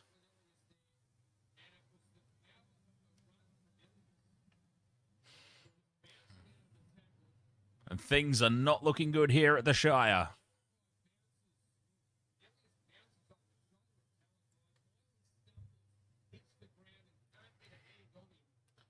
That was very, very soft. Way too easy.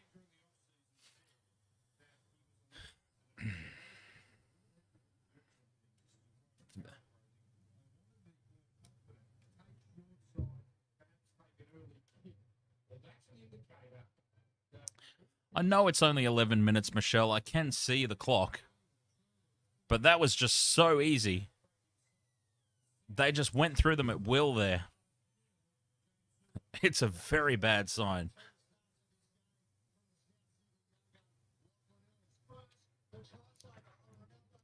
Lachlan Ilias, definitely in the early. Am I allowed to say that Lachlan Ilias is ahead in the man of the match stakes at the moment, or is it too early for that too? Lachlan Ilias with the try saver down one end, scores the try down the other end.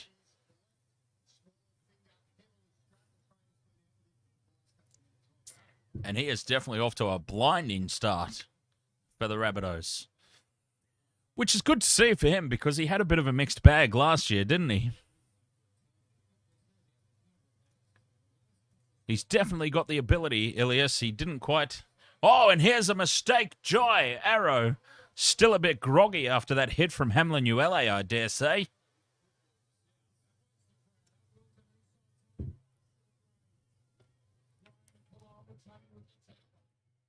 And they've been gifted an opportunity here. Hamlin Uele, find Jai Arrow and run at him again, is what I say, Brandon.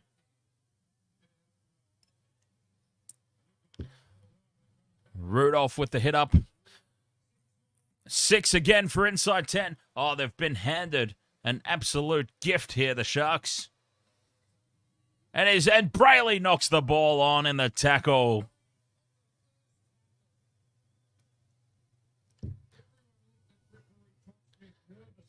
Tackle one, and they cough the ball up.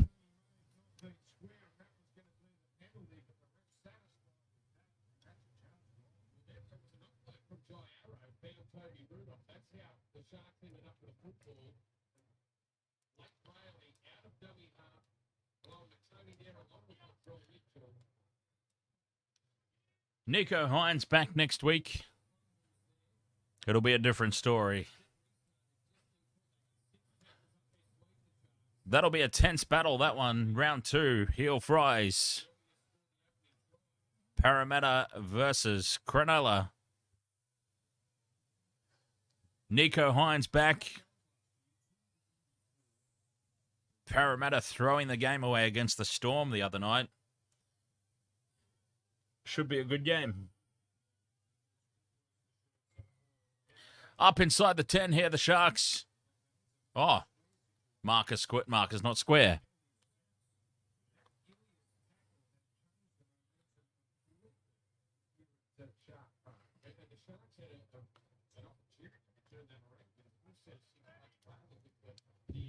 Six points to 0. Rabbitohs starting this set 40 out from the Sharks line. If the dagger wasn't already twisted, here's an opportunity to really just slice and dice with the Sharks' confidence. The knife has been stuck in. It's been twisted. Can they rip it up now and really put this game to bed?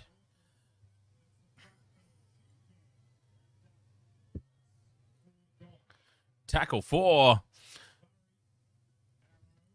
Arrow is not 100%. Hey, Jai Arrow's a bit like Viliami Kikau earlier. Just doesn't seem to be. And this will be 6 again. 6 again. Played at definitely more pressure here for the Sharks. Another full set of 6 here. 10 meters out.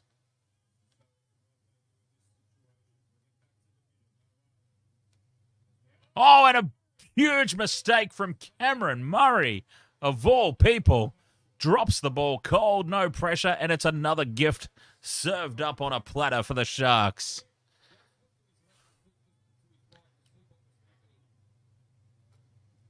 And they dodge a bullet there. An absolute gift. Cameron Murray, unbelievable. Don't do that at Origin, mate.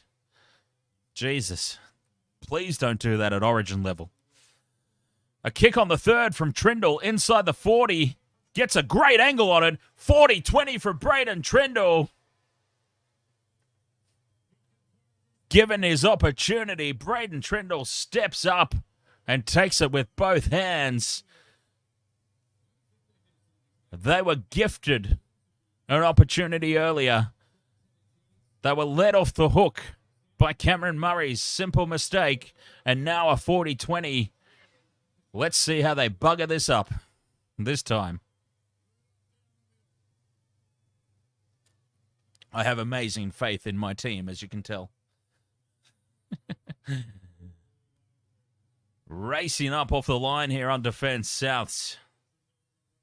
2 tackles down without a shot being fired. Out it goes to Katoa, it just slightly forward.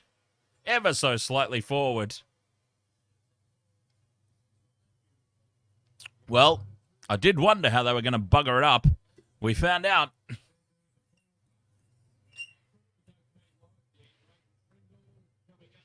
Oh, that's not forward at all. That is a dead set shocker of a call. Sharks absolutely robbed blind there.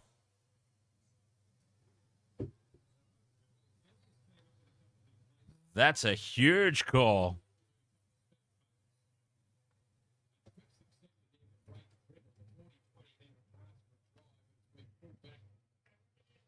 Wow.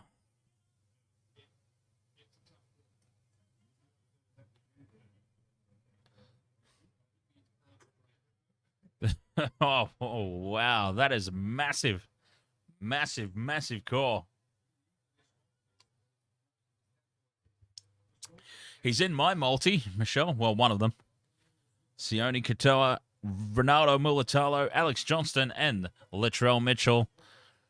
And we've also got Sofa, Talakai, Damien Cook, and Alex Johnston in another one. Damien Cook's not really darting out at dummy half as much as he was in the trials, so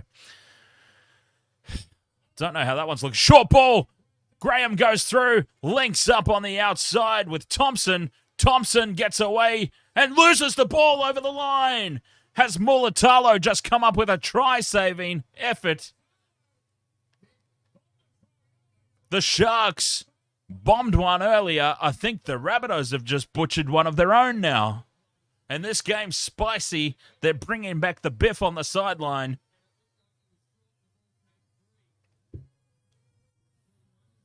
Both teams are doing their absolute best to not get any momentum in this contest. But mind you, the Sharks just got robbed of a dead set try up the other end. Try-saving effort from Mulatalo makes up and scrubs out his complete and utter butchering of the earlier effort. All is forgiven.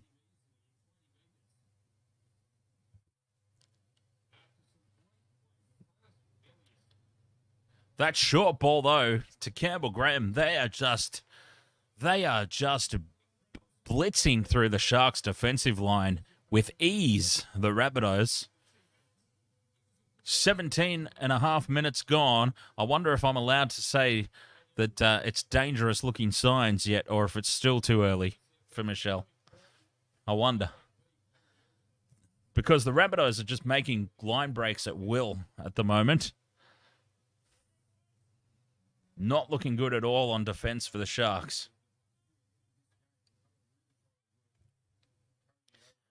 But they're hanging in there. They are hanging in. 60% possession. 2 line breaks to 0. South's well on top, but only 6 points to 0 on the scoreboard, and probably should have been 6-all.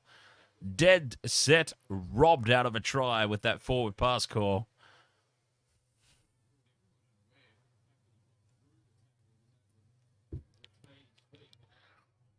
Tackle 4 here, the Sharks trapped inside their own half. Finucane, inside ball to Kennedy. He's well covered up, though. 5th and last, inside their own half. Trindle puts the ball high. Kick chase is good. Pressure on Latrell, and Latrell is hammered. Nakora gets up there quick.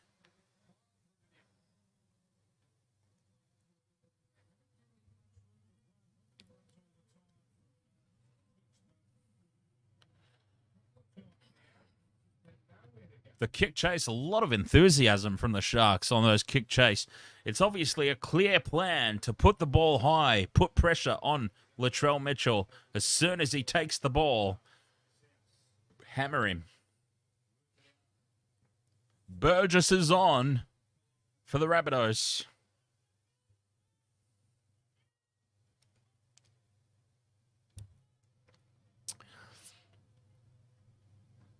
The high ball straight down the throat of Kennedy. But a wall of South Sydney defenders. He gets away from Graham. But Walker's there in cover defence. Great kick chase by the Rabbitohs, giving the Sharks nothing here.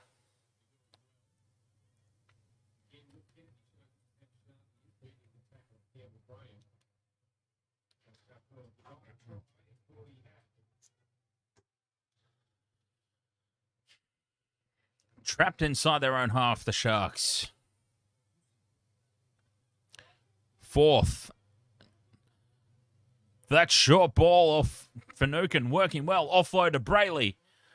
Brayley scampers upfield. Offload again. Keeping the ball alive on tackle 4.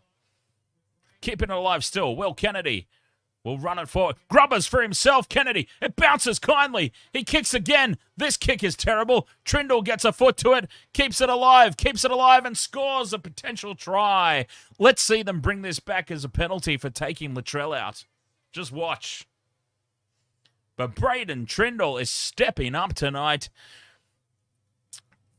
The Sharks missing Nico Hines, but Braden Trindle has just come in and said, Nico who? It is his time to shine. But watch him call this back for Latrell being taken out.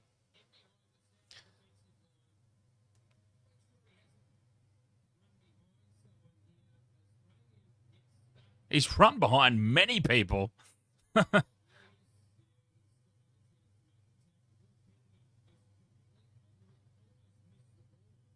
The soccer skills there, Braden Trindle. That was a complete and utter mess, but a try's a try.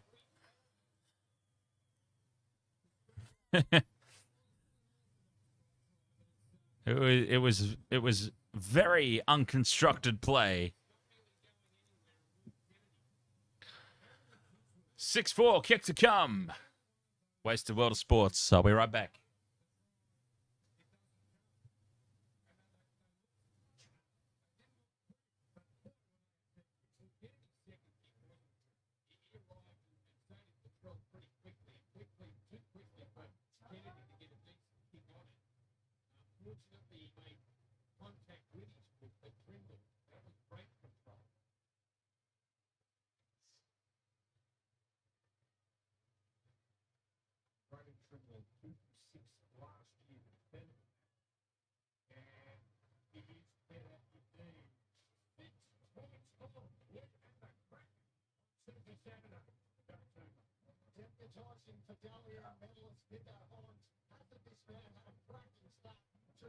Conversion successful. 6 points all.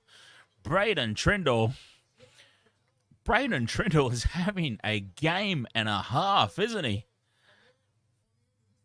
Robbed of a try assist earlier because it was called a forward pass. It was absolutely not a forward pass. I really don't understand how that was called. So he should have already had a try assist. He's now scored a try of his own.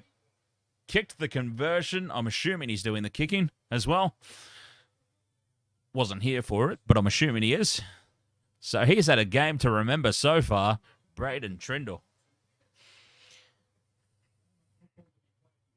Oh, Talakai's had his pants pulled down, keeping up the trend of the weekend. Undies galore. Talakai's opted for the bike pants, though, as opposed to your traditional underwear.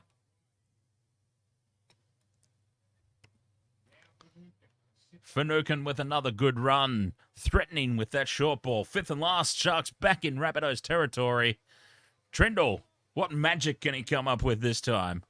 A high ball, the kick chase is good, bounces kindly for Isaiah Tuss. And the Rabbitohs get the ball for the first time in quite a few minutes. Isaiah Tuss, Payne Haas. Oh, someone wants to play. Have I got your ball?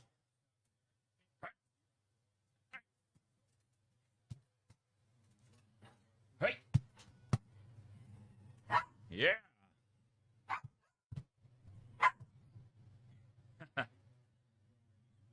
Oh, there it goes. Fifth and last, Rabbitohs inside their own half. High ball, no pressure on the kick chase. They're just going for distance here. Kennedy takes it on the fall. How's the kick return? A wall of South Sydney defence again. Souths have been faultless on the kick chase. They might not get up there and put pressure on the kick receipt itself, but there is a wall of defence waiting for Will Kennedy every time he brings the ball back.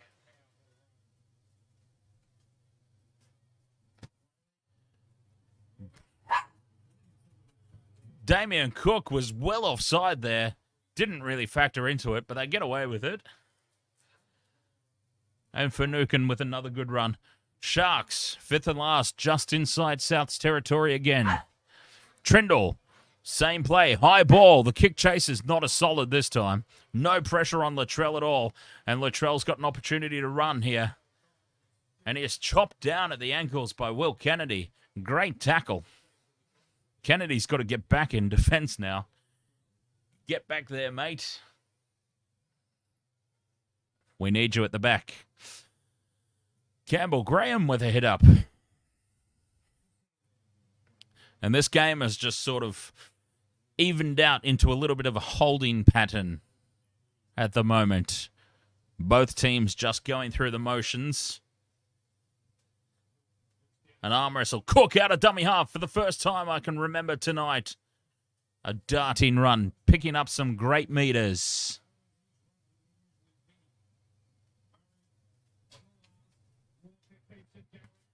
They're running on the fifth and last. They've created space. Oh, my God. Heart attack stuff there. Nakora gets back there and taps that ball down. Running it on the fifth and last, Souths. Something a little bit different. GG, Fierce Brute. Ahoy there, mate. How are you doing? Welcome along. Who are we going for? GG, Fierce Brute. Sharks, Rabbitohs. Nakora's dislocated his finger, or maybe it's a compound fracture.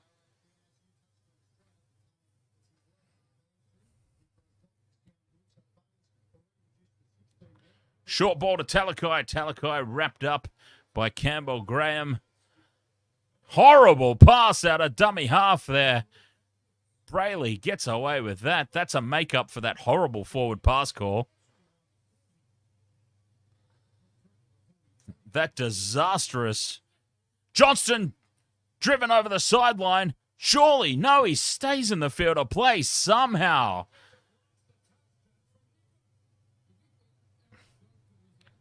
Alex Johnston has somehow stayed in the field of play.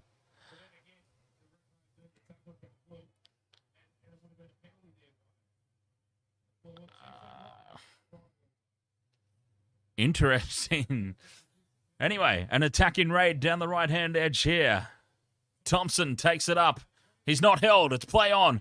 He offloads. It's a loose offload. It's play on, though. Mitchell building up some steam. Tackle for Sharks line under threat. They go to the right-hand side. Cameron Murray. Brayley is all over him. Fifth and last. 10 metres out. Cook looks to the left, but he goes right. Ilias grubbers into the end goal. Try for the Rabbitohs. Oh, did he hold the ball? Kalamatangi, has he just butchered a try here? Kalamatangi may have just butchered a dead set certain try here.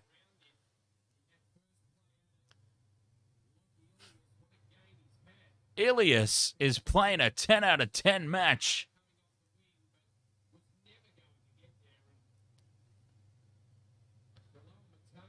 Kalamatangi drops the ball. Oh, my goodness.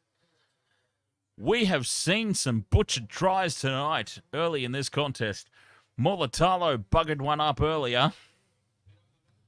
Kalamatangi's just butchered that.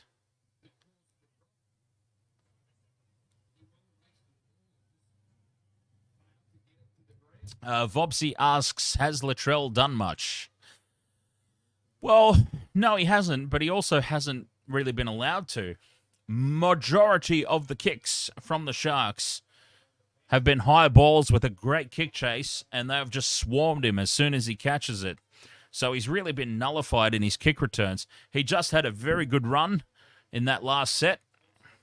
He built up a head of steam and he made some good meters, which put Souths in the position to get that kick away, and they should have scored a try from it. So it's been a bit of a mixed bag for Latrell, but he hasn't really been given the freedom to do what he normally does so far. The Sharks have shut him down nicely with their kicking game so far. Short ball from Moylan and a mistake from Teague Wilton.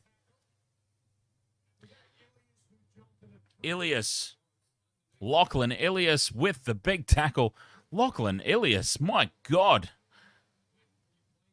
He is having an absolute blinder of a game.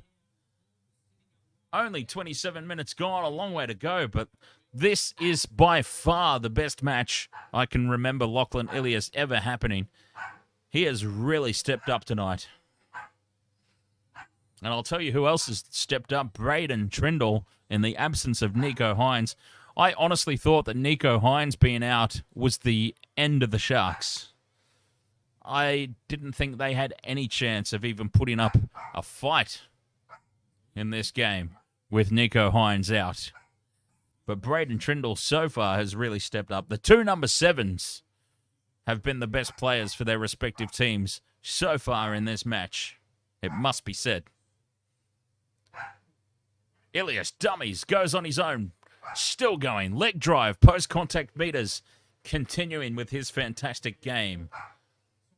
Damien Cook out of dummy half. Scampering away. Up to the Sharks 20-meter line. Fifth and last. Another attacking kick opportunity here. Ilias. That's probably the worst thing he's done all night. Ilias, not a good kick at all. It bounces kindly for Campbell Graham, though. But the Sharks come away with it.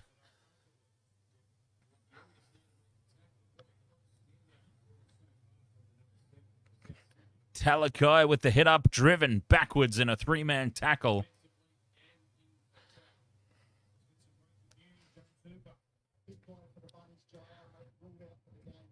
Hey, I told you, Jai Arrow did not look 100% at all. Jai Arrow is officially ruled out of this game. I don't know whether it was a failed HIA, but Jai Arrow is out. Tavita Totola out. The Bunnies are being decimated here through HIAs and injury. Totola out. Here goes Latrell. Breaks away from one, breaks away from two, gets the offload, and then Thompson loses the ball cold in the tackle. Opportunity knocking here for the Sharks. Another nice present gift wrapped and handed over to them by the Bunnies. Great return run from Latrell, though. The first real opportunity I think he's had to open up the stride and have a run.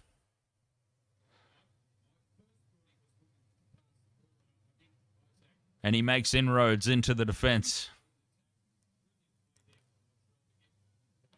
So, Jai Arrow gone. Tavita Totola gone.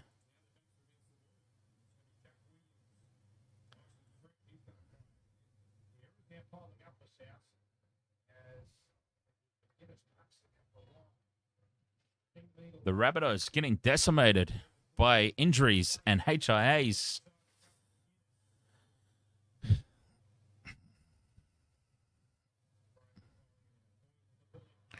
And a terrible pass there from Will Kennedy. And the Sharks presented a gift again. Completely throw it away. Like, thank you. I appreciate the intent, but no. No, thank you. We don't want a disaster for the Sharks again.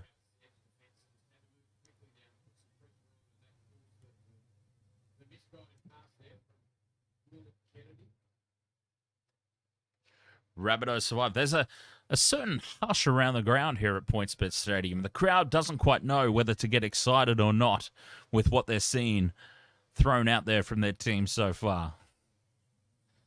It's certainly been a mixed bag from the Sharks. The Sharks have actually been pretty much terrible in all facets.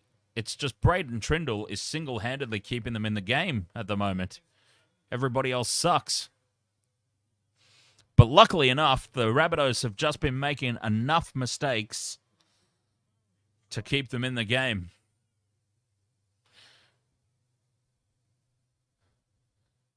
But definitely a battle of the number sevens at the moment. Trindle and Ilias, for their respective teams, are both having absolute blinders. South Sydney here, though, 20 metres out from the line. Tackle 3. They will get a chance for an attacking kick at the end of this. Cody Walker, I haven't said his name at all so far tonight. That's the first time I remember him really having any sort of touch of the ball.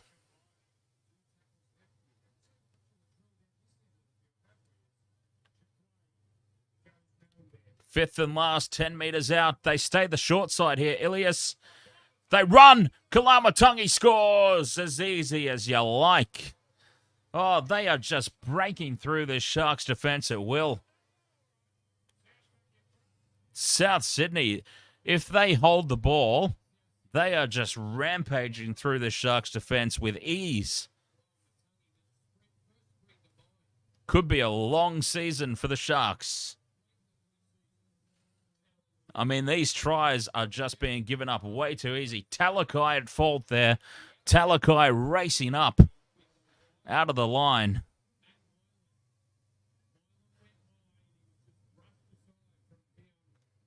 Easy as you like there. South Sydney 10, Cronulla 6. Kick to come.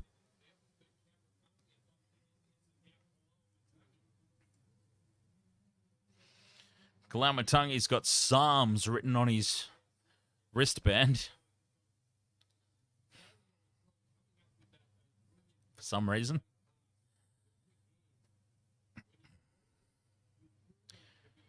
$10-6, kick to come. 6 minutes to go till the halftime break. This is not looking good for any of my multis. The try scorers, Lachlan Ilias, Kalamatangi, and Braden Trindle, all three really unpredictable.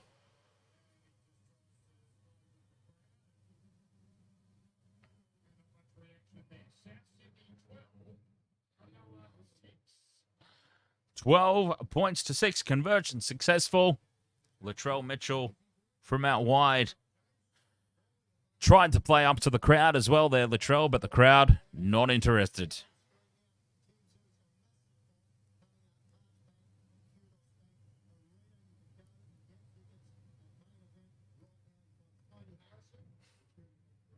$12-6. 5.5 minutes to go till the break. The break probably can't come quick enough for the Sharks. The ease at which the Rabbitohs are just piercing the line has got to be concerning.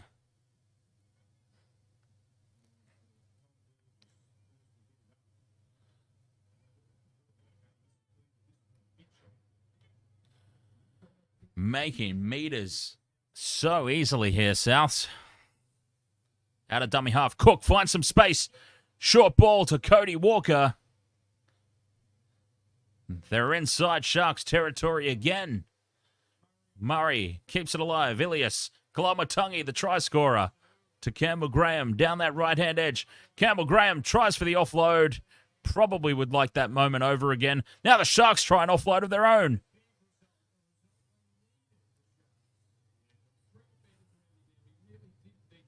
Silly stuff from both teams here. 4.5 to go till halftime. Sharks just need to compose themselves here. Get through the sets, get themselves to halftime, Kennedy with a good run up to the 40-metre line. Bumps away from Murray. Tackle 4, just shy of halfway.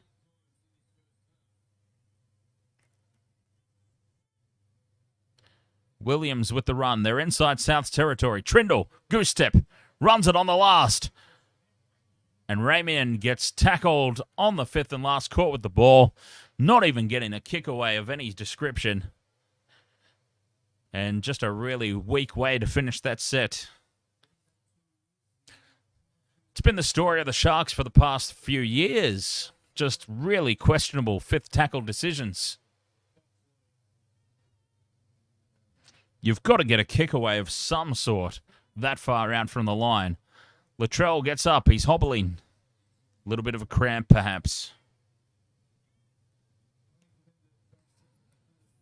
Tackle 4, Kalamatangi, great run. Latrell's in trouble in back play. He's trying to walk it off. 5th and last, 10 metres out. Latrell's very ginger on that leg. 20 metres out, 5th and last, Ilias with the high ball. The chase is good, the pressure is on. It's tapped backwards. It's knocked on now by the Sharks. Will Kennedy is having an absolute nightmare of a game. That was a real opportunity to score, though. But let's keep an eye on Latrell Mitchell here. Sharks are challenging this decision.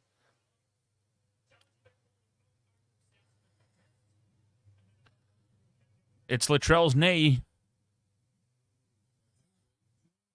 Need to keep an eye on that. Okay, so Campbell Graham goes up for this ball. Tapped back by Campbell Graham.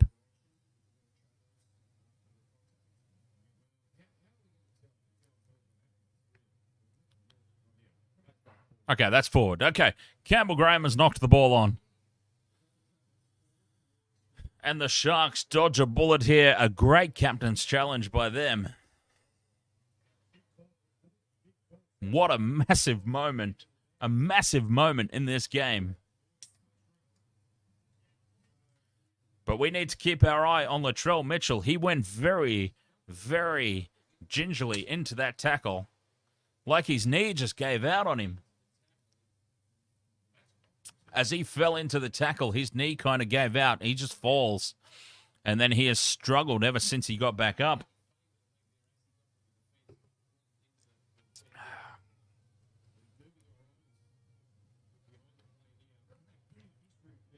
He's up and about. He's all good. We really needed to keep an eye on that because that would be huge.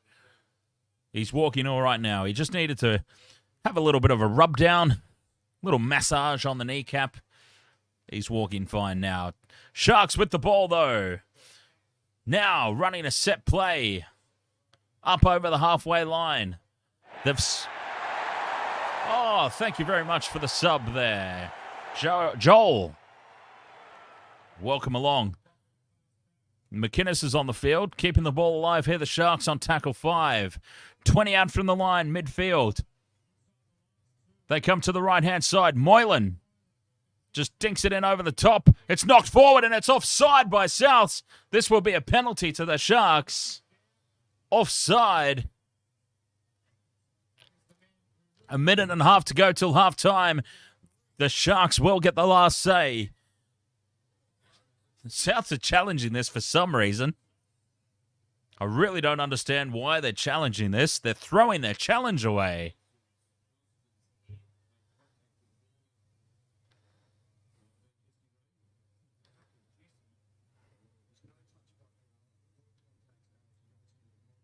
The Rabbitohs have just thrown their challenge away here. I don't know what they were thinking. That might possibly be the single worst captain's challenge that you will ever see. That's their challenge gone. Sharks, opportunity knocks. If they want to be contenders this year, these are the moments they need to step up for. Short ball to Nakora. He's chopped down just a metre out from the line. Trindle calling players back on the inside. Wilton with a settler on tackle 3. 1 minute to go till the break. Big line up here to the right, but they just do 1 out crash ball. Tackle 4. Waste of a play there. Now they go right to this huge lineup. Trindle. Katoa's going to score. The pass from Kennedy finds its mark. Sione Katoa dives over in the corner. There is 1 tick on my multi at last. 12 points to 10. Kick to come from the very corner. The shot that needed to be fired leading into the halftime break. Trindle having a blinder.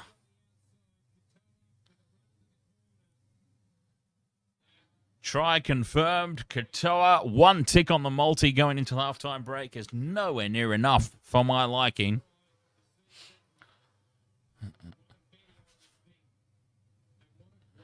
$12 points to 10. The kick to come. Very tough kick, though. Right on the sideline.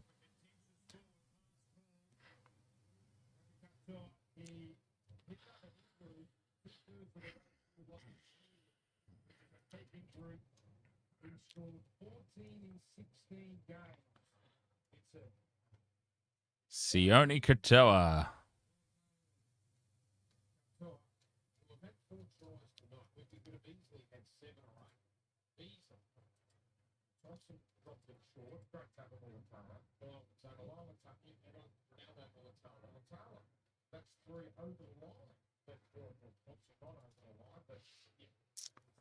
Braden Trindle from the sideline. Moves in, strikes it well. It's looking good. It's over. We are going into halftime, all locked up. 12 points all. Unbelievable. Cronulla do not deserve to go into the sheds all locked up. But they have found a way, and we're all square here at halftime. 12 all halftime here, Sharks Rabbitohs.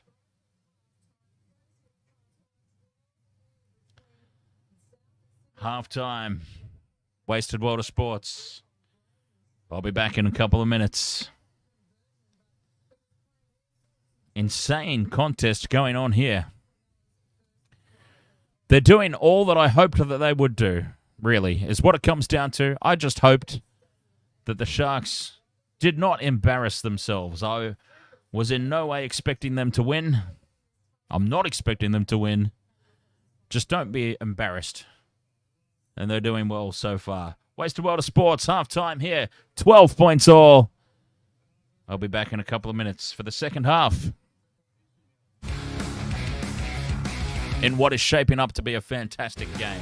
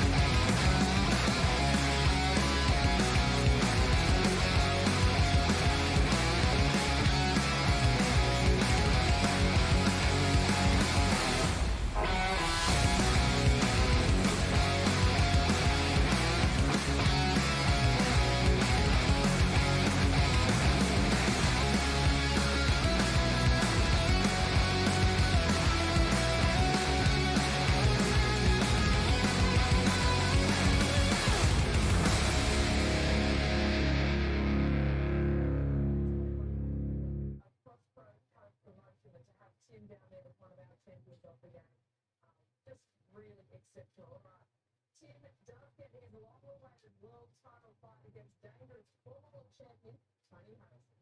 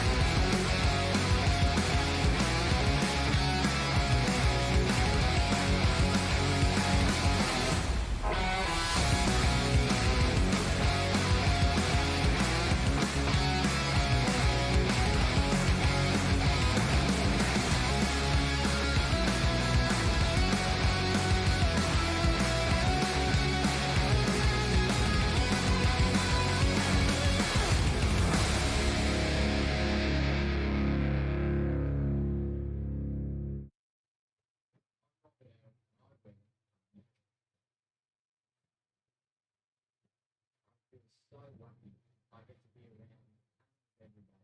Wildlife and conservation is the biggest part of my life. It's my passion, not just what I do, it's who I am. So hard yapper, it's been a lineage in my family for a lot of years. No matter what the adventure is, it's got to have fun to it. And we've got to put in the hard work if we want to.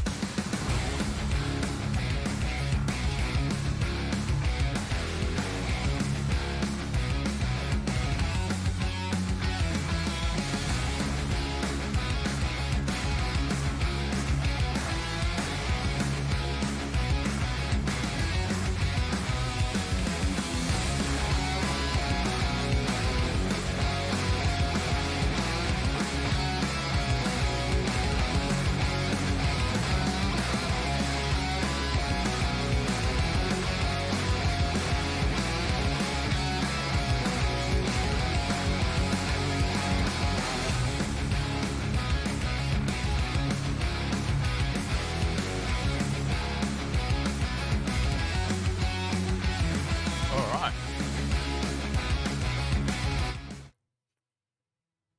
Some cheeky Korean fried chicken in the break.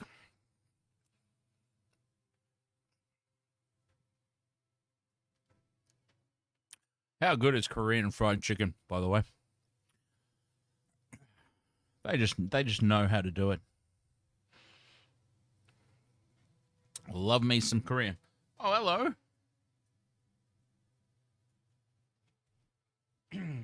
How are you doing? Half time here.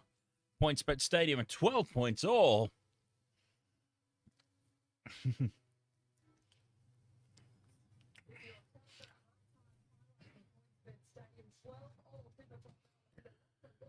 Things were looking very, very dangerous early on for the Sharks. The Rabbitohs were just tearing them apart at will with the line breaks. But they found a way to hang in. Braden Trindle is having an absolute blinder. His opposite, Lachlan Ilias, also having an absolute blinder.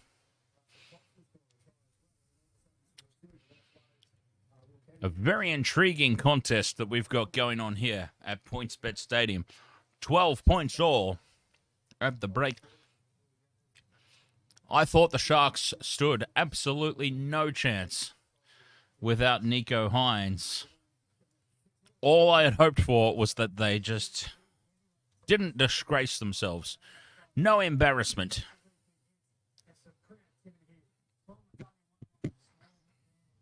Just put up a solid effort. And I feel like they've done that.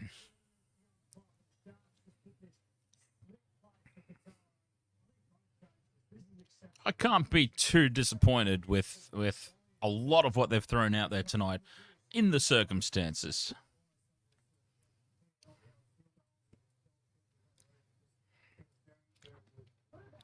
Wasted World of Sports tipping competition. We've now got 45. 45, yes. We've got 45 over there now.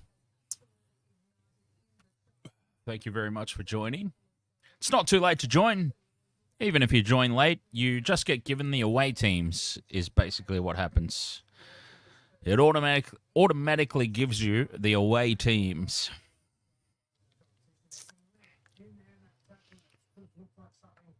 Lots of support here for the Rabbitohs. What have we got? We've got 1, 2, 3, 4. Not a whole lot of people out of the 45 have gone for the Sharks. I see about 6 or 7 maybe. Not even me, a Sharks supporter, has gone for the Sharks tonight. I thought it might be close. I was hoping that they put in this sort of effort. I really was. Certainly don't anticipate that they win. I just wanted them to put in a good effort and not be ashamed at the end of it.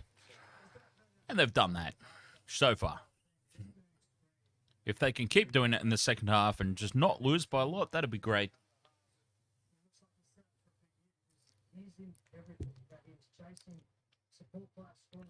12 points all. Halftime break. They must be coming back out shortly.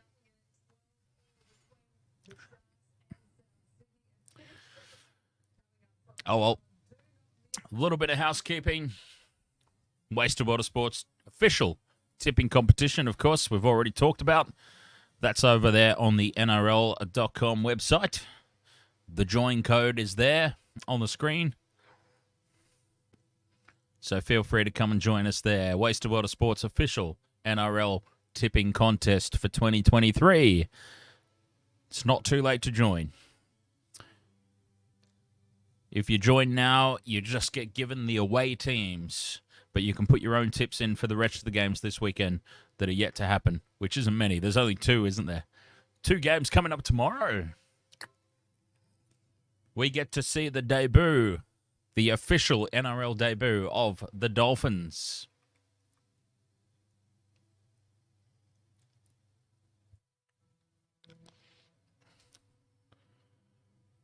Good stuff there. Discord, if you've got Discord, completely free to come and join our server. I share my screen and you get to see the gameplay footage over there. Not so much in the early rounds, but later on we do the commentary over there as well. So totally free to join, something to check out if you would like to. And of course, completely not expected, but very much appreciated. Patreon.com/WWOS. Patreon.com/WWOS. If you enjoy what we're doing here at Wasted World of Sports, you enjoy our alternative commentary, and you would just like to say thanks by becoming an official member of the squad, there's a range of options over there on Patreon with a variety of different rewards, starting from just $2 a month. So, as I said, not expected, but certainly very much appreciated if you would like to support the stream in that way. Otherwise, absolutely just being here, clicking like, clicking subscribe, clicking follow if you're on Twitch. That's all the support we really need as well. So thank you very much, everybody, for being here. 12 all here at PointsBet Stadium in Sydney. Sharks, Rabbitohs. We are getting a fantastic contest. If we could just scrub out that Bulldogs Manly game and forget that even existed, we've had a fantastic day of footy. Let's hope this one goes down to the wire as well. Down to the wire in the Shire. What's going on here? Hey, I think KO... You know, KO Sports has been kind of broken recently. I'm actually wondering if I go out of it and refresh it and go back in, I wonder if they're actually out on the field already. And it's just KO Sports is stuck in a loop. Because it has been playing up lately, the old KO. Nope, more commercials. Well... I don't need Macca's. I've got Subway in the fridge. This does feel like a really long halftime break.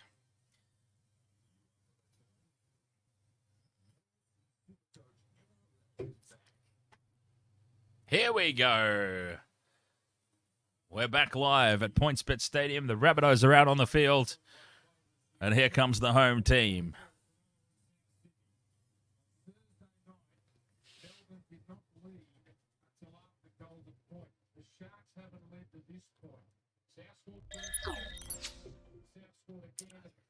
Second half, let's go.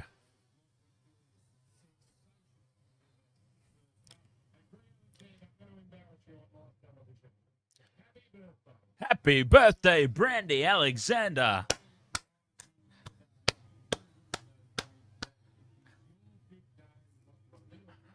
Greg Alexander's birthday. There you go. Cheers, Brandy.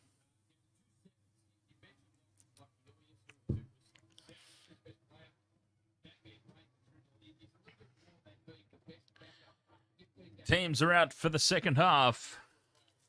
Can it possibly be as exciting as the first half? We are hoping. Wasted World of Sports here to bring you all the action. South Sydney get us underway. Sharks will get first use of the ball. Mulatalo. Mulatalo, Alex Johnston, Latrell Mitchell. That's who we need in this second half. Let's see some open flowing footy, and let's see some tries scored, and let's see this multi over the line. Brayley out of dummy half, trying to get the penalty, and succeeds. Cameron Murray not square at marker. Brayley scampers out of dummy half, gets that penalty, and the Sharks are off to a flying start here in the second half. The kick to touch will see them start this set. Mulatalo's looking around for a ball. He wants to go quickly. Here it is. And then he just throws it away because there's another one already on the field. Talakai taps it. 45 out from the line. Big defense there from Burgess. Burgess just lined him up and hammered him, but Williams keeps his feet and makes some post-contact meters. Sharks inside the Rabbitohs 30 now on tackle 2. A great position for them. They go to the short side. Moylan, short ball. Jesse Ramian smothered by 3 defenders. All the options are out to the left here. McInnes takes a hit up, breaks through 2, finds the inside pass. And then it's juggled, bobbled, and lost by Kafusi. Oregon Kafusi, piss off back to Parramatta, please. You're useless.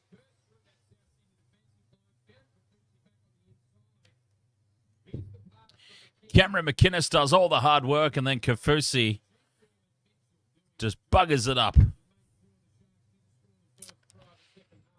Opportunity goes begging there for Cronulla, and those are the little moments. Those are the little moments that win or lose football games. And in the little moments tonight, the Sharks just have not been good enough.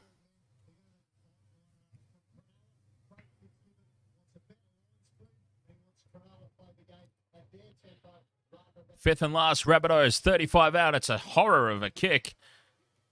But it's going to work out all right for them because Mulatalo has knocked the ball on.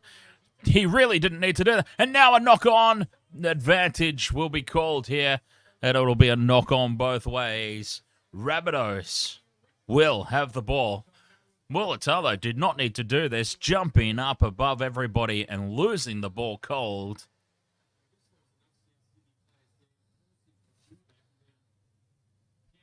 But then a mistake. Cameron Murray.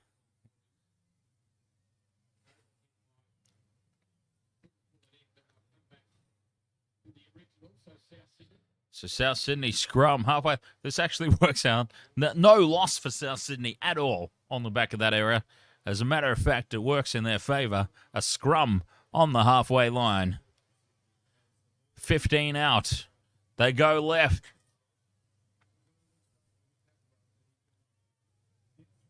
On tackle one. Better defence there from the Sharks off the scrum base than we saw earlier.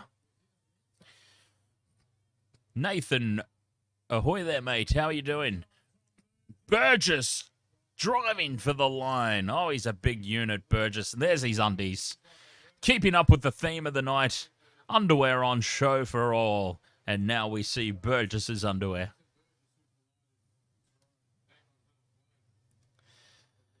Oh, and here's a head clash. That's going to be a HIA. Teague Wilton, I think it is. Goodbye, sir. Burgess and Wilton, I believe it was, for the Sharks. Head clash right there on the line. 17. No, it wasn't Teague Wilton. 17 for the Sharks is Jack Williams. Not the first time. For the first time that those two have collided tonight. Bit of claret on the chin there. Jack Williams, he'll be off for a HIA for sure. Bo Unit, Ahoy there, up the Tigers. Tigers are going to have a good year this year. Look, maybe not good enough to qualify for the finals, but I would be very, very surprised if the Tigers are cellar dwellers this season. I see a big turnaround for them under Benji Marshall and the leadership, the overseeingship of Tim Sheens.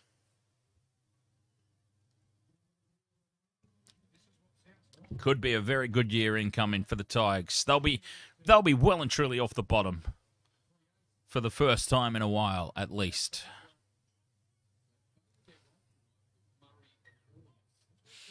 Tackle 3 here for the Rabbitohs. They're just a metre out from the line.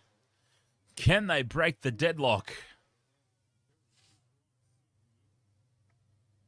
Burgess again, attracting many defenders. And he loses the ball cold. Burgess from hero to zero. That quickly it can happen. Drops the ball cold. They don't even get the opportunity to play the ball in attack.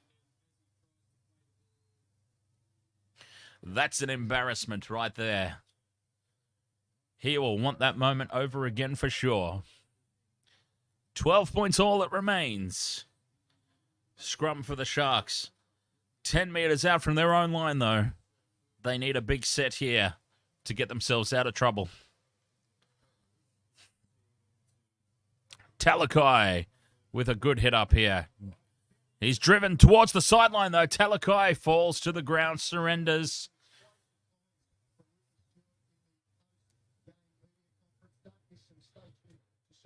And the big news coming from the sideline and James Hooper is apparently there was some explosive comments from Ricky Stewart in the post-game press conference. I can't even begin to fathom it. But anyway, Toby Rudolph with a huge mistake here. And the Sharks giving the Rabbitohs another opportunity to attack on the try line. Toby Rudolph, hang your head in shame, sir.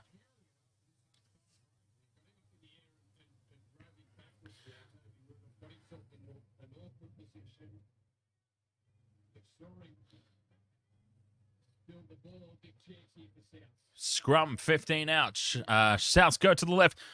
Mitchell hands it on to Tass. They are shut down, though. Tackle 1 inside the Sharks' 10. Pressure on. Big moment of the game here, I feel. Big moment. If the Sharks can hold on. It will be massive for them. Here's Burgess.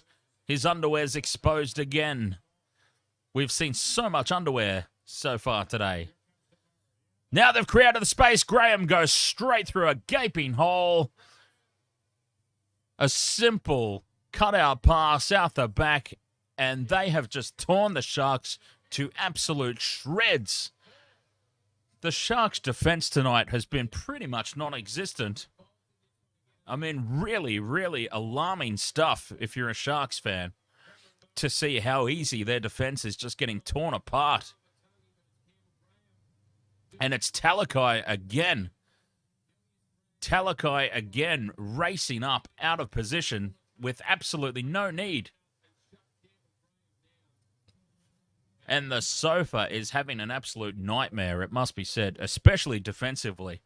Not for the first time tonight, Talakai completely found out defensively. And the Rabbitohs have just been slicing and dicing the Sharks' defense up, seemingly at will.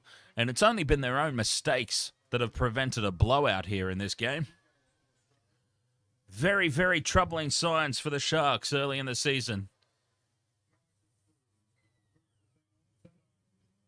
Defense essentially non-existent.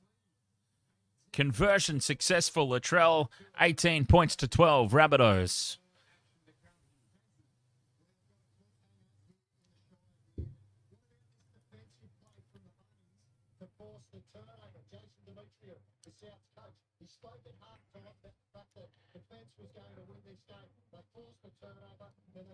Easy as you like there. Just a simple cutout ball out the back. Talakai, what was he even doing racing in that scenario? I've got no idea where his head was at. Talakai has got to be benched. He's done absolutely nothing since that one game against Manly last season. Somehow earned himself an Origin call-up, which shows just how out of touch Freddie Fittler is.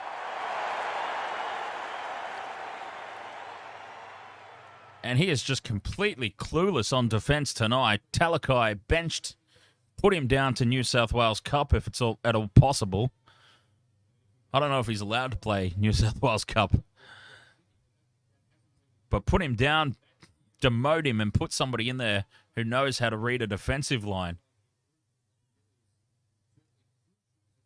Yes, that was Bo Unit. Bo Unit, thank you very much for the sub. Fifth and last here, Rabbitohs. They're back in Sharks territory again. The high ball. Mulatalo takes this one. Sarcastic round of applause to Mulatalo for holding on to the footy.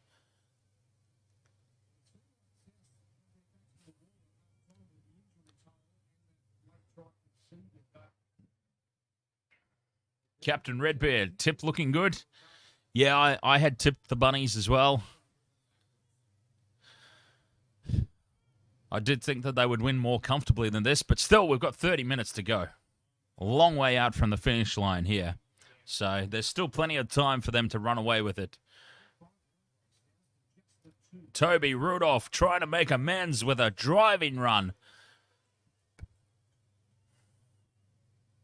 Takes the Sharks into Rabbitohs territory. Moylan with an absolute nothing kick. And once again, fifth and last.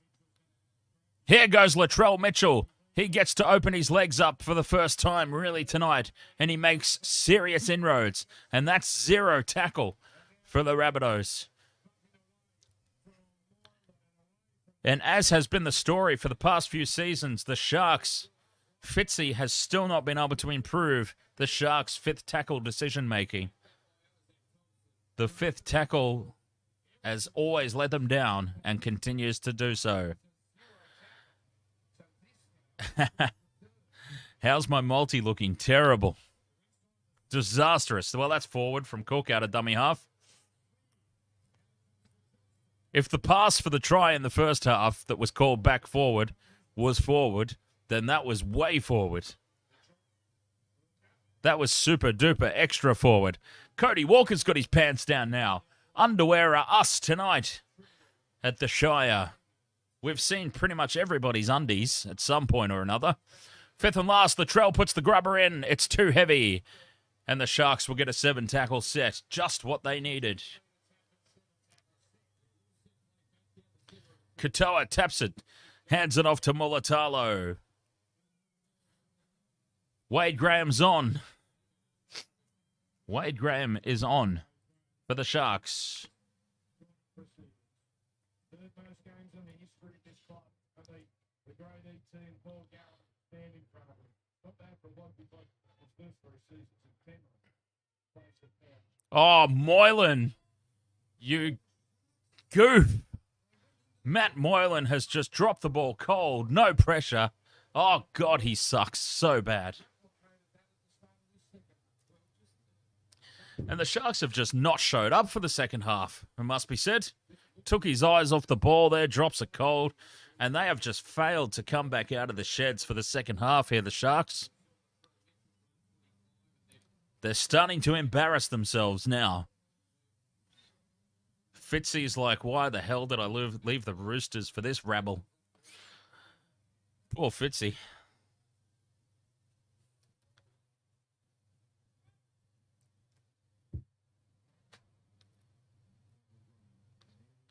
Poor Fitzy. Anyways, the Rabbitohs have just been gift-wrapped and presented another opportunity here. Can they take advantage of it? They haven't really so far tonight, as this game remains close. Murray goes on his own, breaks through one. Again, just slicing up this Sharks defense, seemingly at will. And now there's the mistake. It's early season rust. You've got to give everybody a little bit of a break. Shaq Mitchell. No good. And now giving up the penalty on top of it. A very relieving penalty at that for the Sharks. You've got to put a lot down to early season rust, of course. I don't think any teams are going to be firing at 100% in round one. My multi is absolutely cooked. Well, both of them are cooked. I've only got one leg so far across 2 multis. One bloody leg. Now Kennedy trying to wrestle some momentum back for the Sharks here. Graham to Trindle. Ramian now stutters and falls. Tackle 3. 15 out from the Rabbitohs line here. Rudolph with the hit up. Tackle 4, just settling it in midfield. Brayley keeps it to the left. Moylan holds onto the ball. Short ball, and then it's dropped by Teague Wilton. Ilias with a huge tackle again.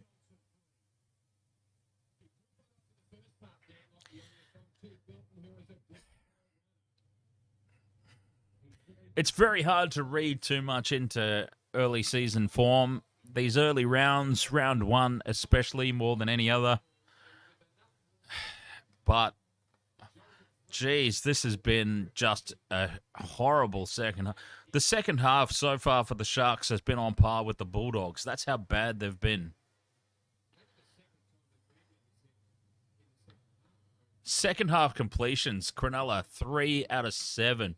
Unforgivable. The only thing that's keeping them in the game at the moment is that the Rabbitohs have only completed 4 from 6.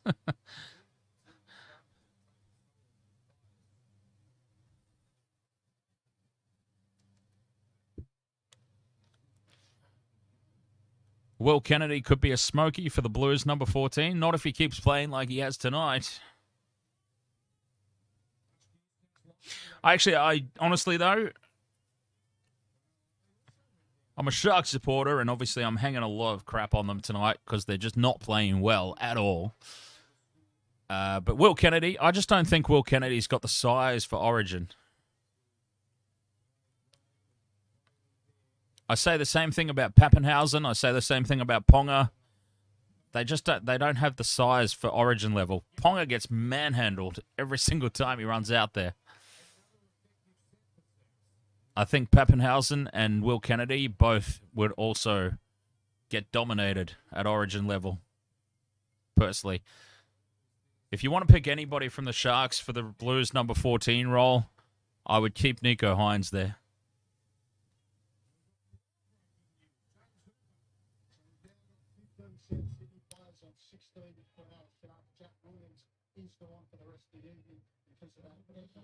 Okay, Jack Williams. Jack Williams has failed his HIA. Jack Williams is gone for the rest of the night.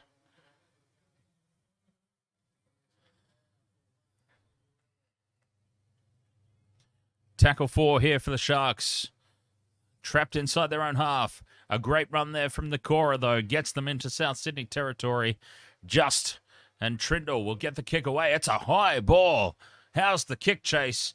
Latrell takes it and is swamped immediately. A clear tactic tonight to try and shut down Latrell Mitchell. Just put it high, race up on him, shut him down before he gets to get into full stride. So just a little bit of a holding pattern. The teams have been going set for set, mistake for mistake.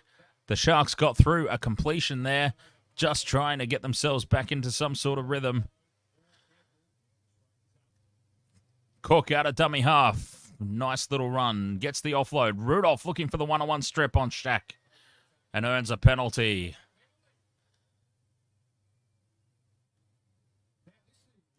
Take the 2. Take the 2. Take the 2. Take the 2. Take the 2.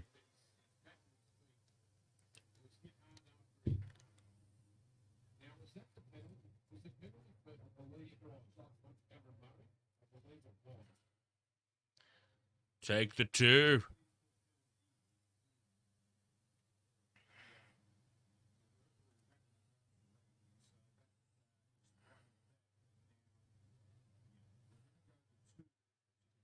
Oh, they are taking the 2. Yes. Take the 2. Hell yeah.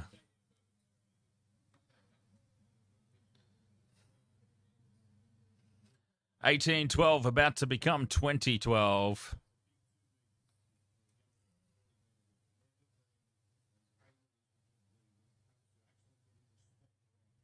Did the TV commentator just say anal? I'm pretty sure he did.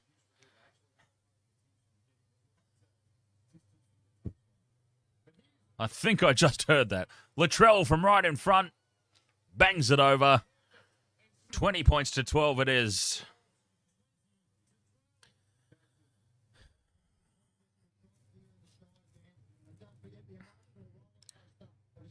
Oh, God, we can't escape State of Origin. I've been asked about State of Origin in the chat room.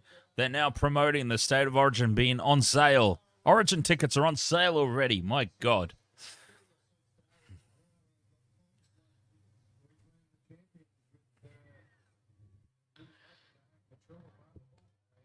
The last year of Freddie Fittler in charge of the Blues.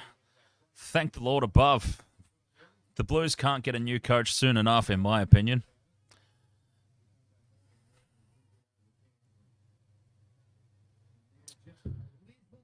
Well, with any sort of luck next year, Craig Bellamy will walk away from his role at the Melbourne Storm, and who knows, maybe a part-time Origin coaching gig is right up his alley.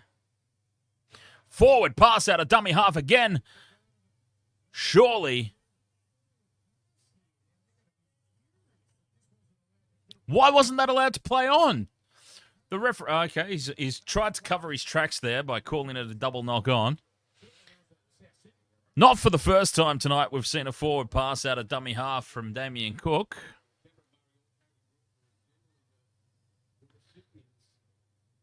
And he's called a knock on here against Wade Graham as well. Otherwise, that should have been allowed play on with some serious front foot ball.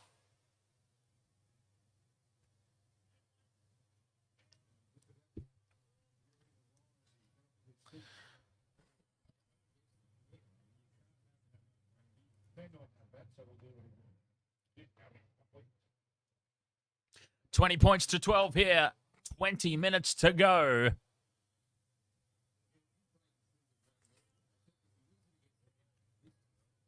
Another close game in the making here.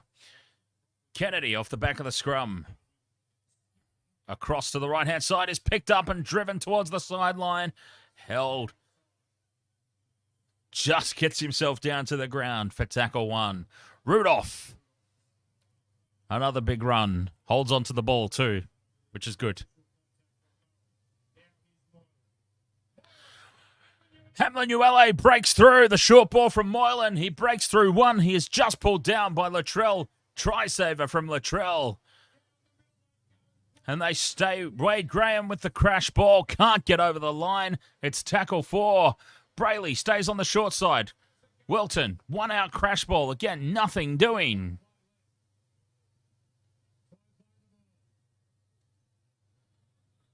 Fifth and last, Trindle kicks across field. How's the kick chase? The tap back. Kennedy puts it onto the toe. It bounces kindly for Johnston. Johnston has his head taken off by Katoa. And a relieving penalty. Souths getting all the calls, it must be said. South Sydney. Got to be honest about that. Viable solutions. Ahoy there, mate. If you've got Discord, feel free to join our Discord. There's a pinned comment up the top of the chat from Chuggy. Chuggy, everybody's favorite rockstar drinking stein.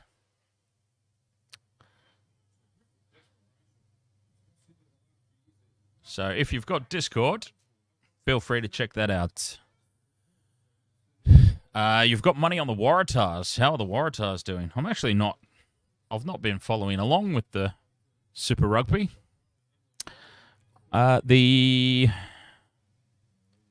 Who are the Waratahs even playing? They're not playing tonight. Oh, they did play. They are playing right now. I do apologize. Waratahs against the Fijian Drua. Waratahs 24-17. Surely you would anticipate that the Waratahs would have won that game a bit more comfortably. 20 minutes to go in that match. 59 minutes gone. Waratahs 24. Fijian Drua 17 over there in the Super Rugby.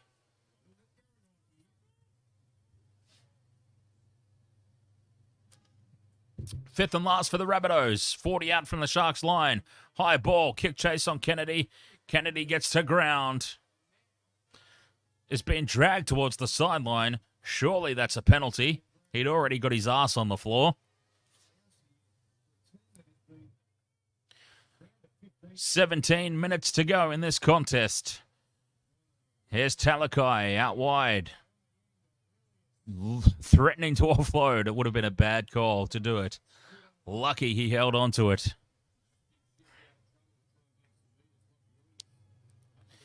Viable Solutions has got a Waratahs and Rabbitohs double. I see. Well, the Rabbitohs are no threat. I think you're looking very comfortable there for the Rabbitohs. The Sharks are just offering nothing here tonight.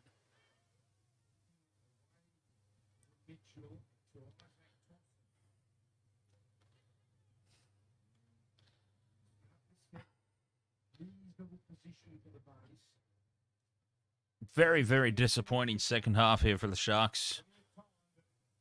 I wasn't expecting them to win, especially with Nico Hines out injured, but I was hoping they didn't embarrass themselves. But boy, they've embarrassed the bollocks out of themselves in this second half. An absolutely disgraceful display here in half number 2.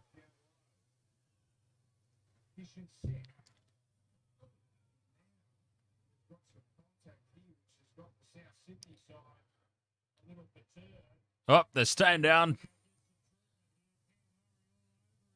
Cody Walker staying down, milking the penalty from Hamlin-Uele.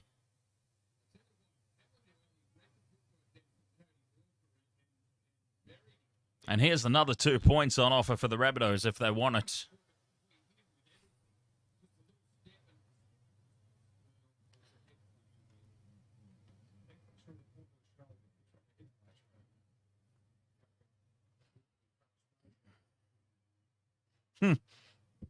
Viable Solution says never say no threat. You had New Zealand backed against England, and England needed 3 tries with 10 minutes to go, and they got the tries. That's true. I remember that. They threw that game away, didn't they? New Zealand. Speaking of the All Blacks, Ian Foster. Bye-bye, sir. Foster officially gone after the World Cup. That's a very unusual call for the All Blacks. The All Blacks usually judge their coaches based on World Cup performance, but they've already said, look, Fozzie, out. And I dare say Scott Robinson will be in. They haven't taken the 2. Penalty and a kick to touch and another full set of 6. Souths can put the game to bed here with 15 minutes to go. Full set of 6, 15 out from the Sharks line. 8-point lead. They can put this to bed here on this set of 6.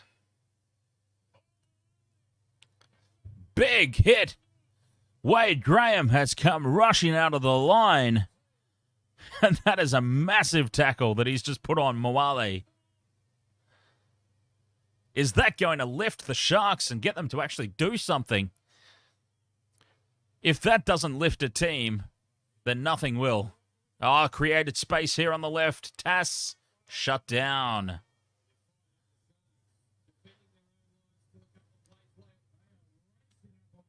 Burgess, flat-footed, but still makes post-contact meters. 5th and last here, Rabbitohs. Midfield, they go to the right-hand side. Ilias shows, throws it out the back to Mitchell, and again, they've just pierced them at will. Graham gets a second try. The Sharks have got big problems here. Down Talakai's edge on defense again, and they've just gone through as easy as you like. So easy once again for the Rabbitohs.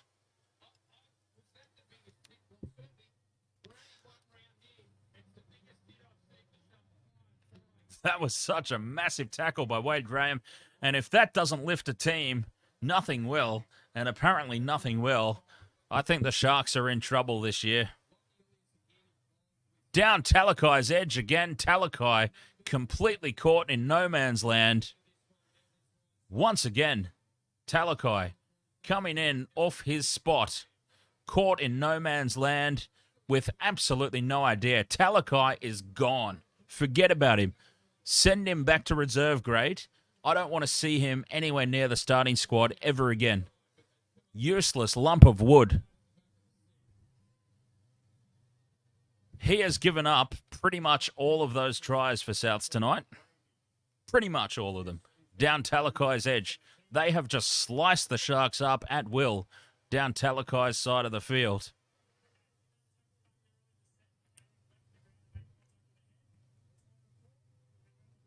$10 in the bin for Wade Graham. That big hit was apparently not legal. So just to make matters worse for the Sharks, Wade Graham is in the bin.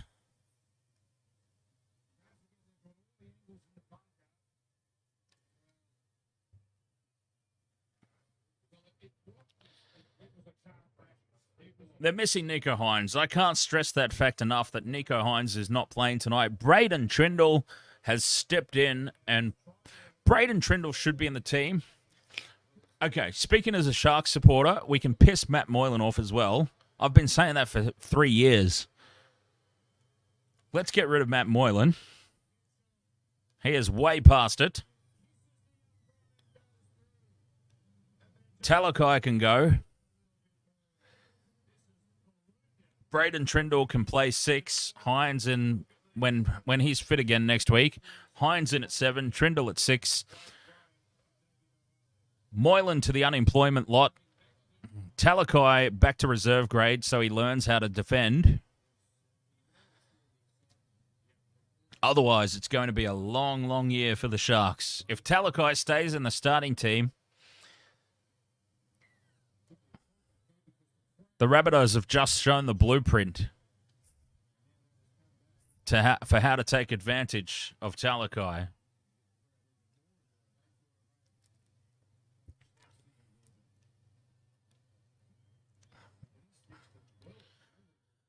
Well, 26-12.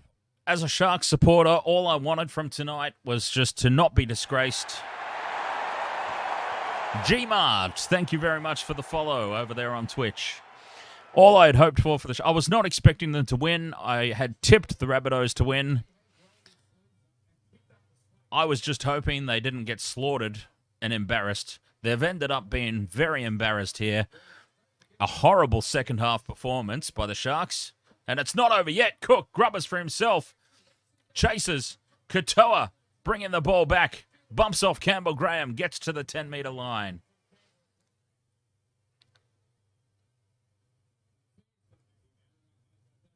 Talakai being shut down in attack as well. But an absolute nightmare from Talakai defensively tonight, must be said. Free meters, free tries. Down his edge all night. There's still 11 minutes to go. Oh, thank you very much, Viable Solutions, for the subscribe there. Very much appreciated. Fifth and last for the Sharks. Inside their own half. Trindle with the high ball. Latrell gets over and takes it and flicks it off to Thompson to bring it back. 12 all at the halftime break. The Sharks have just not fired a shot in the second half. From 12 all at the break, 14 unanswered points for the Rabbitohs for a 26-12 lead. And it could have been, probably should have been, so much more. No wonder Fitzy looks so... I don't know what the answers are, Fitzy. I don't know what the answers are, mate. This has just been a shambles of a performance. It's... Kennedy gets it off to Mulatalo. Globetrotter stuff now. Globetrotter stuff for the Sharks.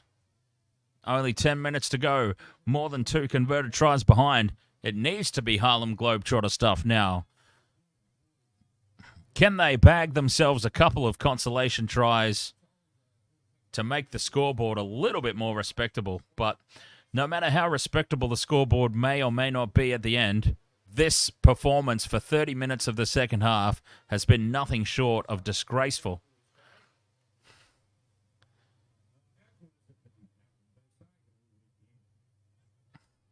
They just haven't fired a shot.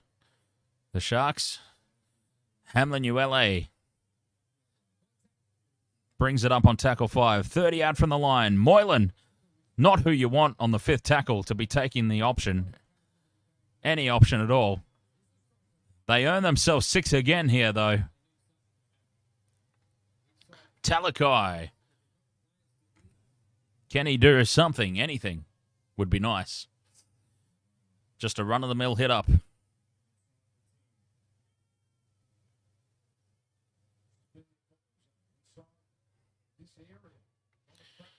Moylan out the back to Trindle. To Kennedy. Ramian straightens. Goes for the line. Scores. Jesse Ramian loses the ball. Or is he held up? He might be held up. Ramian straightens. Threatens the line. He is held up. He's turned and held up. Great defense there, Johnston. Johnston hasn't scored a try tonight, but he stands up on defense there.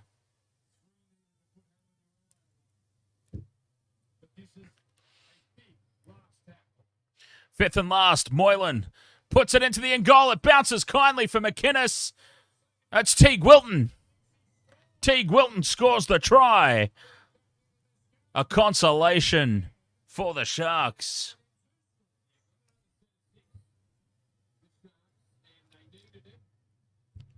A consolation try inside the last 10 minutes. Makes the scoreboard look a little less embarrassing.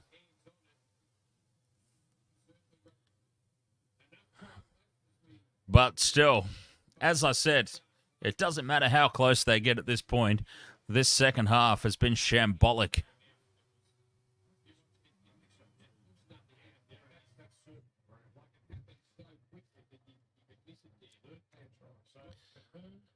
Try confirmed. 26 points to 16. Kick to come.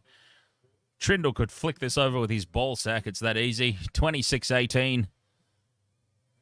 7.5 minutes to go. 8 points the margin. That penalty goal's looking mighty good right about now, isn't it? Huh? What do I always say?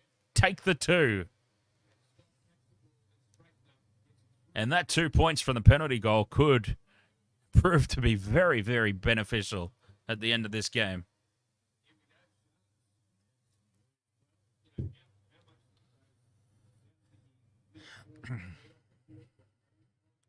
26 points to 18, 7.5 minutes to go. Wade Graham is still off the field too, by the way. The Sharks scoring that try down to 12 men. Tomorrow, 2 p.m, Dolphins, Roosters. Looking forward to that one. I think the Dolphins are great value for that 17.5 line that's been given. I would not at all be surprised if they run the game a little bit closer than everybody's anticipating. Here is an illegal strip, and the Sharks get a penalty. The door is just ever so slightly ajar with that.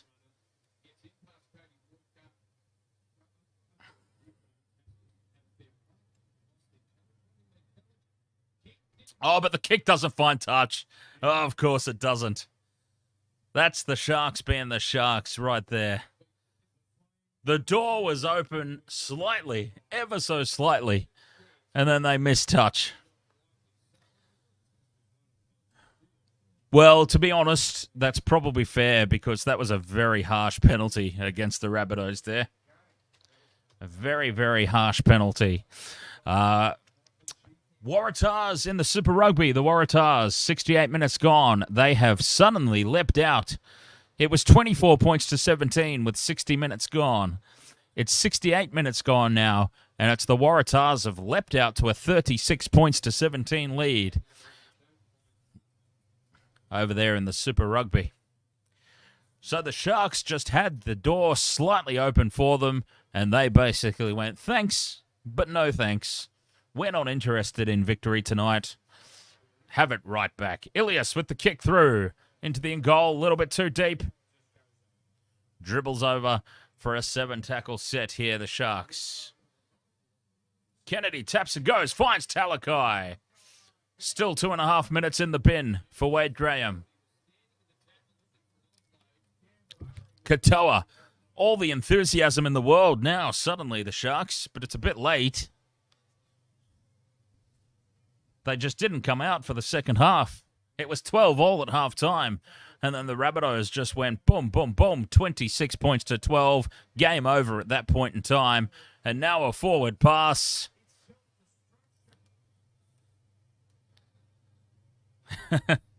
What a disastrous. What an absolutely disastrous. That can't be the forward pass that was called.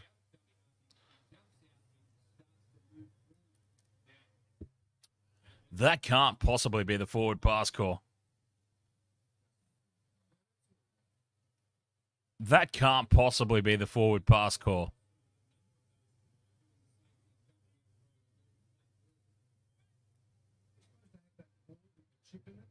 A kick right from the scrum because Kennedy is not back there. Katoa racing back, and he's going to get taken over the sideline here if he's not careful. Well, he is careful.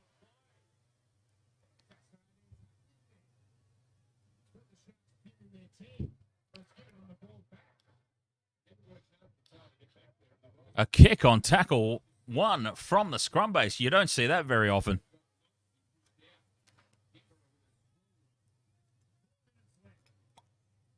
Four minutes to go, and the Sharks. McInnes. They have imploded in epic fashion here, the Sharks. The second half is completely non-existent for them. All I had asked for was that they didn't embarrass themselves, but my God, they've done more than embarrass themselves. They might only lose this game by 8 points, but by God, they have been an embarrassment.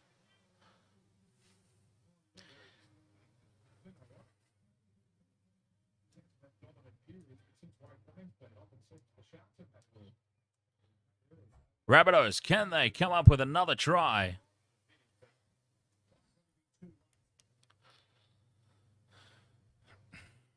My multi shot to pieces, so I don't care anymore. Who scores?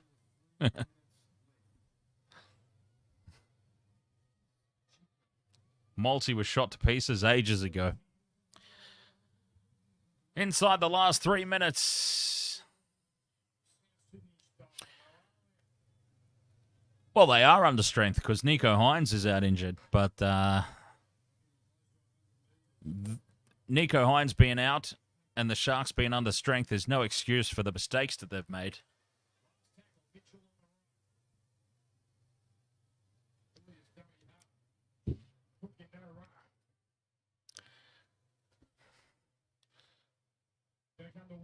Walker, Grubbers on the fifth and last into the in goal. Kennedy brings it back. 2 minutes to go. 8 points the difference. Can they bag themselves another try just to have something to talk about going into next week? After the Thursday night clash between the Eels and the Storm and the way that the Eels threw that game away, I actually had hope that the Sharks might win next week, but I dare say Parramatta would have to be favourites based on this display going into it. It might be a close game, though, in the battle of two teams that clearly don't want to win football games. Parramatta versus the Sharks. In the battle between who wants to not win the game the least next week.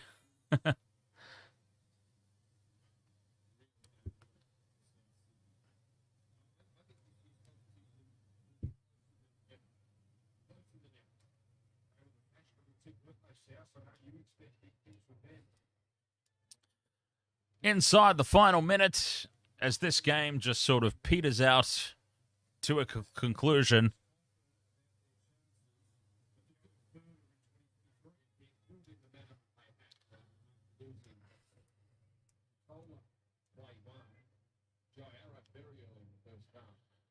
"30 seconds to go, and this nightmare can be over." 26 points to 18. As I said, as a Sharks supporter, I was just hoping that they put in a display. I wasn't expecting them to win. I tipped the Rabbitohs, especially with Nico Hines out. I had tipped the Rabbits. Oh, and KO's just crapped itself. Not for the first time this weekend. Well, it's a good thing that it wasn't exactly a gripping contest. Latrell Mitchell's gone the drop goal. 27 points to 18.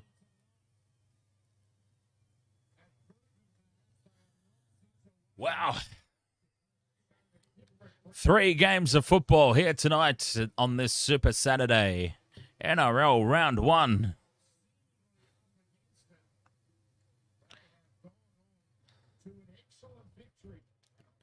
$27 points to 18. The NRL scoreboard's crapped itself as well.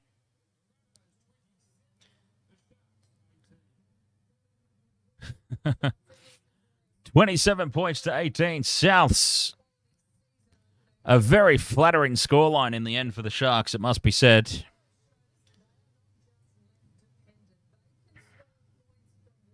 Very, very flattering scoreboard in the end for the Sharks.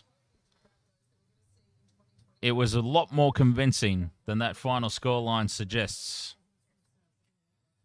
All right, Wasted World of Sports, thank you so much for your company tonight. It has been a long day, those 3 games, especially that bloody first game. That bloody first game, Manly versus Canterbury, actually nearly did me in. that game really, honestly, almost did me in. It was going to be very hard from that point to try and get through the entire day. So dreadful was that game. Really was awful. Manly got a huge victory in the end, though. What was it? Something like 36 points to 8 or something. 31 points to 6. Manly over the Bulldogs. But then we had a very gripping contest between the Cowboys and the Raiders. That one went down to the wire with the Cowboys taking it 19-18. And this game, don't let the scoreline fool you, 27 points to 18. We had a really good close game of footy for the first half, but it was all South Sydney in the second half. Souths dominated the second half, 27 points to 18, with the Sharks not even firing a shot. It's going to be a long, long year for my Sharkies. They just got cut to pieces defensively, and were it not for some simple errors by Souths, the scoreline would have been a lot more of a blowout. So they can thank the lucky stars above that Souths were also just a little bit rusty tonight. Nico Hines out, of course. Hines will be back next week.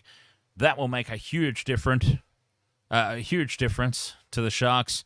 And with any luck, Fitzy's going to drop Talakai to the bench, or even better, out of the team completely. So we won't have that to worry about either.